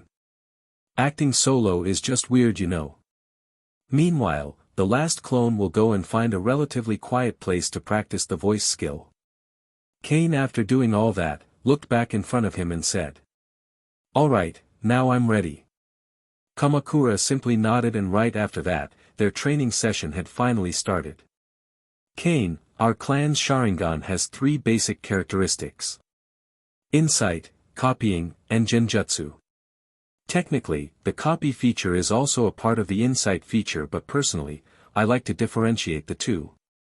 Kane nodded in understanding. However, thanks to the scroll given by Elder Setsuna, paired with his canon knowledge, he probably knows everything already about Sharingan. Insight can reveal illusions and the external flow of the chakra. This characteristic makes most of the illusions and techniques like the puppet technique, kinda useless in front of the Sharingan. The copying, on the other hand, is quite self-explanatory. Kakashi was able to make a name that rang throughout the entire world thanks to his Sharingan. Or, the Sharingan was at least half responsible for it. However, as powerful as these might sound, at the current moment, none of that truly interests Kane. What he's most concerned about is the last one, Genjutsu. Chapter 27. During training, when he encountered something he didn't quite understand, Kane didn't hesitate to ask openly. Kamakura, on the other hand, patiently explains things once again. The Sharingan can allow its wielder to influence someone through various contacts.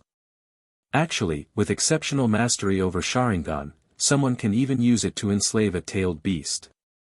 Uchiha Madara and Uchiha Obito are the most obvious examples of it. These are also the same reasons and facts that made Kane want to learn and master Genjutsu even more.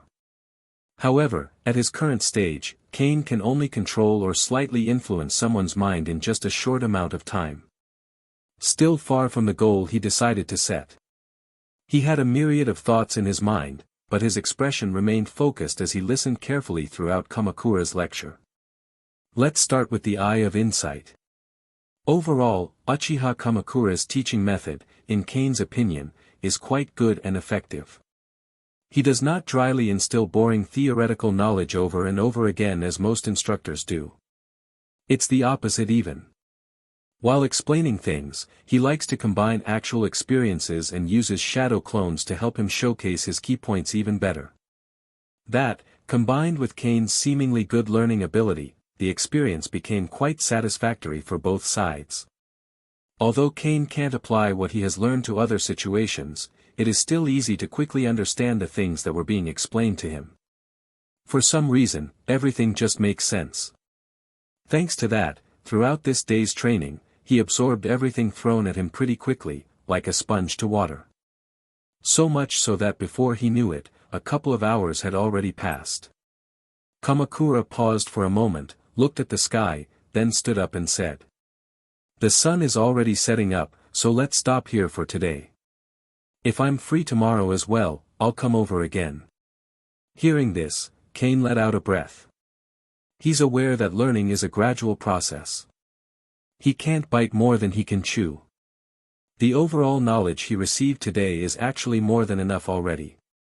The next thing he should do is digest it first and lay a solid foundation before going to the next stage. Otherwise, what he learned today would be useless. Kane quickly stood up to say goodbye. "Sir Kamakura, thank you for taking the time to teach me today. Once this situation is over, I will definitely repay this favor." Hearing this, a slight smile appeared on Kamakura's aged face. "No need to be so grateful about it. I'm just doing what I need for the sake of our clan's future." Clearly emphasizing the last part, he then added, "By the way, I'm thinking of bringing my youngest son here later. My schedule doesn't allow me to be here always, so whenever I'm busy, he can guide you in my stead." As he spoke, Kamakura summoned a shadow clone. "I will leave this here just in case you have any questions later on, both in training or just general stuff. If you do, don't hesitate to ask." Right after that, the old butler hurried away. Not even waiting for Kane to make a response, probably because he already knew what he was about to say and didn't want to hear it. Kane on the other hand, looked at the other person's departing back, feeling somewhat emotional. As a wise man once said, when you demonstrate great value, it is easier to gain the goodwill of others. Although this goodwill contains certain purposes, he can't help himself but still be grateful about it. Not long after this, Kane finally decided to go in on his new house. The first thing he did after checking out the entire house and making sure that he was finally settled in, was of course open his system, to most likely check the progress he made for today's training. Sharingan, 3 Tomo 24/6000. Kane nodded in satisfaction upon seeing the EXP bar move. Such a thing is never not satisfying. I still didn't do much given the lack of time today. I wonder, would the EXP increase once again if I completely learned what was taught to me today? With such thought, Kane was instantly full of motivation once more. So much so that he quickly decided to hop back on his practices again. But, motivation doesn't replenish energy. So the fact that he's already too tired for today remains the same. That's why, as much as he wanted to move around again, he decided to stick to theoretical training in the meantime. And that he did. The training quickly started right after that with Kamakura's shadow clone acting as a tutor at the side, providing unknown teaching. Just as Kane started doing this, the real Kamakura also returned to Uchiha Setsuna to report. "Setsuna-sama, everything is done." Kane also said that he was thankful for everything. "That's good." Setsuna nodded slightly and asked, "So, what do you think of him?" Kamakura thought for a second before saying in an unchanging expression, I think he's an excellent shinobi. He has a sharp mind, quick response, good character, gratitude, and most importantly, he deeply cares about the clan. He praised Kane with such sincerity. But actually, if it weren't for what happened today, Kamakura would probably not have spoken as well as now. As he mentioned before, he knows Kane's value as the most favored person of the elder, but only when he finally saw it for himself, did he truly understand the reason for it. Regardless, the elder agreed to what his trusted butler said. There are two things that Uchiha Setsuna values most about Kane. One is his exceptional mind, second is his care for the clan. The Uchiha clan worships the strong and respects strength. To put it bluntly, whoever has the bigger fist has the final say. But for Setsuna himself, having a good brain is just as, if not, even more important. The Uchiha clan has been on a decline continuously for so many years. Which simply shows their overall power as a clan, cause if they were just your generic clan, they would have been long devoured by their enemies. Kane awakened the three Tomo at the age of 16 and had decent talent. With good resources and hard work, becoming an elite jonin wouldn't be far from the truth. But that's not what made Elder Setsuna regard him highly. Kane's pure feelings and drive to save the clan from its predicament are what moved the elder so much. This is an important aspect of it. Had it just been his exceptional mind and talent, he wouldn't have treated him as highly as he did now. However, once broken, trust wouldn't be easily captured again. Uchiha Setsuna's expectation has already been failed twice. That's why, despite all those facts, he's still pretty hesitant. Let's not act rashly. For now. Let's observe for a while. It was currently nearing midnight and Kane's stomach growled with hunger, protesting strongly to him. Hungry, Kane finally decided to stop his practice for the moment and glanced at the system. Sharingan, 3 Tomo 30/6000. In just half a day, he managed to increase so much EXP.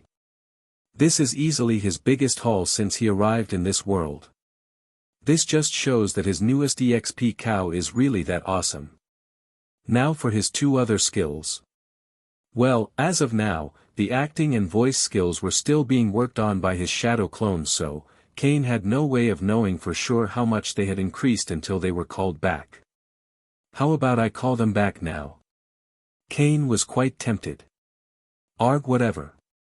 I'm getting too excited. I'll go eat first.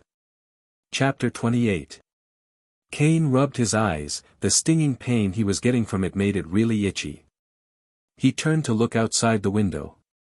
Although it's purely a placebo, his eyes started feeling somewhat fine after looking at the peaceful scenery outside. Does your eye feel sore and tired? Kamakura's shadow clone appeared behind him and asked. Well, after practicing for a pretty long time, my eyes feel a little uncomfortable now. Hearing this, Kamakura nodded in understanding. That's normal. Don't worry. Tomorrow, I will bring some medicine you can use as a drop. It can surely relieve some discomfort in your eyes. Kane's eyes after hearing this visibly lit up because such medicine would surely be a great help for him. Although, from the sound of it, it's just some kind of pain reliever and not some magical potion that could instantly restore his eye to peak condition, Kane isn't disappointed at all. Based on his current pace, if he were to continue having aftermath like this, not long, he would probably have no choice but to take a couple of days of rest to recover. Something that he cannot afford currently. Thank you, Sir Kamakura. That would really be helpful. Kamakura's shadow clone waved his hand. Then say something completely unrelated to the topic.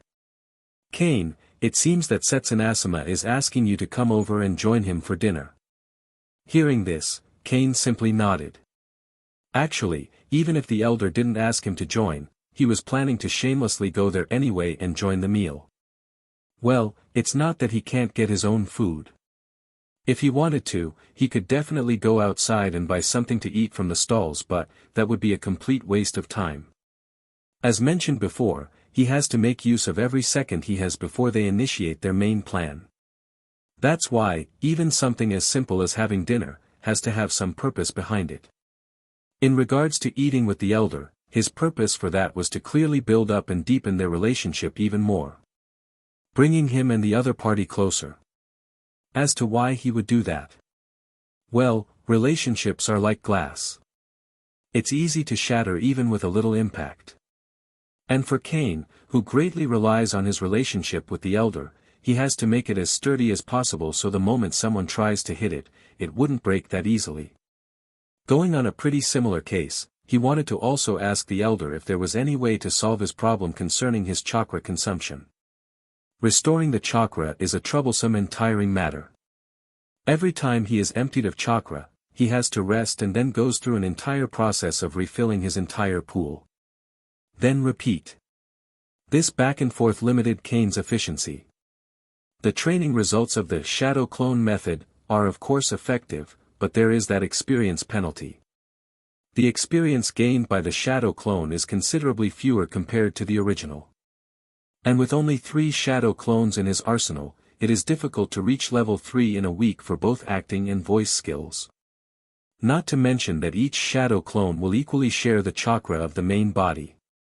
The more shadow clones there are, the more it will affect Cain's training. Time is too short, so he really has to think of another way. Obviously, he didn't forget about the existence of military pills, which can be a solution as well for his problem, but the after effects of it are simply insane. So right now, Cain could only pray that the Uchiha Clan, with its thousands of years of existence, has something similar to that pill that has nothing or at least, not too severe after effects. And in any case there is actually such a thing. He hopes that Elder Setsuna won't be stingy enough to let him have at least a couple of them. How is today's meal? Is it to your liking? Cain couldn't help but chuckle and said, "It tastes great, I really like it. But, the quantity of food is a little small. It would be even better if there was more meat." The elder smiled after hearing this. He liked Cain's honesty. "Kamakura, bring the other dish here." The butler simply nodded and went to the kitchen. Moments later, he brought a number of dishes in front of Cain. Something that Cain himself was surprised by. He thought that their small dinner was already over and yet, there was more food left. Seeing Cain's absurd expression, Setsuna laughed lightly and explained, "I had them prepared specially for you. Don't forget, I was also your age. Ninjas usually eat more than ordinary people. Using chakra consumes a lot of physical and spiritual energy. Energy does not appear out of thin air. Lots of foods are needed because it is the main source of supplementation. Honestly, compared to ordinary people, it's easy to identify a ninja as some kind of glutton." In any case, seeing all the foods brought in front of him, made Cain a little too intimidated. Back in his past life, he only saw such a quantity of food in some food challenges or mukbang streamers, but now, he has to eat this all just for dinner. Damn. Be careful what you wish for indeed. Summoning all his willpower to devour all the food like a whirlwind, Cain's suffering finally ended in just a couple of minutes. He really tried his best to finish all that food so he won't look like an ungrateful son of AB*TCH for requesting more and not having the balls to finish it. You have quite an appetite as well. Back when I was your age, I also liked to indulge myself in various foods right after training. Uchiha Setsuna showed approval. Cain couldn't even make a response, fearing that another bunch of food would come out of the kitchen again. That's why he quickly made a move and switched the conversation back to the main reason why he was here in the first place. "Elder Setsuna, I'm just wondering, is there any method in the clan that speeds up chakra recovery?" Uchiha Setsuna stroked his beard for a moment and said, Of course, there is. It is similar to the military pills. The effect was not as potent, but due to that, the side effects were lessened greatly. However, it still cannot be taken frequently. If you need anything in the future, just tell Kamakura about it. No need to come to me every time. However, in regards to the pill, you are only allowed to get a couple of it. It is extremely hard to make, making our supply of it not great. So as much as I wanted to give you many of it, we can't. Hearing that the pill that he needed actually existed and that he could have some of it, made Kane's excitement go through the roof. He couldn't even be bothered to be disappointed that he couldn't have too many of it. It's really fine, Elder Setsuna. For me to have one of those amazing pills is already enough. So a couple of them. I am already very grateful for it. Kane, despite his full stomach, stood up and bowed his head sincerely. And Setsuna, on the other hand, seeing Kane's sincere attitude, made a smile and gesture for him to sit back down again. After that, both of them started chatting about various topics. At one point, the elder even began talking about his past. The glory days when he was still young and active as a shinobi. Which Kane listened patiently to. He even made jokes from time to time, making the elder laugh. As they chatted about the past, Uchiha Setsuna suddenly fell deep into his thoughts. He looked at the scenery outside the house and remained silent. Even though Uchiha Setsuna has been in charge of the clan for many years and has great power, when he got old, like any old person, he sincerely longed for family affection. Well, for someone as old as him, who could blame him for feeling loneliness? Back then when he was young, he devoted his everything to the clan. So much so that before he could even know it, it was already too late to start a family of his own. He used to make the work as an excuse to numb such feelings, but after arranging for Fugaku to take over, everything simply caught up to him again. But at that point, he already learned to accept everything.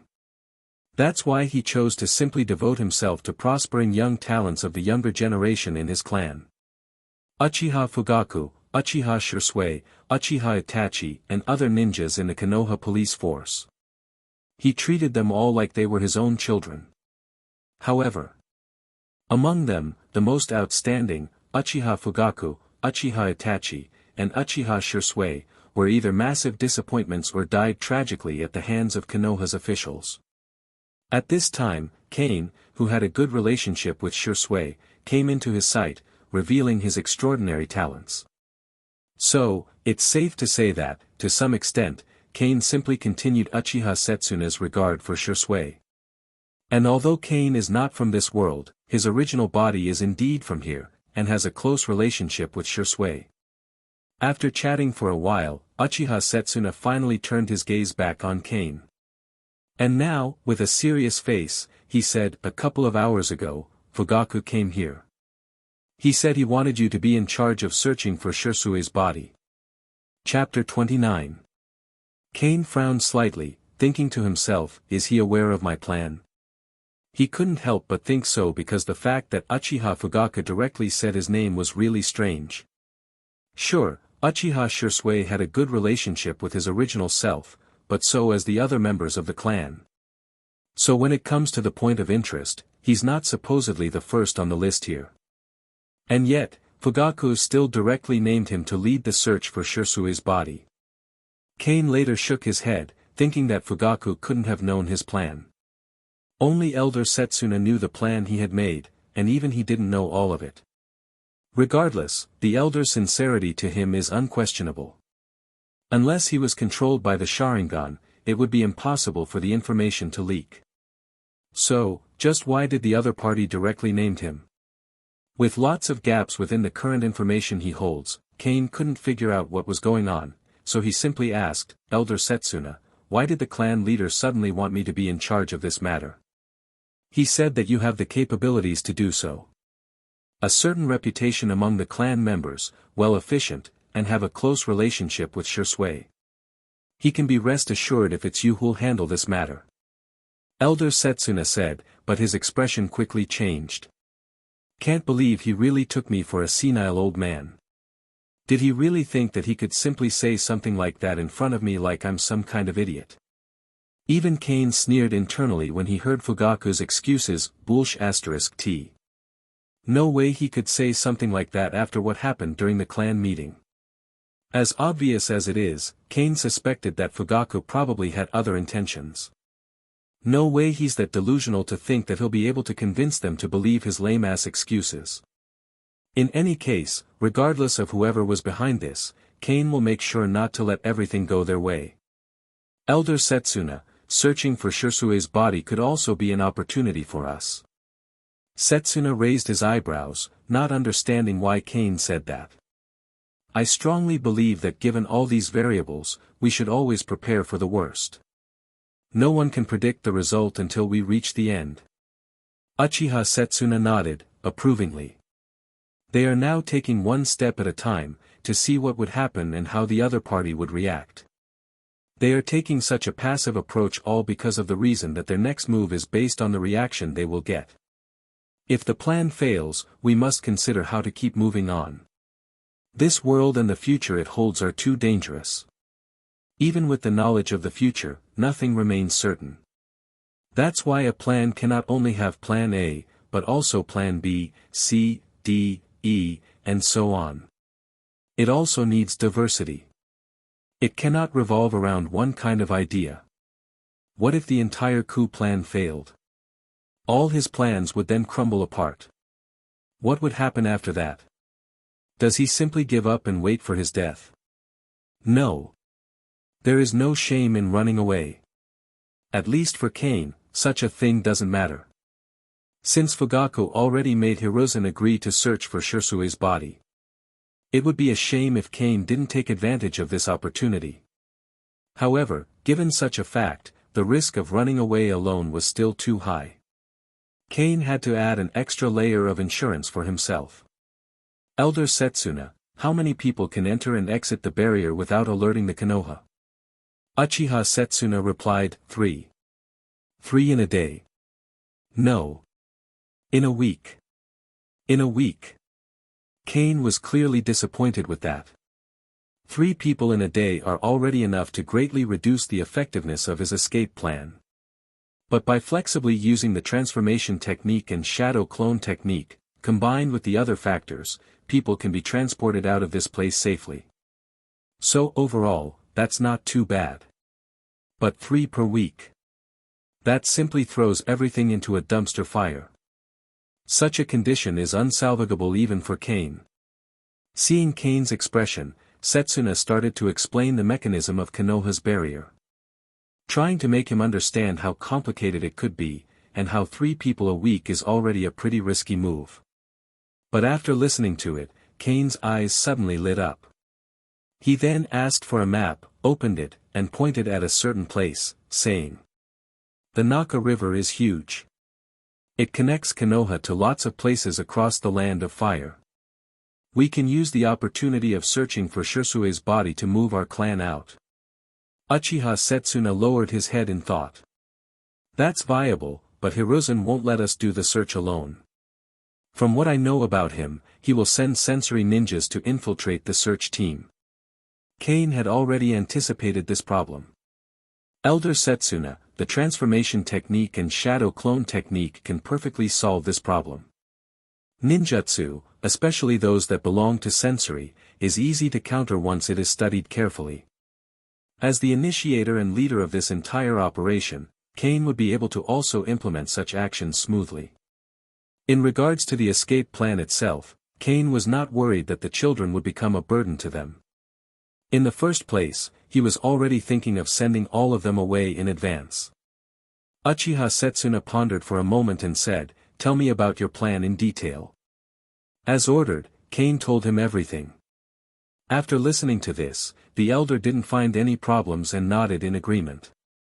Then, he asked, "You included Uchiha Sasuke in this fire escape operation of yours. Are you planning to use him to hold Fugaku and Itachi hostage?" Kane shook his head and said sincerely, "Since Itachi already joined Konoha's side, and is even willing to harm us all, using Sasuke against him will be useless. Actually, knowing that lunatic, he might even kill his little brother with his hand under the guise of freeing him from suffering. Overall, my reason for including Sasuke is purely because of his will and dedication to the clan. When I saw him back then, I saw it in his eyes. Despite his age, he's one of us."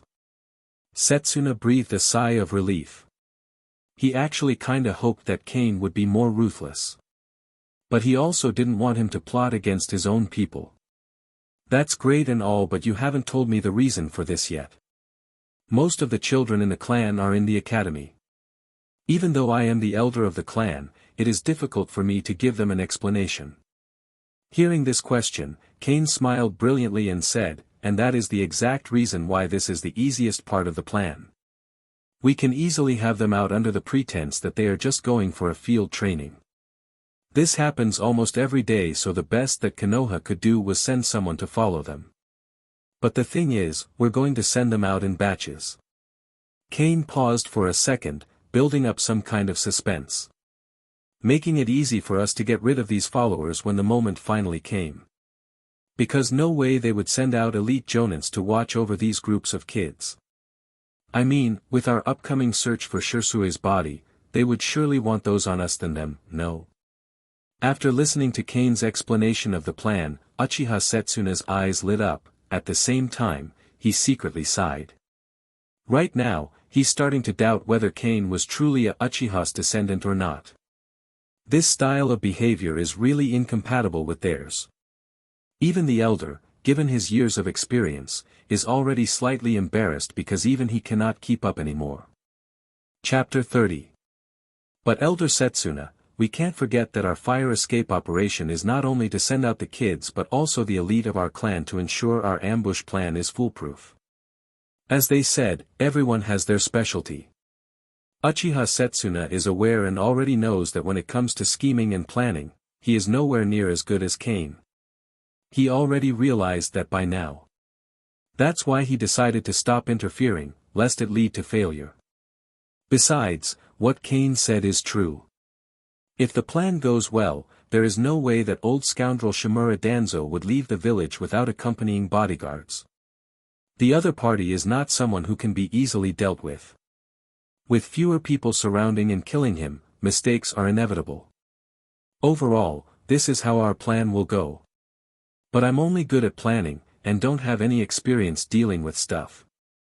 So, I will have to rely on Elder's expertise once again for this one. Uchiha Setsuna was very satisfied with Kane's decisiveness and steadiness. He has met many young talents in his life. But at this age, there are almost no people as steady and sharp as Kane. Don't worry, I will fully cooperate with your plan. I fully appreciate the trust you're giving me, Elder Setsuna, Kane said with a tone full of pure sincerity. I will now then proceed and arrange for my shadow clones to search for Shinsuke's body real soon. Kakashi's eye transplant surgery will have to be postponed for now as well. I haven't figured out how to persuade him yet. As of now, the pre-made plans cannot keep up with the changes easily. He was not originally interested in Kakashi's eye because transplanting that onto him would not be much different than getting in the same room with Obito. However, he had no choice but to take a risky move. Right now, he must take hold of everything that could help him accomplish his plan. In addition, the risk would not be that great as long as everything worked out. In the first place, Kane planned to quickly take it off and return it to Kakashi after this entire situation was over. Moreover, while using the eye, there's a chance that he could also get in touch with Obito and develop some kind of connection with him. Although it sounds far-fetched, Nan cannot deny that such a possibility still exists. It's all right. Everything is already planned out. As long as nothing too unexpected comes in the way, it should work out just fine. Kane said as he reassured the elder, who was once again falling into the void of his own thoughts. All right.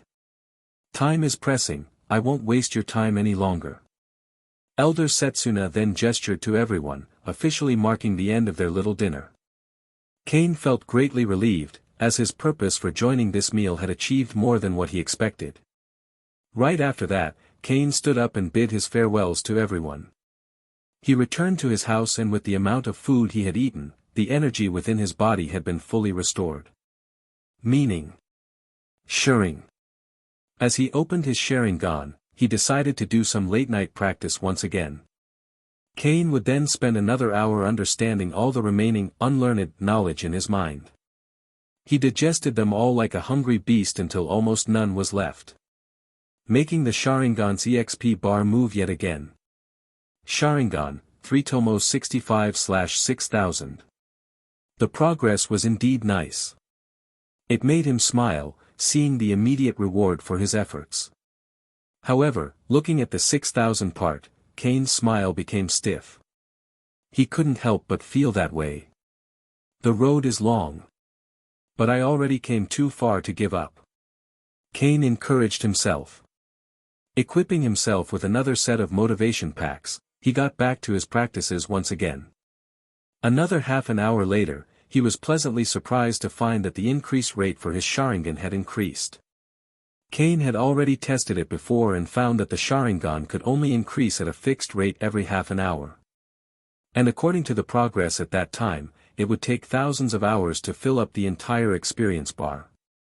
In other words, even if he trained hard 24 hours a day, it would still take him hundreds of days just to level his Sharingan up.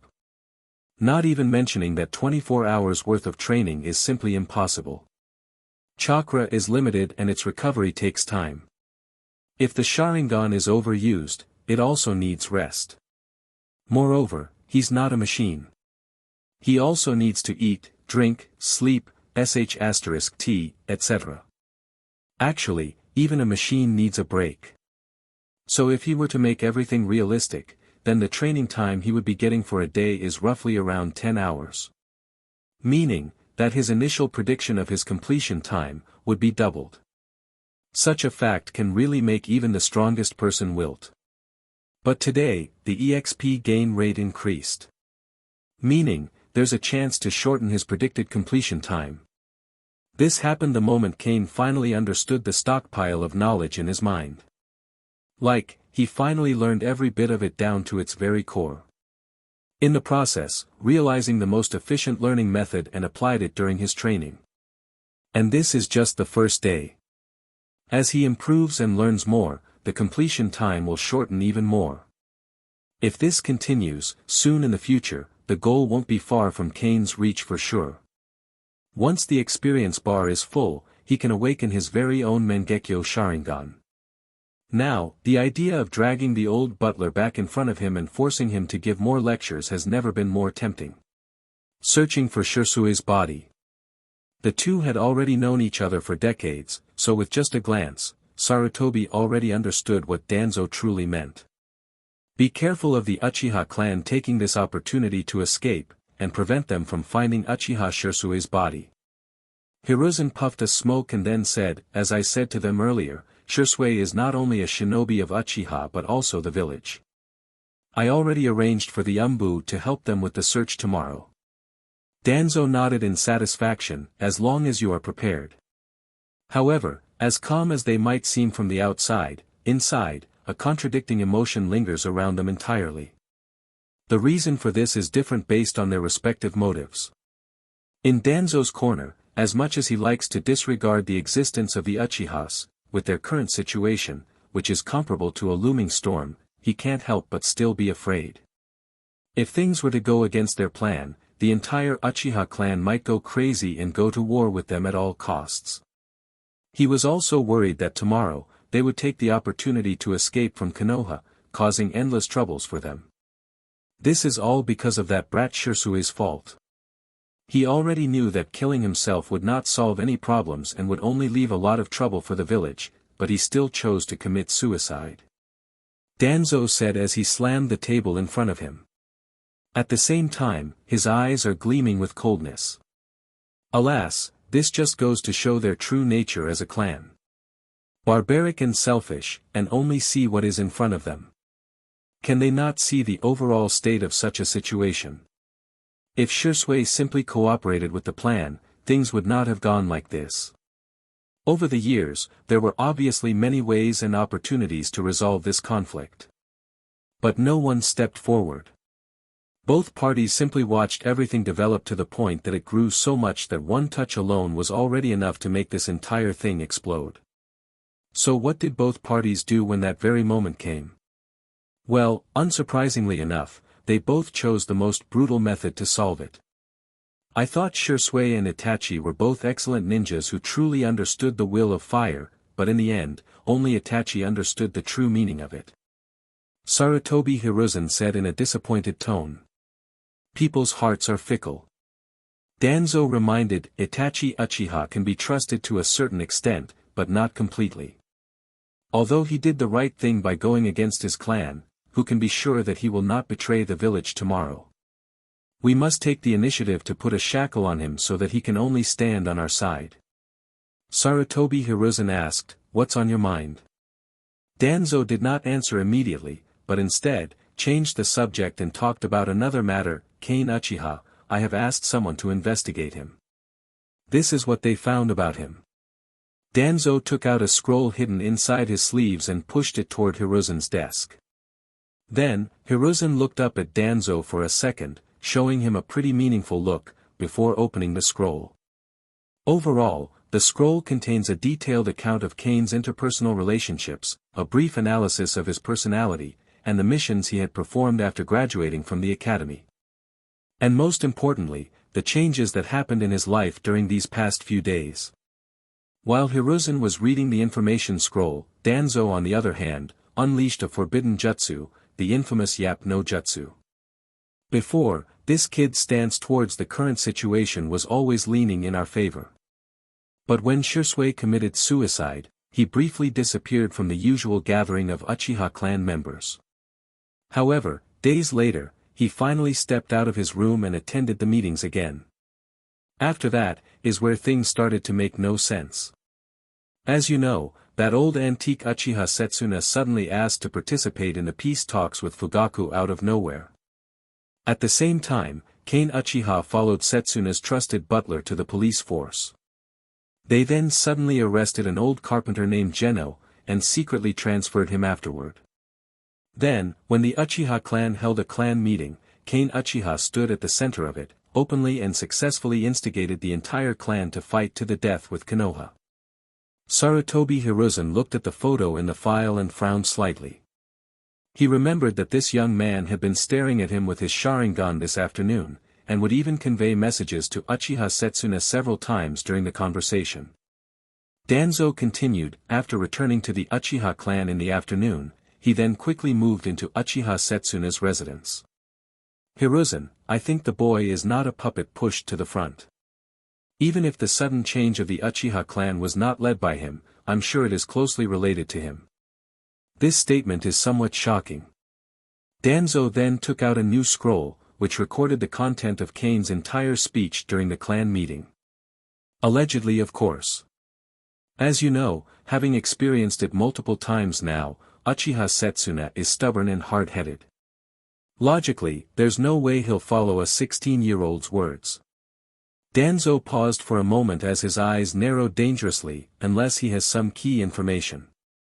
At this point, Hiruzen already got the gist of everything. So with a conflicted manner, he followed Danzo's words. "Even I can't explain how could that be possible, but given his behavior during the meeting this afternoon, this kid is indeed related in some way or two. To be honest, I had the same reaction when I read what's written in that information report I gave you." Shimura Danzo emphasized again, "This young Uchiha is very dangerous." Sarutobi Hiruzen had to admit that he had made a mistake here. Somehow, even after seeing his presence, he actually chose to ignore such a high-risk person. Fortunately, it isn't too late to act yet. "I'm guessing you want to get rid of him?" Danzo said coldly, "No, getting rid of him will only detonate the Uchiha bomb prematurely, which is not in the interests of our Konoha. Using Itachi Uchiha, I'll simply turn him into a useless person who's incapable of doing anything." After hearing this, Hiruzen showed no reaction. He simply puffed another cloud of smoke and said in a plain tone, "When will it happen? We can't stay idle for long, so I already made my move. Earlier, I asked Itachi to advise his father to arrange for that boy to be in charge of the search for Shisui's body. Then, during the search, Itachi will find a suitable time and reason to talk to him alone." Then, during their heated conversation, Kane Uchiha lashed out at Itachi. Itachi would obviously defend himself, but he did not expect Kane Uchiha to be so weak, and he accidentally crippled him. Obviously, there's more to this plan than meets the eye. In the first place, things don't just happen that simply.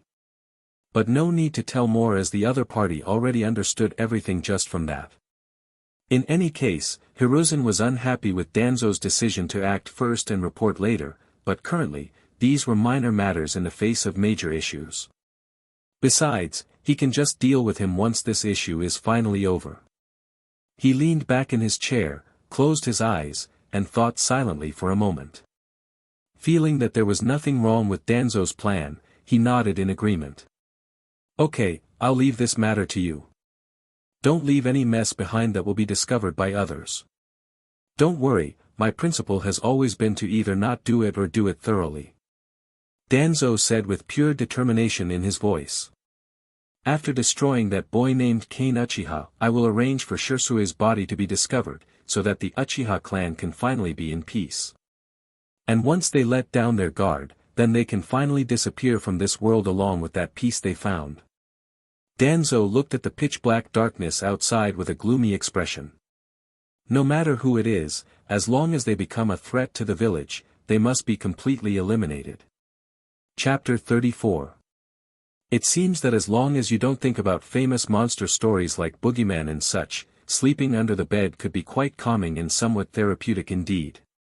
Well, who could argue?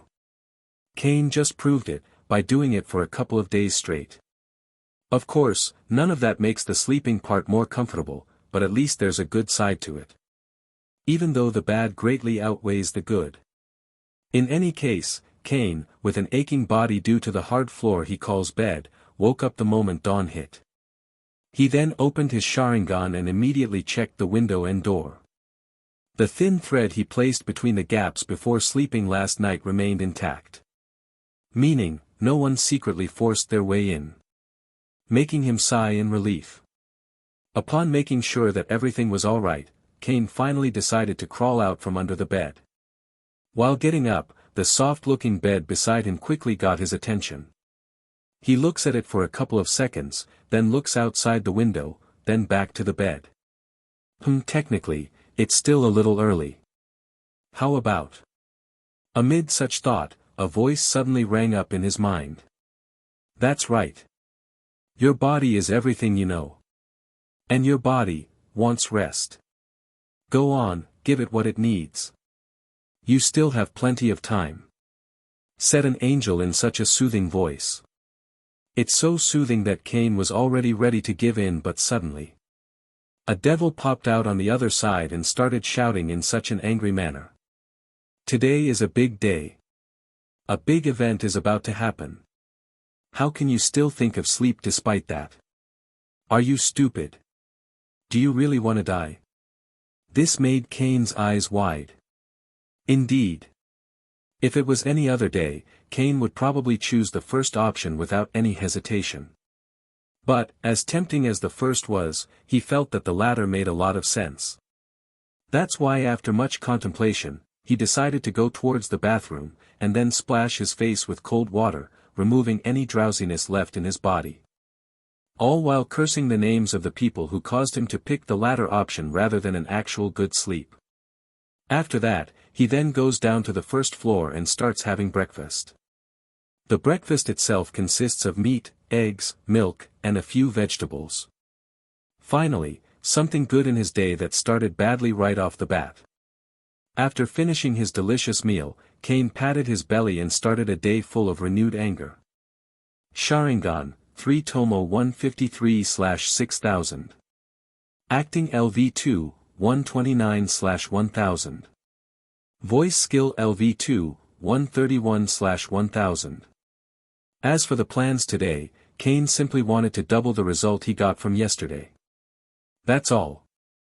Normally, this couldn't be a choice. However, he managed to get the Uchiha Clan's secret pill that boosted Chakra's recovery last night. Thanks to that, this crazy idea was made possible. Oh right. I almost forgot that I have to send a clone to join Shirsui's body search today. Kane quickly summoned a shadow clone and made it wait nearby. The shadow clone technique will take away half of the chakra in the caster's body. Currently, with the amount of chakra in this one shadow clone, it can exist for several days as long as it does not fight. Knowing such a fact, Kane then summoned 4 new shadow clones in one breath, which consumed a lot of his chakra. To the point that Kane does not have much chakra left upon doing this. making the summoned shadow clones not exist for long. But after taking the secret pill and waiting for the chakra to recover to a large extent, he summoned one more. There, 6 shadow clones. That should be enough. Although shadow clones are effective for training, and Cain can still summon more given his refreshed chakra pool, he doesn't dare to use too many of them. He discovered after actual practice that after the shadow clone is released, it will bring back the memory. If there are too many shadow clones, it will form a memory flood in his consciousness. And that could cause some problems. And Cain doesn't want such problems. A fried brain is literally the last thing he would want to have right now. Even in the entire series, Naruto is probably the only one who can practice and fight with the multi-shadow clone jutsu without suffering any problems from it. In regards to the plausible reason as to how he can handle the memory flood problem is most likely due to this other forbidden technique called plot armor jutsu. A pretty powerful technique. Even Kaguya, someone who's easily considered the god of this world, fell for it. Truly a terrifying power that can make everyone tremble in fear. Underscore underscore underscore underscore underscore underscore underscore underscore underscore underscore underscore underscore underscore underscore underscore underscore underscore. 3 hours had already passed since Cain woke up, and Uchiha Inahiro, the same guy who made a promise to himself that he would start following Cain's steps in order to be as talented as him, finally got up. Today's weather is nice, Inahiro said with a satisfied nod while looking outside the window. Time to plan my schedule for today. 8:30 to 10 o'clock, he will wash up and have breakfast. From 10 to 10:15, he will arrange a shadow clone to search for Shirsui's body. He was about to say that he would also just send a shadow clone to oversee Cain's training and spend the rest of the day reading the newest volume of Isekai'd Paradise, but the words of his father last night hit his mind like a flying rock. Starting tomorrow, you will personally help Cain with his training. He's currently the most important person in the clan, so you must protect him at all costs. Even if it costs you your life. This made his once happy smile freeze to death. So, clearly left with no choice, while grumbling, he started preparing for the day and quickly made his way to where Cain was. He arrived at the place not long after that. And upon arriving, he greeted Cain with the most friendly smile he could muster.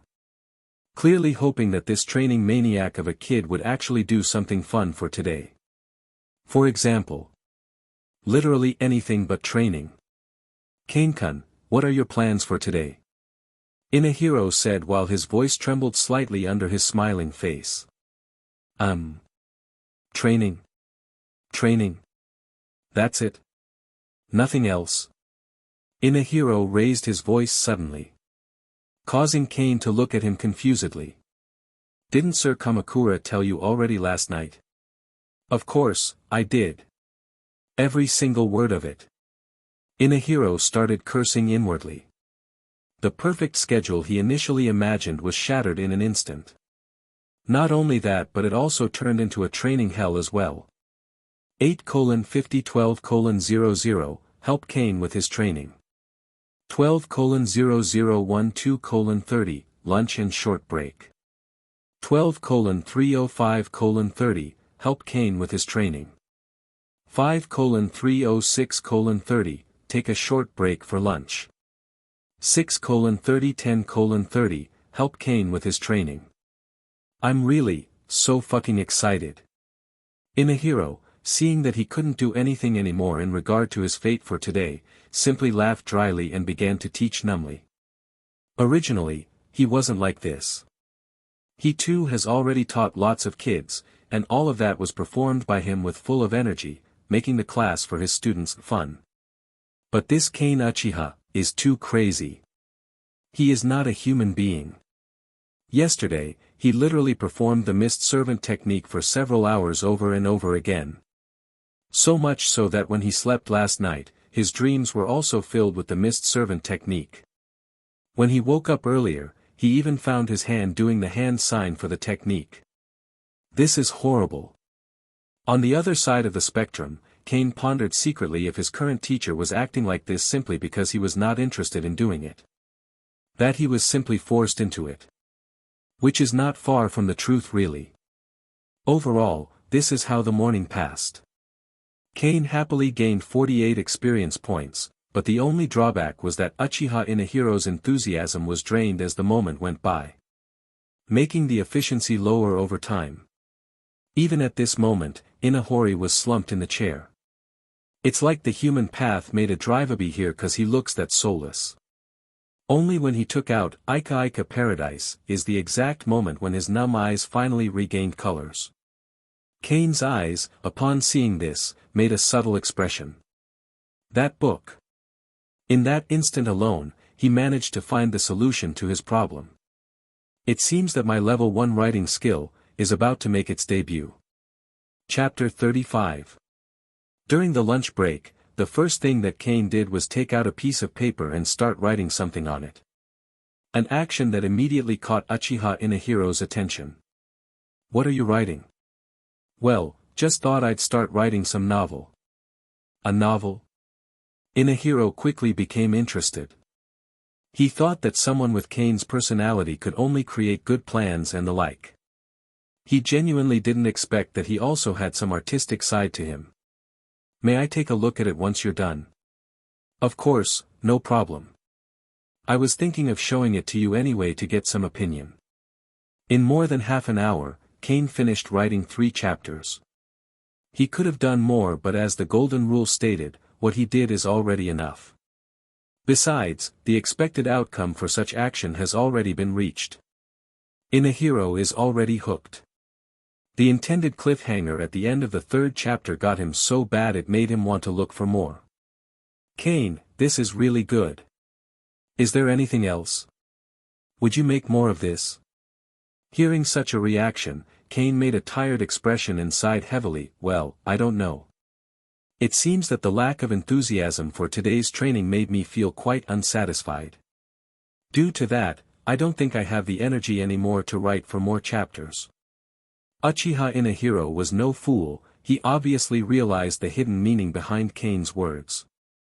That's why he quickly spoke up while forcing out a reassuring smile on his face. Maybe you haven't trained enough. We will make up for it later, but this novel. Well, just later. Kane said with quite a dissatisfied expression. Will train even harder. Starting today. Oh. Every day. Then if that's the case. I could surely do 2 chapters a day. Deal. After finishing the small matters at hand, Kane once again devoted himself to the great cause of training. With the full cooperation of Uchiha Inahiro, Kane's training efficiency has improved a lot. Coupled with abundant training resources, the experience bar grew rapidly like a bicycle turning into a car. Chakra is at its lowest point, take pills. If eyeballs become dry and painful, use eye drops. He originally thought that the Sharingan would be the slowest to level up out of all the skills he has. But now it's the other way around. It's starting to rise to the top pretty quickly. Sharingan, 3 Tomo 248/6000. Looking at the panel, Kane thought to himself, I have almost mastered the insight feature of the Sharingan. I can probably start learning the next feature already. Gosh, I'm so good. However, given such bold thoughts, Kane's actions going forward remained the same. He suppressed his expectations and continued to practice with the eye of insight. During this time, he also explored other methods to see which one was the most efficient and natural for him. Specifically speaking, the usage of genjutsu reversal. Upon gaining some mastery over such a technique, the amount of exp gain is now starting to be affected as well. Given that level illusions were no longer effective against Kane, he now needs a much higher form of illusion to counter. Of course, Uchiha Inahiro easily upped the level of illusion he was using upon knowing this. In any case, such cases were also the same for other related things and techniques that were taught to him. Over time, Kane would master something and the other party would increase it. Such a thing would go on over and over again. Obviously, the EXP gain would also increase at the same time. Experience points +3, +5, +6, +5. And that's how the day would go until evening. After dinner, Kane can be now seen in his bedroom, sitting in front of a table, not muttering a word. The only thing that can be heard is the pencil violently smashing against the table as he furiously writes on a piece of paper. That's right now, he's busily writing the 2 chapters of the novel he promised to give to Inahiro tomorrow. This action of his would go on for a couple of minutes before he's finally finished. At the same time, he decided to release one of his shadow clones, specifically, the one that he ordered to join in the search for Shirsue's body today. After the shadow clone dissolves itself, the memory is transmitted back. Kane finished reviewing the memory almost instantly, and a frown quickly appeared on his face. Why did Uchiha Itachi take the initiative to ask to be in a group with me? The original Kane had an average relationship with Uchiha Itachi. Uchiha Itachi was too aloof and arrogant, so the two of them were just nodding acquaintances. But all of a sudden, this happened. Seemingly out of nowhere. Is it Fugaku, or those 2 old men? Either of the 3 could be the suspect, so this is quite hard. Due to the lack of information, Kane could not make an accurate inference. That's the reason why he chose to not make any more wild guesses. Such a thing would only do him more harm than good. In any case, no matter what Uchiha Itachi's plan is, it will be exposed sooner or later. Caution is the utmost priority whilst moving forward. Now that I think about it, it's probably a good thing that Uchiha Itachi approached me. Tomorrow I'll attach some recording equipment to the shadow clone. Maybe I can get something surprising out of it. Kane seemed to be smiling, but in fact, he did not look relaxed at all. The oppressive feeling and weight of the impending storm grew heavier on his heart. In the end, strength is what determines this world. After this, Kane took a quick rest and then got back to training. Although the secret pill for restoring chakra is effective, it cannot be taken frequently. It still accumulates drug toxins and damages the body. Not to mention that there's also the after effect that made Kane's body quite heavy after the effect wore out.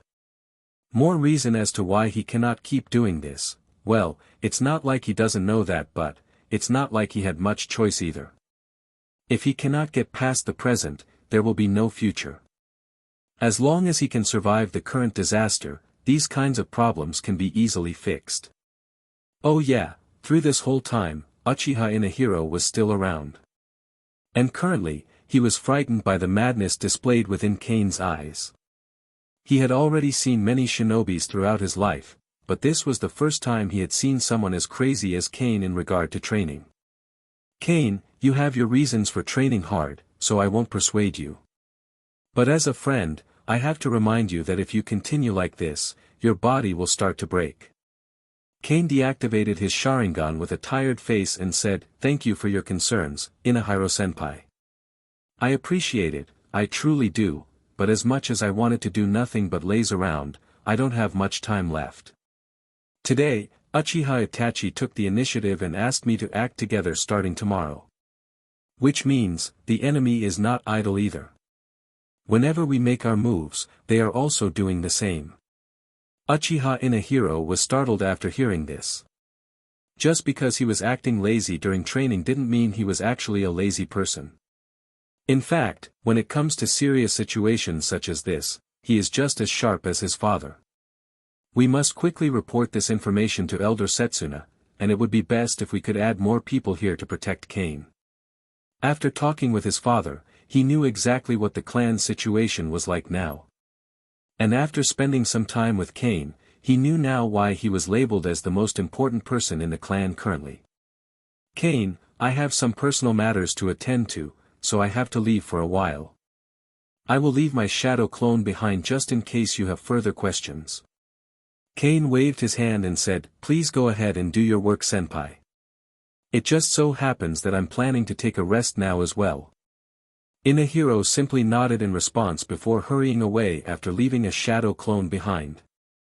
On the other hand, Kane looked in the direction where Inahiro left, his eyes flickering.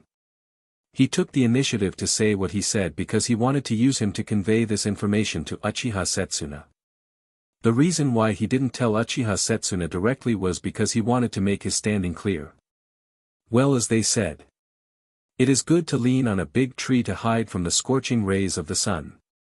But he cannot always depend on it, otherwise, he will be stuck. That's not good, especially if that tree is just as dangerous as the scorching sun itself. Cain retracted his gaze with a sigh. After that, he started dismissing the other shadow clones.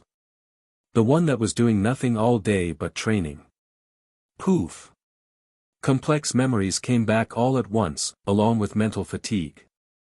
Exhausted, Cain started digesting the memories of his shadow clones, all while staggering back to his room. Staring at his soft-looking bed, Cain could not help but make a face full of regret. It's too bad I couldn't just dig a hole and make a hidden sleeping area there. Cain's chakra attributes are fire, lightning, and water, plus the yin that comes with the Sharingan, a total of 4. Regardless, none of that can help him when it comes to achieving his little secret bedroom plan. Besides, using earth release to dig a hole would make too much noise. It would attract attention for sure. I need to change the sleeping area.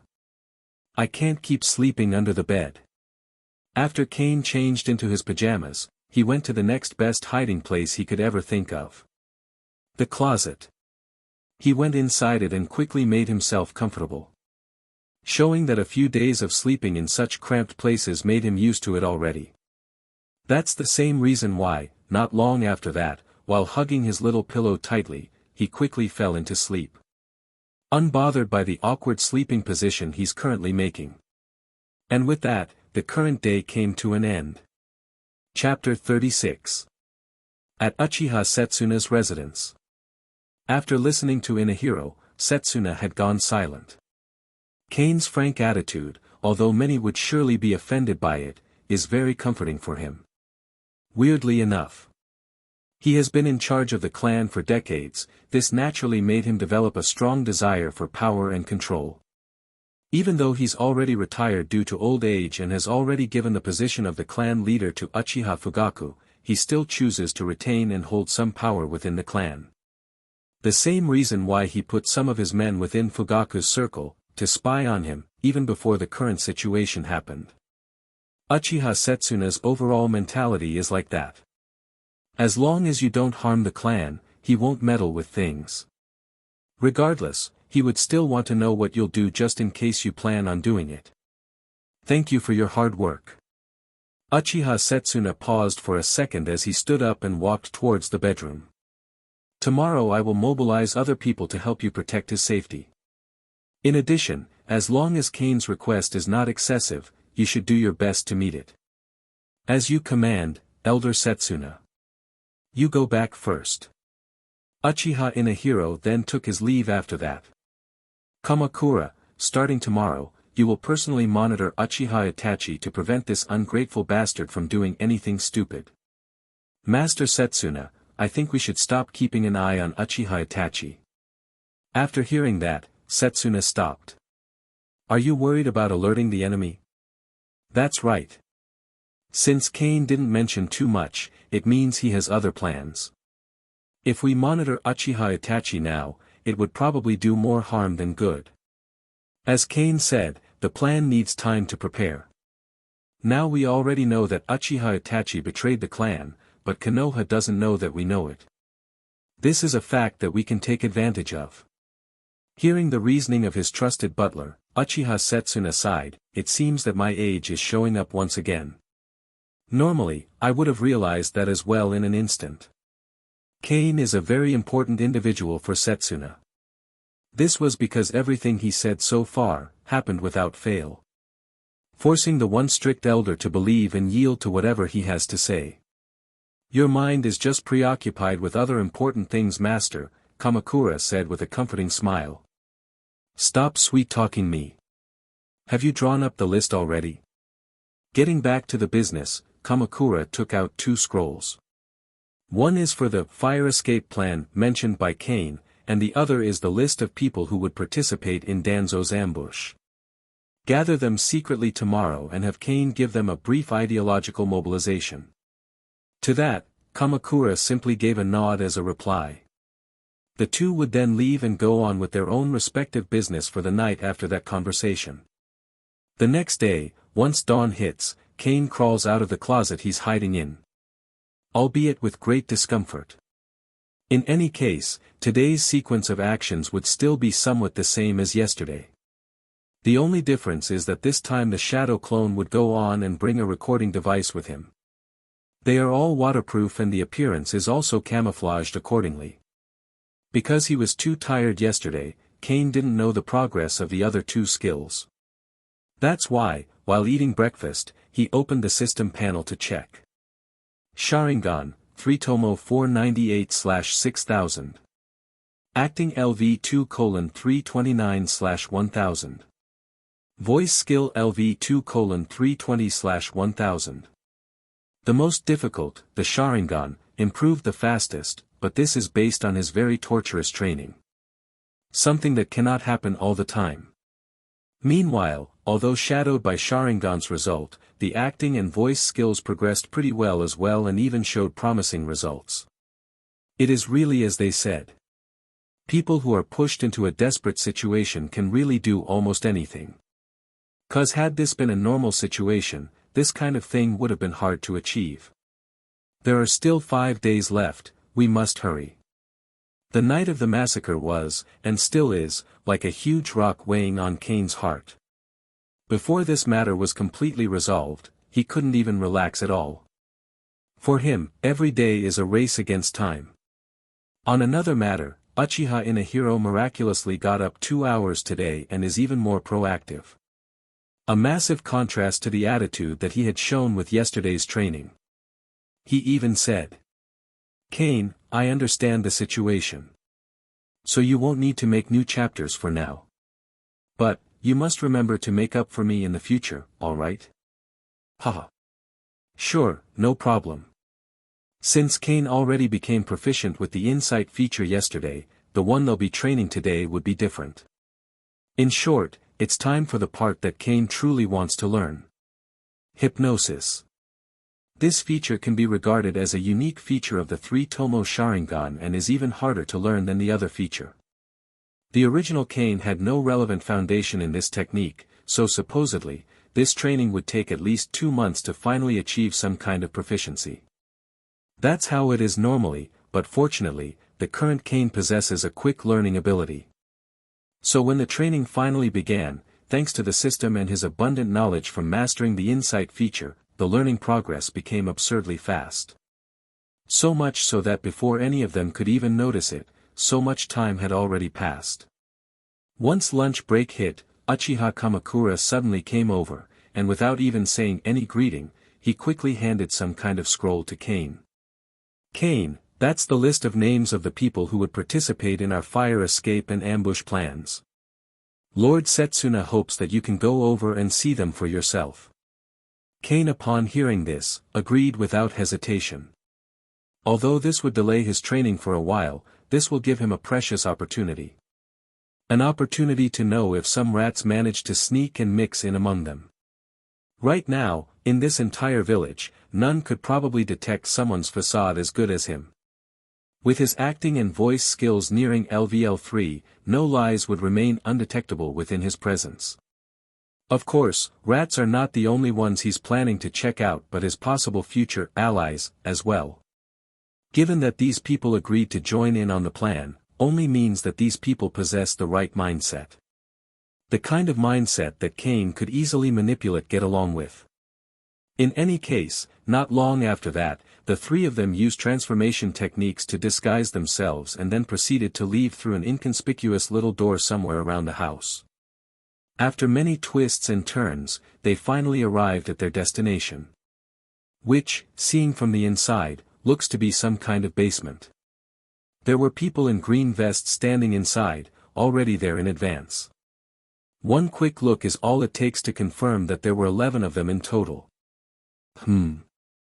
Suddenly, Kane's eyes narrowed because while scanning the group, he noticed that 2 people among them looked somewhat familiar. After carefully searching his memory, he finally remembered who these 2 were. One is Uchiha Yashiro, and the other is Uchiha Tekka. This very information puts a smile on Kane's face. Why? Because these very same people are supposedly, closely related to Fugaku. He even thought that these two would be among those who he had to face in the future. Turns out that they were Elder Setsuna's rats all along. Heh. This will be very interesting. Chapter 37. My name is Kane Uchiha. Kane said calmly as he slowly unfolded the forbidden talk no jutsu. As much as it hurts him to do it, he simply has no choice but to use it. Believe it or not, I'm just like most of you here. My parents died in the war to protect Konoha when I was 5 years old. To this day, I still remember clearly how I felt after receiving the news of their death. It was. Kane's voice was trembling slightly. It feels like my heart was getting ripped to shreds. My parents were kind and they believed in the will of fire. They left to protect Konoha. I don't know if they regretted it, but I do. I regret it on their behalf. To this day, I still remember clearly that one afternoon when I was alone in the park near our house, sitting on the swing there, hoping to see my parents as soon as possible. I was very happy that day. I wanted to tell them that I had recently received praise from my teacher at the school. But what appeared in front of me later was not my parents, but a ninja from Konoha. Your parents sacrificed their lives to protect Konoha and everyone else. They are heroes. When you grow up, you must inherit your parents' will. Kane then smiled sarcastically. They are praising my parents' death. I don't understand why such a painful thing has to become the glory of our others. Kane said that in a loud voice, but his face remained calm, as if he was narrating something completely unrelated to him. I knew that from that day on, I would be alone. I know that when I go home, no one will ever smile and say, "Welcome back, what would you like to eat today?" I know that no one will ever be patient enough to accompany me in my training again, and no one will ever criticize and educate me with a harsh but caring attitude when I make mistakes. If the pain lasts for a long time, it will become numb. However, no matter how numb it becomes when touched, it will still cause piercing pain. This is the exact feeling that everyone here felt while listening to Kane's story. He was narrating a story that only happened to him, but it's as if everyone here has gone through the same experience. The Second Ninja World War happened long ago. But the third was just recent and had not yet faded from their memories. Everything that happened during that time is still fresh in everyone's minds as if it were yesterday. They are ninjas. Under a transfer order from Konoha, they all rushed to the most dangerous front line. Too many companions and comrades fell silently. Those who fell were not simply others. They are brothers and sisters. Other people's parents and other people's children. Some were even relatives, friends, and lovers. Even Uchiha Inahiro, who's always acting laid back, was currently in a trance. The image of his best friend's blood-stained face, who died during the war, overlaps with his vision. This case is not only for Inahiro, the others were also experiencing the same thing. Painful memories surged up like cold waves, constantly hitting their already numb hearts. Realizing what was happening, Kane paused for a second, took a deep breath, and forced out a pitiful smile. When I was growing up, I tried to be like my parents. Hoping to inherit their legacy and protect Konoha as well. During this time, I met an idiot named Uchiha Shirsui.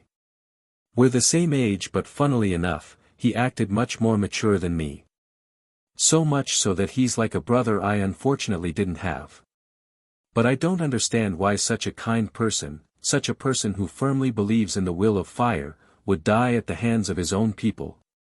Kane's calmness suddenly turned into anger, like how a volcano erupts without any warning. I don't understand why my parents have to sacrifice themselves for such people. I don't understand why our clan's efforts always result in such a return. I don't understand how long this pain will last. Those who are chosen by Uchiha Setsuna share the same ideology. Even though some of them were once pacifists, they faced reality after being hit by Konoha's iron fist time and time again. Kane's words once again aroused their anger. Some people have always said that we should consider the overall situation, trust Konoha, and trust the third Hokage. The third Hokage is a good person, Shimura Danzo just deceived him. But what is the truth, really? There was a fire in Kane's eyes, as he waved his arms vigorously in front. He said with absolute certainty, "Sure, Danzo is evil. But Sarutobi Hiruzen is worse. He has been the Hokage for more than 30 years. He's in charge of almost anything and personally appointed his trusted aides. Shimura Danzo is his right-hand man. How could such a Hokage be deceived? During his reign, the Sarutobi clan has grown rapidly and its size has increased countless times, but our Uchiha clan has declined from the founder of Konoha to the pitiful state it has now in the present day. Is this mere coincidence? Shursui, that idiot. He chose to believe in Konoha. Kane's Sharingan appeared and spun rapidly mid-speech, but in the end, he died at the hands of Shimura Danzo, and his Sharingan became Danzo's collection. Is this an accident? His voice became louder and louder, it was almost a shout at this point. No, this is a conspiracy. It is a conspiracy against our clan.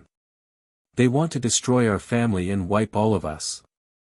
But, even so, there are still people in our clan who still believe in such people. He told us that he would seek justice for the clan, but in the end, he chose to side with the enemy. Then he turned around and asked us to restrain ourselves, be rational, and consider the overall situation.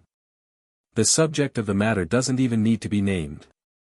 All the people who were currently present, once they heard Kane's words, had the same image in their minds. Uchiha Fugaku. Could it be? Kane glanced at everyone present, his eyes falling on each and every one of them, making them all feel a hot and burning sensation. Do we simply do nothing but offer our heads to them? 'Cause if I don't know any better, it seems that this is what we were getting told to do. Kane laughed when he said this. Do you know why the clan leader, Uchiha Fugaku, was unaware of this operation? Upon hearing what Kane just said, Uchiha Kamakura's heart couldn't help but start beating wildly. He didn't expect that Kane would take the initiative to reveal this issue in front of these people. These people, although it doesn't look like it at first, currently exist at the top of the Uchiha clan. They are basically one of the current pillars that make the clan. To reveal this matter to them. It seems the storm that we're carefully avoiding is about to begin. Chapter 38. Uchiha Kamakura instinctively wanted to stop Kane. Older people fear change more than younger ones. If the entire Uchiha clan splits up now, given their current situation, it will do them more harm than good. But when he was about to act out, in the corner of his eyes, he suddenly caught a glimpse of everyone's expression. They were paying close attention to every word and sentence that came out of the young Uchiha's mouth.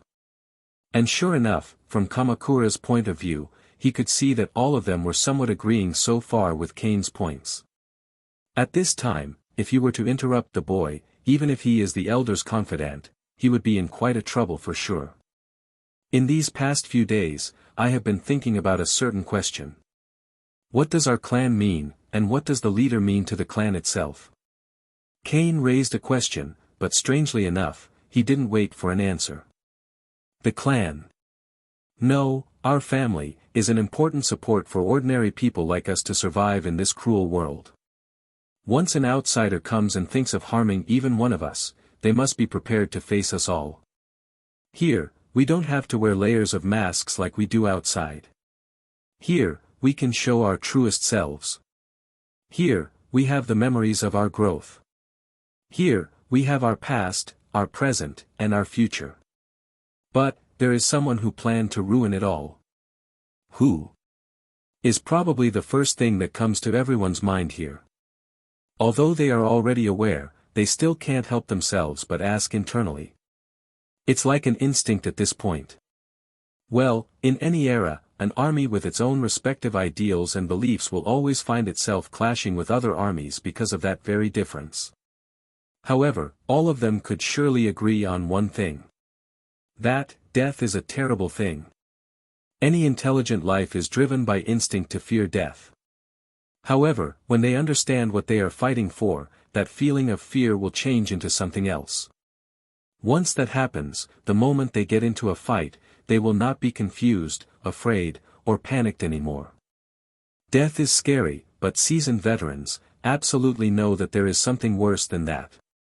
That's the reason why when everyone heard Kane say that someone wanted to exterminate the Uchiha clan, they were very angry initially, but this anger was vague and abstract. And this vagueness, this abstraction has been aroused even more by Kane. As a result, they developed another emotion, fear. But the ninjas here are personally selected by the elder himself. All of them here are elite ninjas who have experienced life and death on the battlefield countless times already. Fear will not crush them, but will only stir up the cold murderous intent in their hearts, making them more determined and sharp than ever before. And as the main weapons that Kane will use for his plans, such conditions are never bad. As horrible as this might sound to be. In any case, even if anyone here is aware of how Kane sees all of them, they most likely wouldn't react negatively. In the first place, Kane is indeed doing all this for the sake of the safety of the clan. For such a cause, they wouldn't mind becoming his tools. Kane carefully felt everyone's emotions and spoke again. The clan leader is the head of the clan who protects the common interests of all of us clan members. Such a position doesn't only hold power, but also great responsibility. Kane wanted to drag this out and keep throwing **T on Fugaku's name until his name became nothing but a pile of it. But even now, uncertainty still exists. He can't keep his mouth on the loose for much longer. Otherwise, something out of the plan might happen. Our leader, Fugaku, is unable to lead the clan back to glory. He acts so submissive to the higher-ups of Konoha. As the leader, he failed his responsibility to the clan. Kane stopped there. If he goes much further, he might accidentally reveal the issue about Itachi.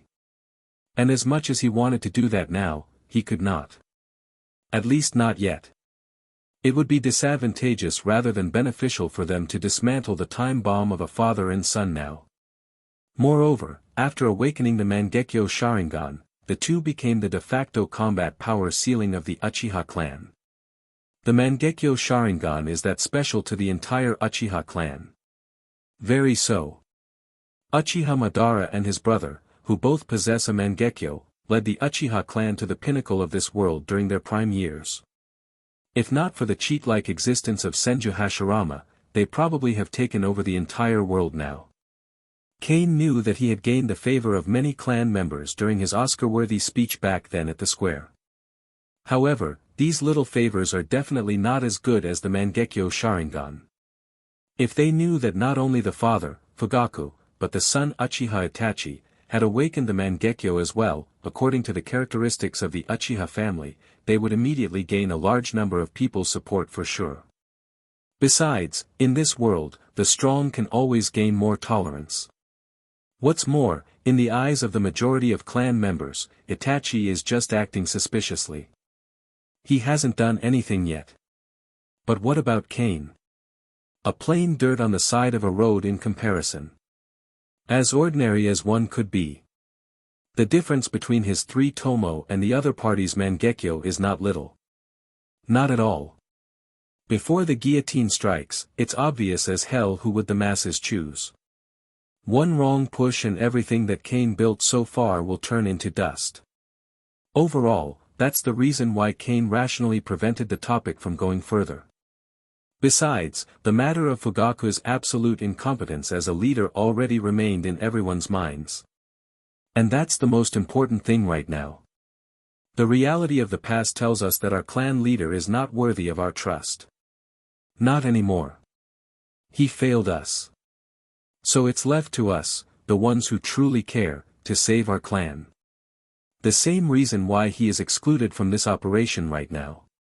Kane looked at everyone with a burning gaze. The fact that you are standing here proves your loyalty. You are truly the people who can be trusted. With such a level of comparison, a strangely comforting feeling arose in the hearts of everyone here. It turns out that they are so important. It turns out that the clan leader is such a person. It turned out that it was Uchiha Fugaku who betrayed their trust. Here, Kane had to sincerely thank Fugaku for being such a good target. If not for him, he would probably have a hard time stirring up this bunch. Since the second Hokage Senju Tobarama, our clan has lost its former glory and has been on a constant decline for more than 45 years. From now on, we will use our own hands to make up for those lost years. It's time for Konoha to see the true power of our clan. Kane's words ignited everyone's emotions, quickly turning the room into a frenzy. They're like wolves, once they hear a howl, they quickly lose their ability to think rationally and simply succumb to their basic instinct. And as if driving the final nail in the coffin, Kane spoke once more with such a forceful and unquestionable attitude. And the great revival of our clan begins, with Shimura Danzo's death. Chapter 39. The people selected by Uchiha Setsuna are at least special jonin. Strictly speaking, they are also the decision-makers of the clan.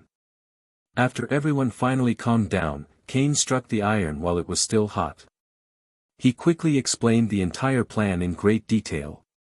Both for the escape and ambush plan.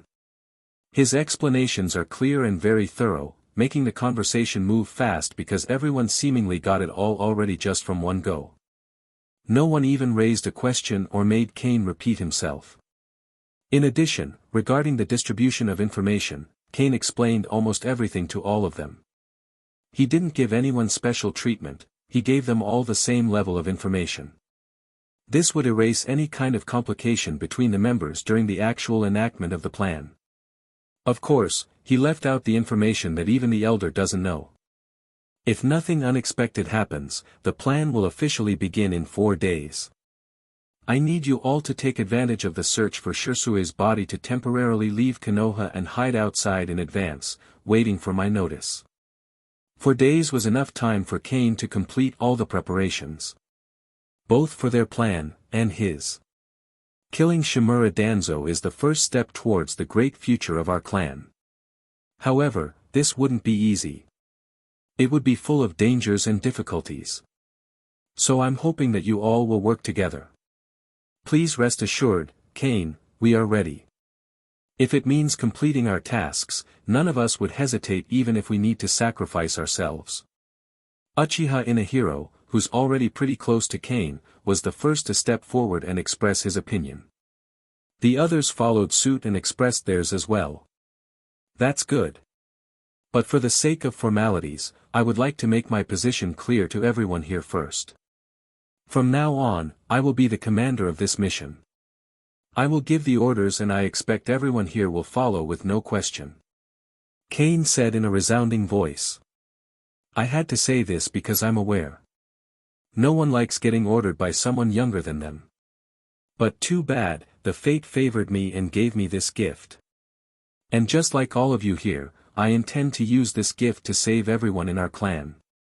Kane's face was calm and his tone was firm, so please understand. Cooperate, because everything we are doing right now, is for the clan. Uchiha Kamakura stepped forward right after that and said, Inahiro, Tekka, Yashiro, the 3 of you stay here, the rest, can now go back and prepare. As said before, Kamakura's words, when it comes to situations like this, are the elder's words. That's why right after he said that, without even asking any questions, everyone, other than the 3 who were ordered to stay, quickly left.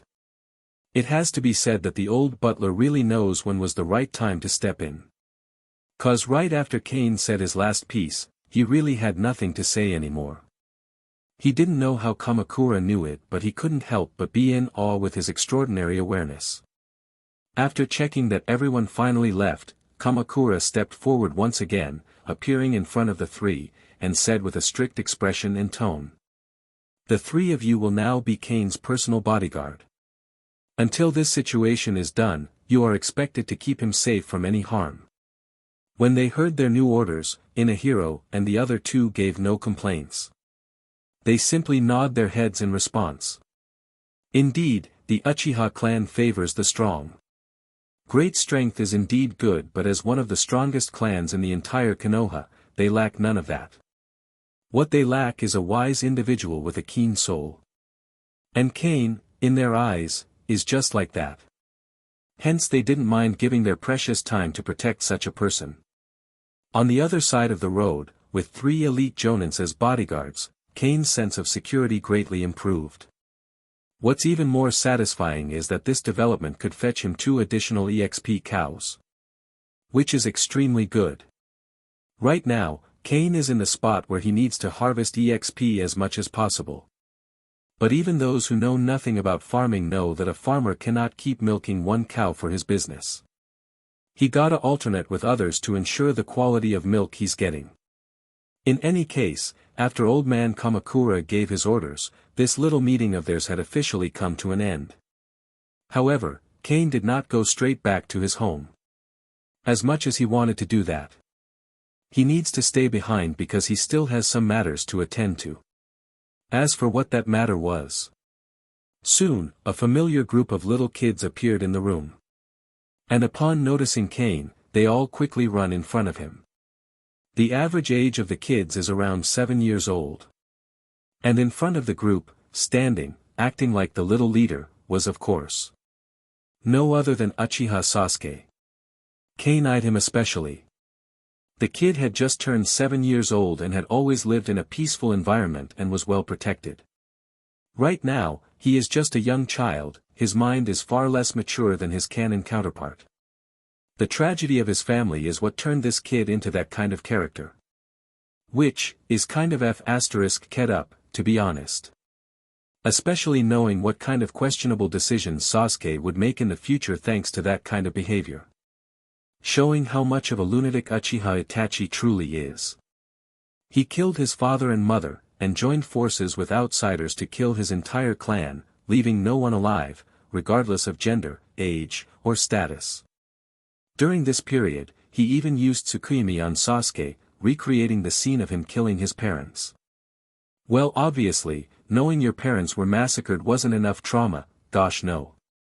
To maximize the effect, he also needed to see how his own brother killed both their parents. And as if that wasn't bad enough, to prevent Sasuke from knowing the truth and possibly seek revenge on Konoha, he actually sealed Shirsui's Kotoama Tsukimi in Naruto's body, trying to use it to control his brother and make him protect the village instead. Magnifique, truly the brother of the century. Senpai. Sasuke looked up at Cain with eyes full of clear admiration.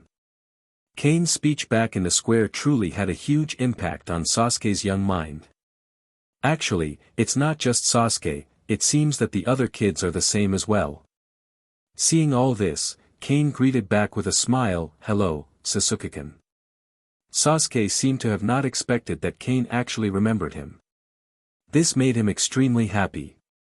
Feeling the envious gazes of his peers behind him, Uchiha Sasuke couldn't help but puff out his chest with pride. Cain's smile faded, and he said in a formal and serious tone, "You must be curious about why I called you here today." Cain's sudden shift in attitude made them nervous as well. "Our clan right now is currently in a very dangerous situation.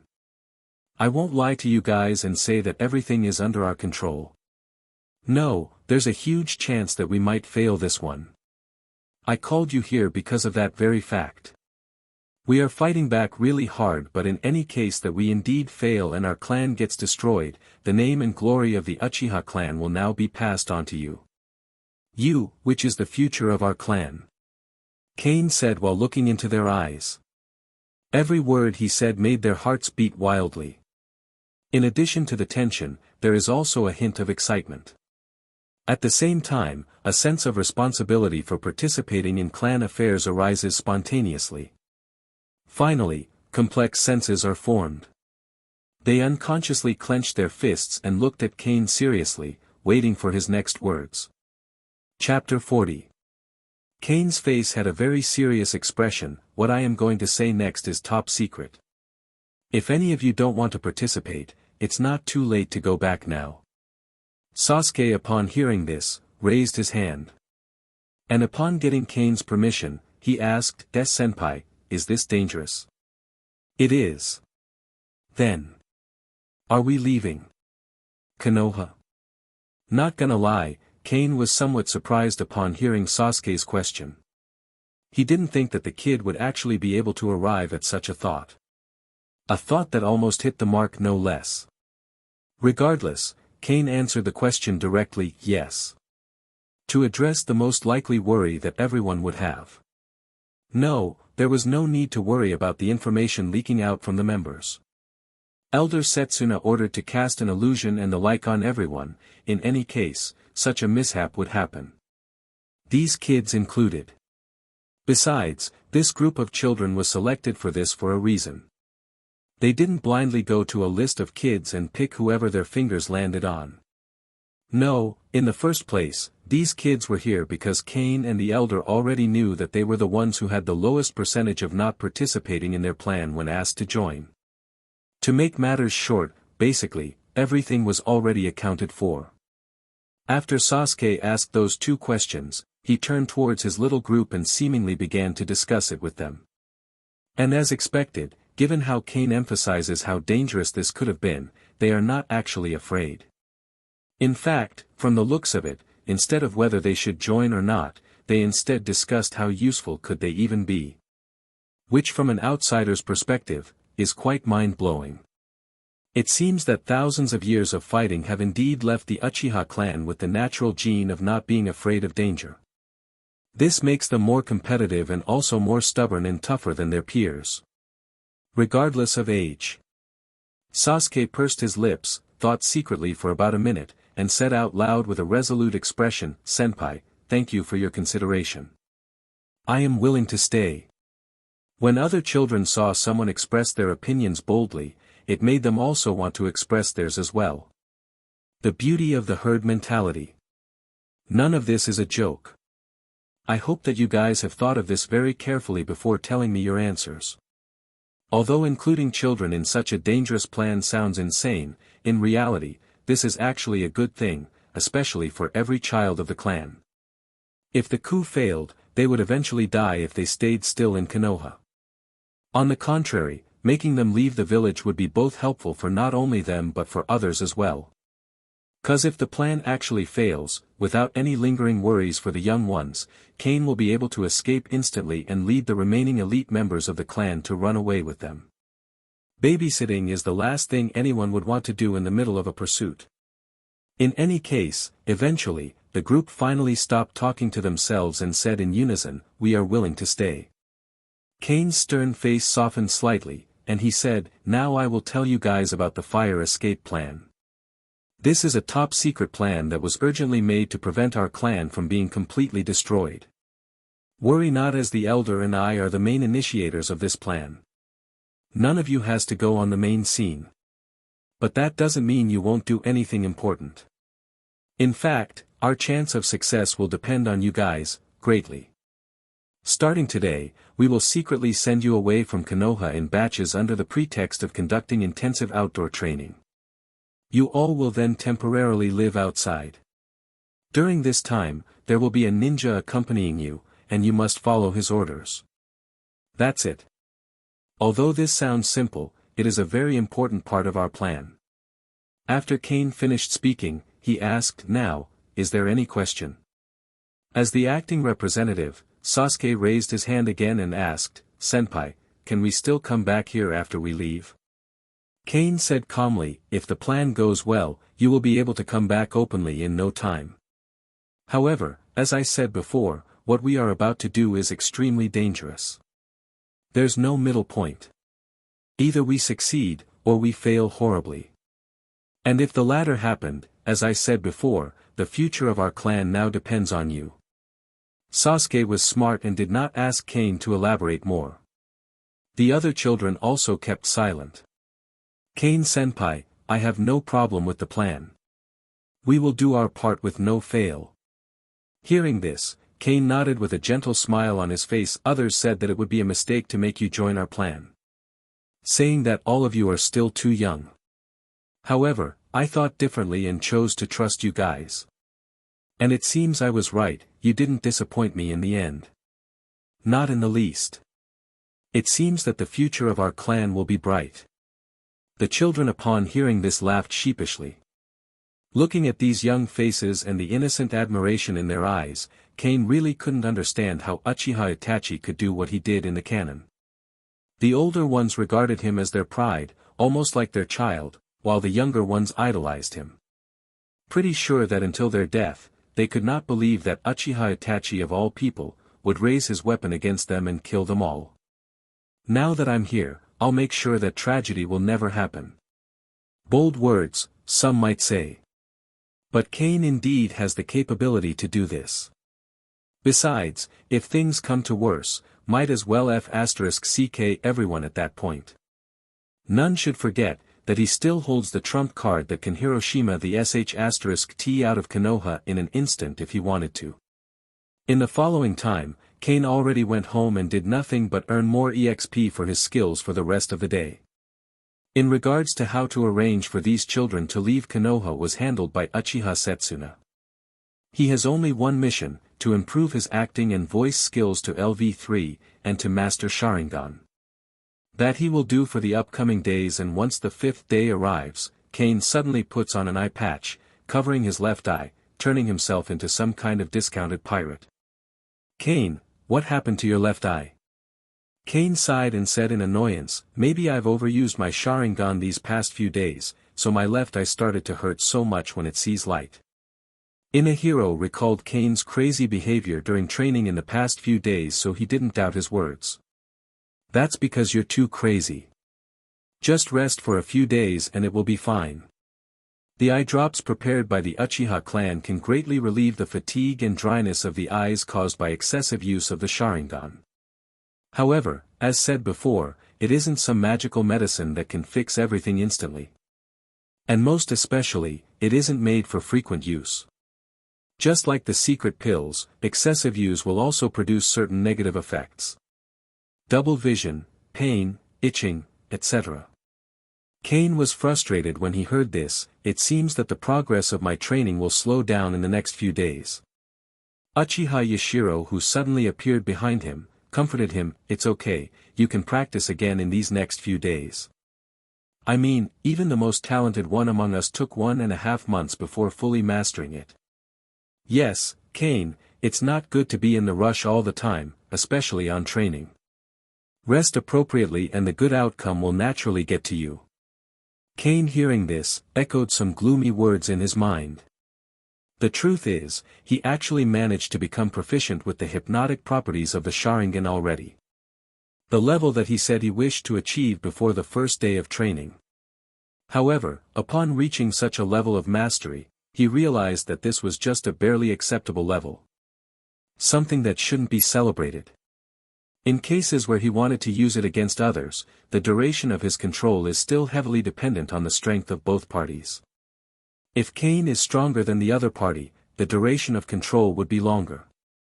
On the contrary, if Cain's strength is weaker, then he may get counterattacked if he is not careful. A result far from Cain's initial thought of being able to put everyone he locked eyes with under his control regardless of the situation. Of course, he didn't think it would be that easy, that there is still some form of resistance, but he didn't expect that it would be this much. Regardless, it's still good that he achieved his current level before the current day. Because today is when the wheels of his plan would begin to finally roll. Chapter 41. Cain opened his eyes and looked at the data panel shown by the system. Name, Cain Uchiha. Bloodline limit, Sharingan, 1013/6000.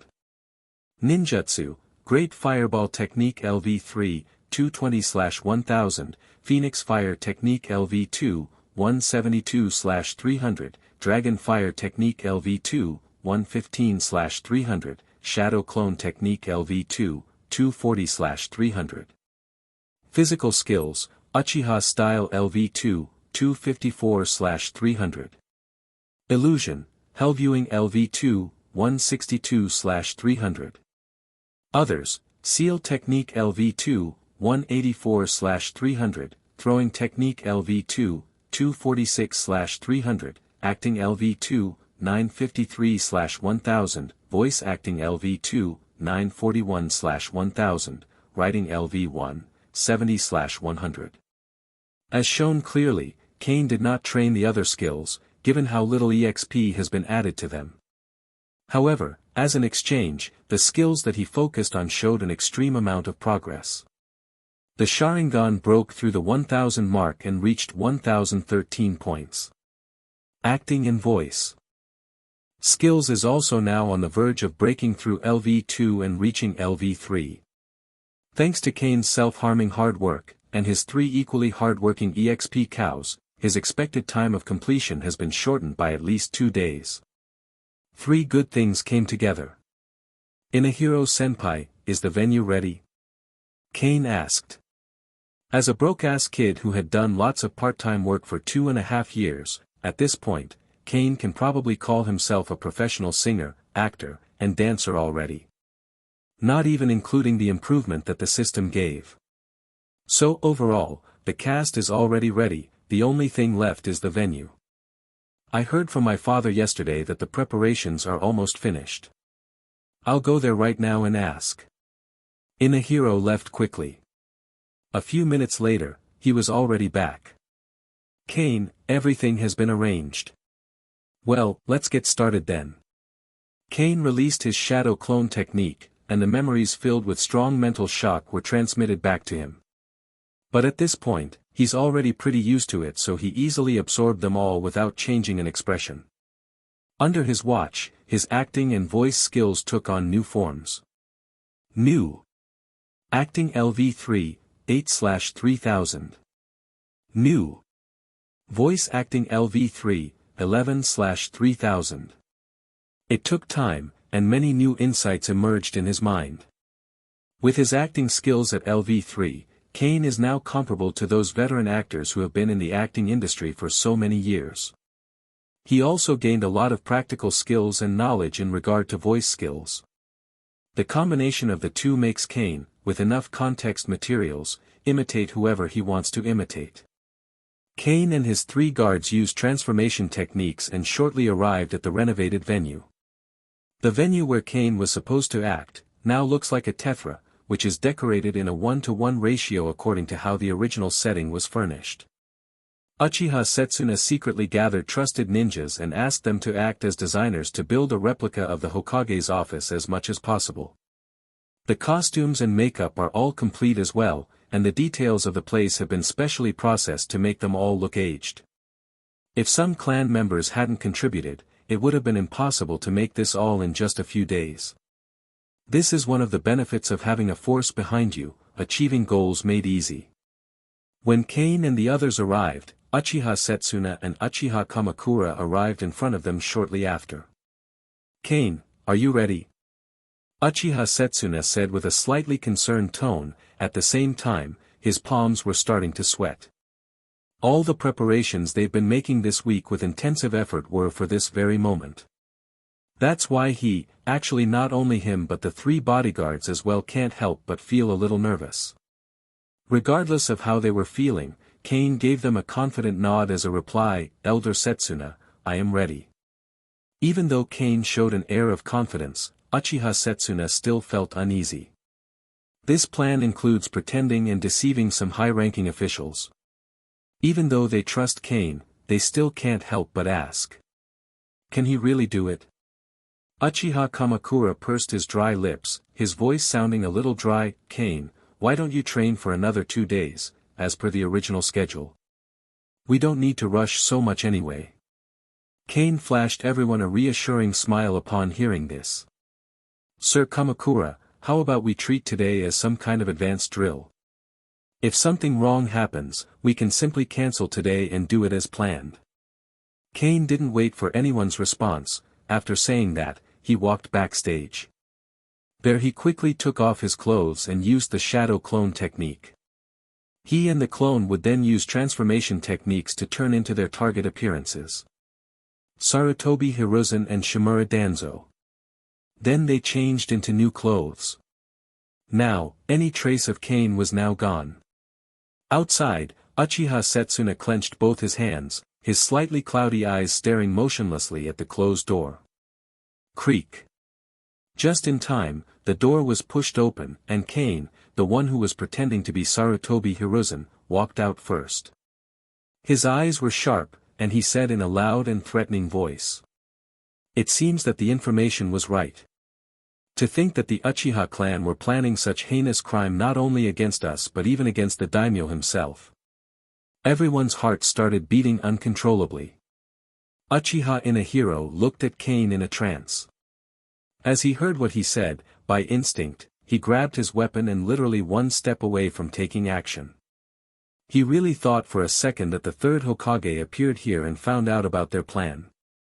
Even Uchiha Tekka and Uchiha Yashiro tensed their muscles and instinctively opened their Sharingan as well. Also was about to attack. Good thing that before things were to escalate even further, Kane raised his hands and changed his voice back to his own HEY. Chill. It's me. Hearing Kane's voice, everyone relaxed and gave a huge sigh of relief. Damn, you're good at this. I thought for a moment that the third Hokage was actually here and found us out. All of their worries and anxieties disappeared in an instant, leaving only anticipation. Uchiha Inahiro suddenly had an idea. Kane, if you're that good at imitating the third Hokage, why don't we simply assassinate him, and then have you replace him? Kane, immediately after hearing Inahiro's suggestion, suddenly made a dumbfounded expression. With Sarutobi's face on, this scene was even more comical. Man, knowing you for a week now, I didn't think that you would actually have the ability to come up with such a stupid idea. Where in the brain-dead world did that even come from? Inahiro was obviously offended when he heard Kane call him stupid. He was about to speak up but quickly paused when he remembered that Kane was actually the one in charge here, and also a genius no less. Making him question himself first. Is his idea actually that bad? The fake video plan is fine, but assassinating the third Hokage and replacing him is pretty far-fetched already. Like how the F***ck they would kill one of the strongest people in Konoha in the first place. They can kill him with intensive planning of course, but assassinate? That's a different matter altogether. Let's not even mention the imperfection of the transformation technique itself. Under the sharp eyes of those who are always close to the third Hokage, it would only be a matter of time before such a plan is found out. In any case, it doesn't change the fact that such a plan, if it can work, can really be the best plan to take. Even Uchiha Setsuna himself thought greatly of it for a moment, until Kane explained how bad it is. Making the elder sigh in relief. Well, as said before, the Uchiha clan is not known for being brainy. They are cunning of course, and have good combat instincts, but all of that doesn't translate to their overall intellect. I mean, just look at the history of this clan. One tried to plan a coup and did nothing but do open meetings.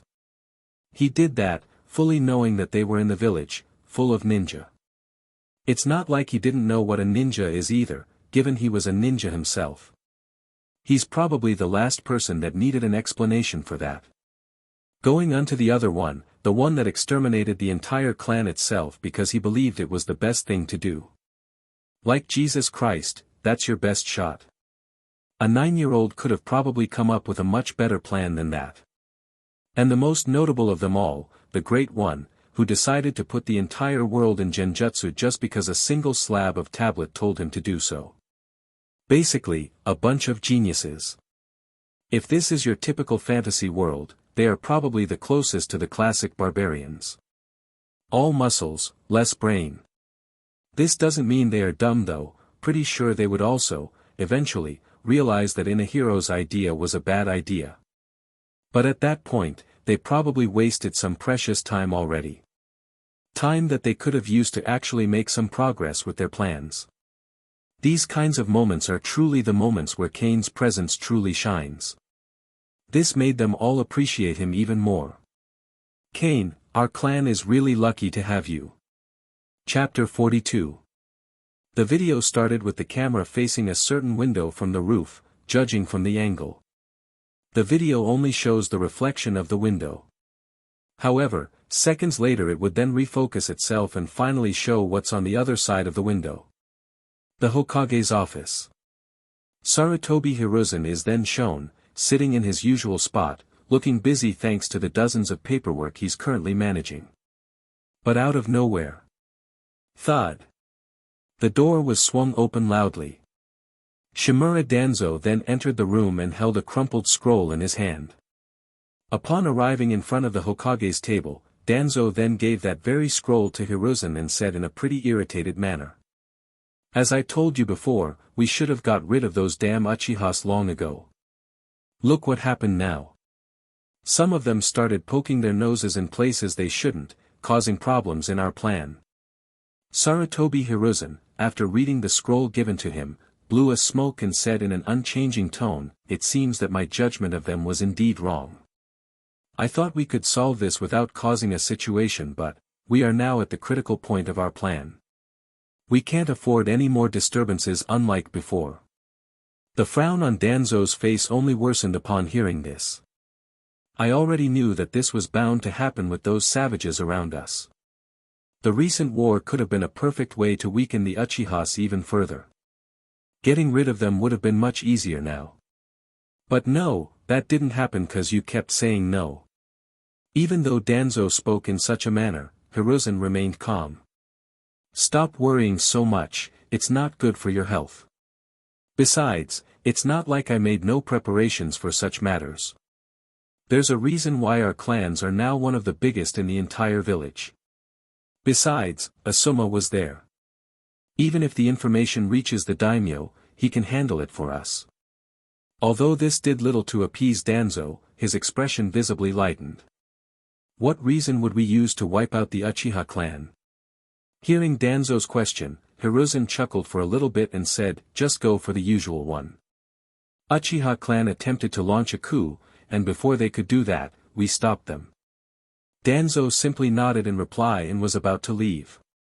But seeing the remaining frown on his friend's face, Hiruzen couldn't help himself but sigh and call out to him before he reached the door.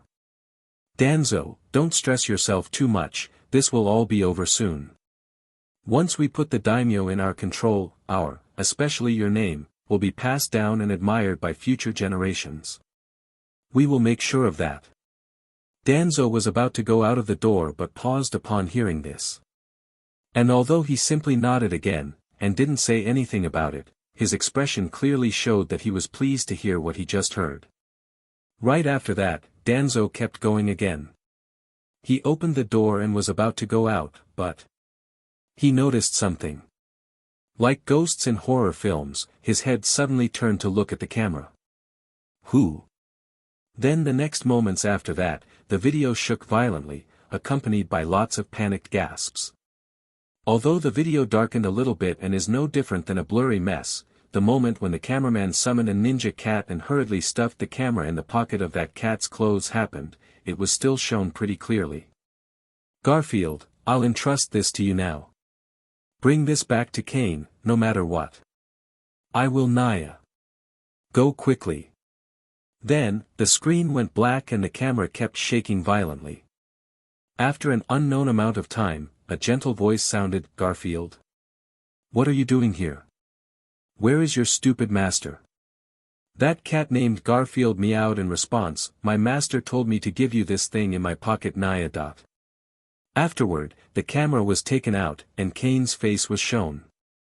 Only then, did the video stop abruptly. Click.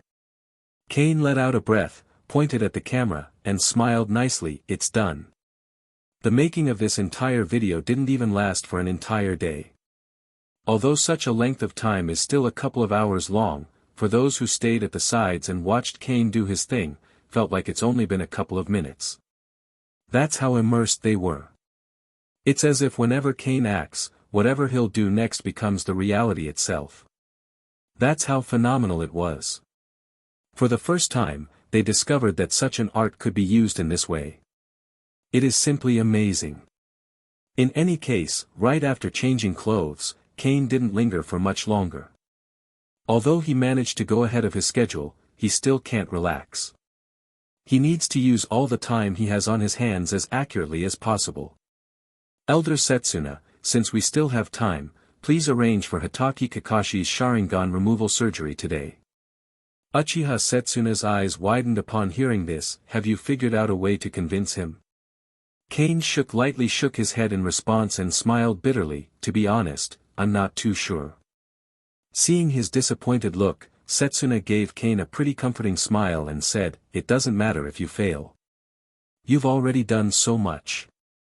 But you have to be careful though. Hatake Kakashi, he's just as cunning as you. Be careful not to let him notice anything unusual.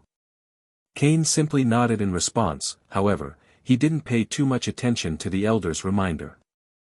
In the first place, his real purpose for getting in contact with Kakashi was not to persuade him to help them rebel, but for his kamui. Transplanting Kakashi's kamui, as said before, is a very risky move, but at this point, which move he made is not a risky move. When you are weak and in a desperate situation, every step you take is risky. So right now, Kane can simply do nothing but go on with his risky plan while praying to Lady Luck so that his gambles succeed with little to no problem. 3 hours later, the sun had finally set. Around this time, Kakashi finally arrived at the Uchiha compound, alone. And under the guidance of a certain clan member, he would then be led to where the surgery is supposed to happen.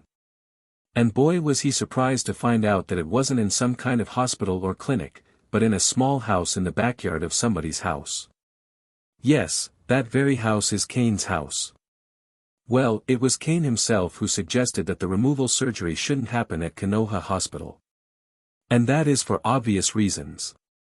'Cause there, he would have no way of knowing how many eyes would watch him. That's obviously bad, especially since he planned to tell no one, literally no one, that he wanted to transplant Kakashi's eye into him right after it was removed. Besides, although removing the Sharingan requires a certain level of medical ninjutsu, the Uchiha clan is not short of experts in this area. Hello, my name is Kane Uchiha. I am tasked with keeping your Sharingan temporarily after it is removed. Kakashi looked at Kane and nodded lazily. Yes. Thank you for your help. Well, the doctor is already in the room. But before going in, as per the regulation, please change your clothes first, Kakashi-senpai. Chapter 43. Kakashi gave Kane a strange look and said, "Don't worry, I don't have anything with me except a book." Kane smiled without saying anything. He simply stood there, unmoving. Changing clothes in the current situation can avoid a lot of trouble when moving forward with the plan. It is better to be safe than sorry. Plus, he simply couldn't believe that Kakashi, an elite jonin, had nothing on him other than a book. His clothes probably have hundreds of pockets, no way he wouldn't have at least one kunai in that. In any case, normally, Kakashi would be just as stubborn as Kane is right now. He's probably more willing to stand here all day and have a staring contest than give in first. But given the recent situation in the Uchiha clan, Kakashi has no choice but to follow. Unless he wants an issue to arise here, something that clearly, he's not too keen on having. That's why all he could do right now was sigh heavily. Kakashi quietly went into one corner after that, changed clothes, and then proceeded to go inside the house, where the operating room is. As Kakashi went inside, Kane on the other hand, called out to his 3 bodyguards who were hiding in a nearby tree. "Can you please remain outside and watch the surroundings? I can handle the rest inside, I just don't want any disturbances." Upon hearing this, the 3 agreed and quickly disappeared. Just like that. They didn't even ask any questions. Well, this is really not that surprising given that they were already ordered to follow whatever Kane said. Besides, they already know that the current moment is a crucial part of the plan. They didn't know what made it crucial, but as Kane said before, during the enactment of the plan, he's the commander. At that time, they should simply cooperate with him, without asking questions. Anyway, right after this, Kane followed inside the house and entered the operating room. "Doc, can you come over here please, I have some questions." The doctor, who was in the middle of putting on a rubber glove, came over. Wanting to overhear their conversation, Kakashi perked up his ears as he lay silently on the operating table. A gesture that Kane didn't fail to notice, that's why he deliberately lowered his voice as he spoke. "After the Sharingan is removed, until when can it be out? I'm worrying that it might cause some permanent damage to his eyes if left empty for too long. Actually, after I remove his Sharingan, I will then transplant a special bionic eye on his emptied socket. As long as it does not exceed 1 month, this will not have a negative impact on him. However, it is inevitable that without the Sharingan, his overall strength will decline during this period." "Kakashi, the copy ninja, got his title and fame thanks to the Sharingan. So many believed that he would grow weaker without it. However, Cain likes to differ. In fact, he even thinks that the Sharingan is more of a burden to Kakashi than a blessing. It is even said in the books that Kakashi's true talent shined the most when his Sharingan disappeared. That's why Cain wasn't worried about Kakashi at all. Regardless, he chooses to play along. Kakashi-senpai, it seems that after the removal surgery, you better avoid fights in the meantime. Thank you for your concern. Kakashi let down his guard a little.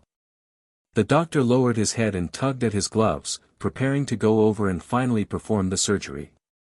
Doctor.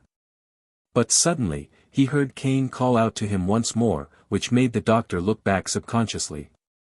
And when he turned his head, he saw a pair of Sharingan. Locking eyes with him. The three Tomo in the center spun rapidly, and before the doctor could even react, its influence quickly invaded his brain almost instantly. After Cain mastered the hypnotic properties of the Sharingan, he continued to train it by using it on his own shadow clones. At first, the results it showed were quite amazing. The success rate was perfect. He almost thought that he was a real genius. But he knows that this could not have been the case. That's why he looked further into this, and after analyzing the situation for some more, Cain discovered the reason for such happening. The shadow clone is made up of chakra, and the chakra comes from himself. An illusion technique, on the other hand, is like injecting your chakra into others. So overall, hypnotizing your own clone is no different than mixing 2 cups of water. Obviously, no resistance would be made if you do something like that. In any case, even though he was aware of the problem, Cain kept doing it because he didn't have a better solution anyway. No way he can find someone crazy enough to willingly be hypnotized for the entirety of the day. Even his 3 bodyguards, who already said that they were willing to help him, declined. Besides, the system recognizes Cain's mind F*King his own clone as a legit training, so he still gains something from doing it. Overall, that's the reason how Cain managed to put the doctor under his control. Although it wasn't easy because it only lasted an instant in real time, but a power struggle still happened between the two. Cain even almost lost. He only won because right from the very beginning, he went all out. Like, really all out. It's like skipping all possible weapons and going straight to using a bazooka to kill an ant. Although that sounded awesome, it's treated as a very reckless move. 'Cause look at Cain right now, his eyes are in so much pain. He can barely open it. Even just a slight ray of light is already enough to make him ring. But hey, as they said, a win is a win. I'll leave the surgery to you. Cain endured the pain in his eyes and activated the illusion technique through his Sharingan, creating an illusion and giving the doctor instructions. Those unlabeled bottles are filled with anesthetics. Use the maximum dose to ensure that Kakashi is anesthetized well. The doctor didn't voice out a response. He simply nodded slightly. After that, he pulled up his mask and the operation quickly began. However, Kakashi said in advance, "Doctor, I don't need anesthesia." Hearing this, the doctor shook his head and said in an emotionless voice, "No, your Sharingan has already been connected to your organ nerves. Without anesthesia, 2 consecutive surgeries would be very dangerous." The doctor's voice was pretty stiff. Ordinary people would only probably find that weird. But Kakashi was an elite jonin who had been through hundreds of battles and had a lot of experience. He immediately realized that something was wrong. "Doctor, what is 1 + 1? *T. Cain, who was standing not far away, immediately realized that Kakashi might have noticed the problem. People who are controlled by illusions will have slower thinking reactions than ordinary people. When faced with some simple logical problems, that ordinary people can answer immediately, they need to think for a while. Cain took 2 steps forward and said calmly, "Kakashi-senpai, are you making the doctor laugh or something? Are you worried about the risks of the operation?" "Not really, I just don't like the feeling of being anesthetized. As a ninja, it would be very dangerous if I couldn't control my body." Kakashi seemed to be hinting at something. Kane noticed it but pretended not to hear it. The doctor on the other hand, acted impatient and said in a pretty irritated tone, "Hatake Kakashi, my time is precious. Do you still want to do the surgery or not? As long as you don't use anesthesia." The doctor replied in an unchanging tone, "Kane, if this man dies because he can't bear the pain, don't hold me accountable." Hearing that, Kakashi narrowed his eyes and said calmly, "A ninja is someone who endures everything that ordinary people cannot endure. When someone performed the transplant on me, they didn't use anesthesia, but I survived. So just do it with confidence. I can bear it." Regardless of what Kakashi said, the doctor took out a syringe and drew the liquid from the unlabeled bottle. Seeing this, Kakashi hurriedly spoke again, but this time, the threat in his voice was clear. "I said, I don't want anesthesia.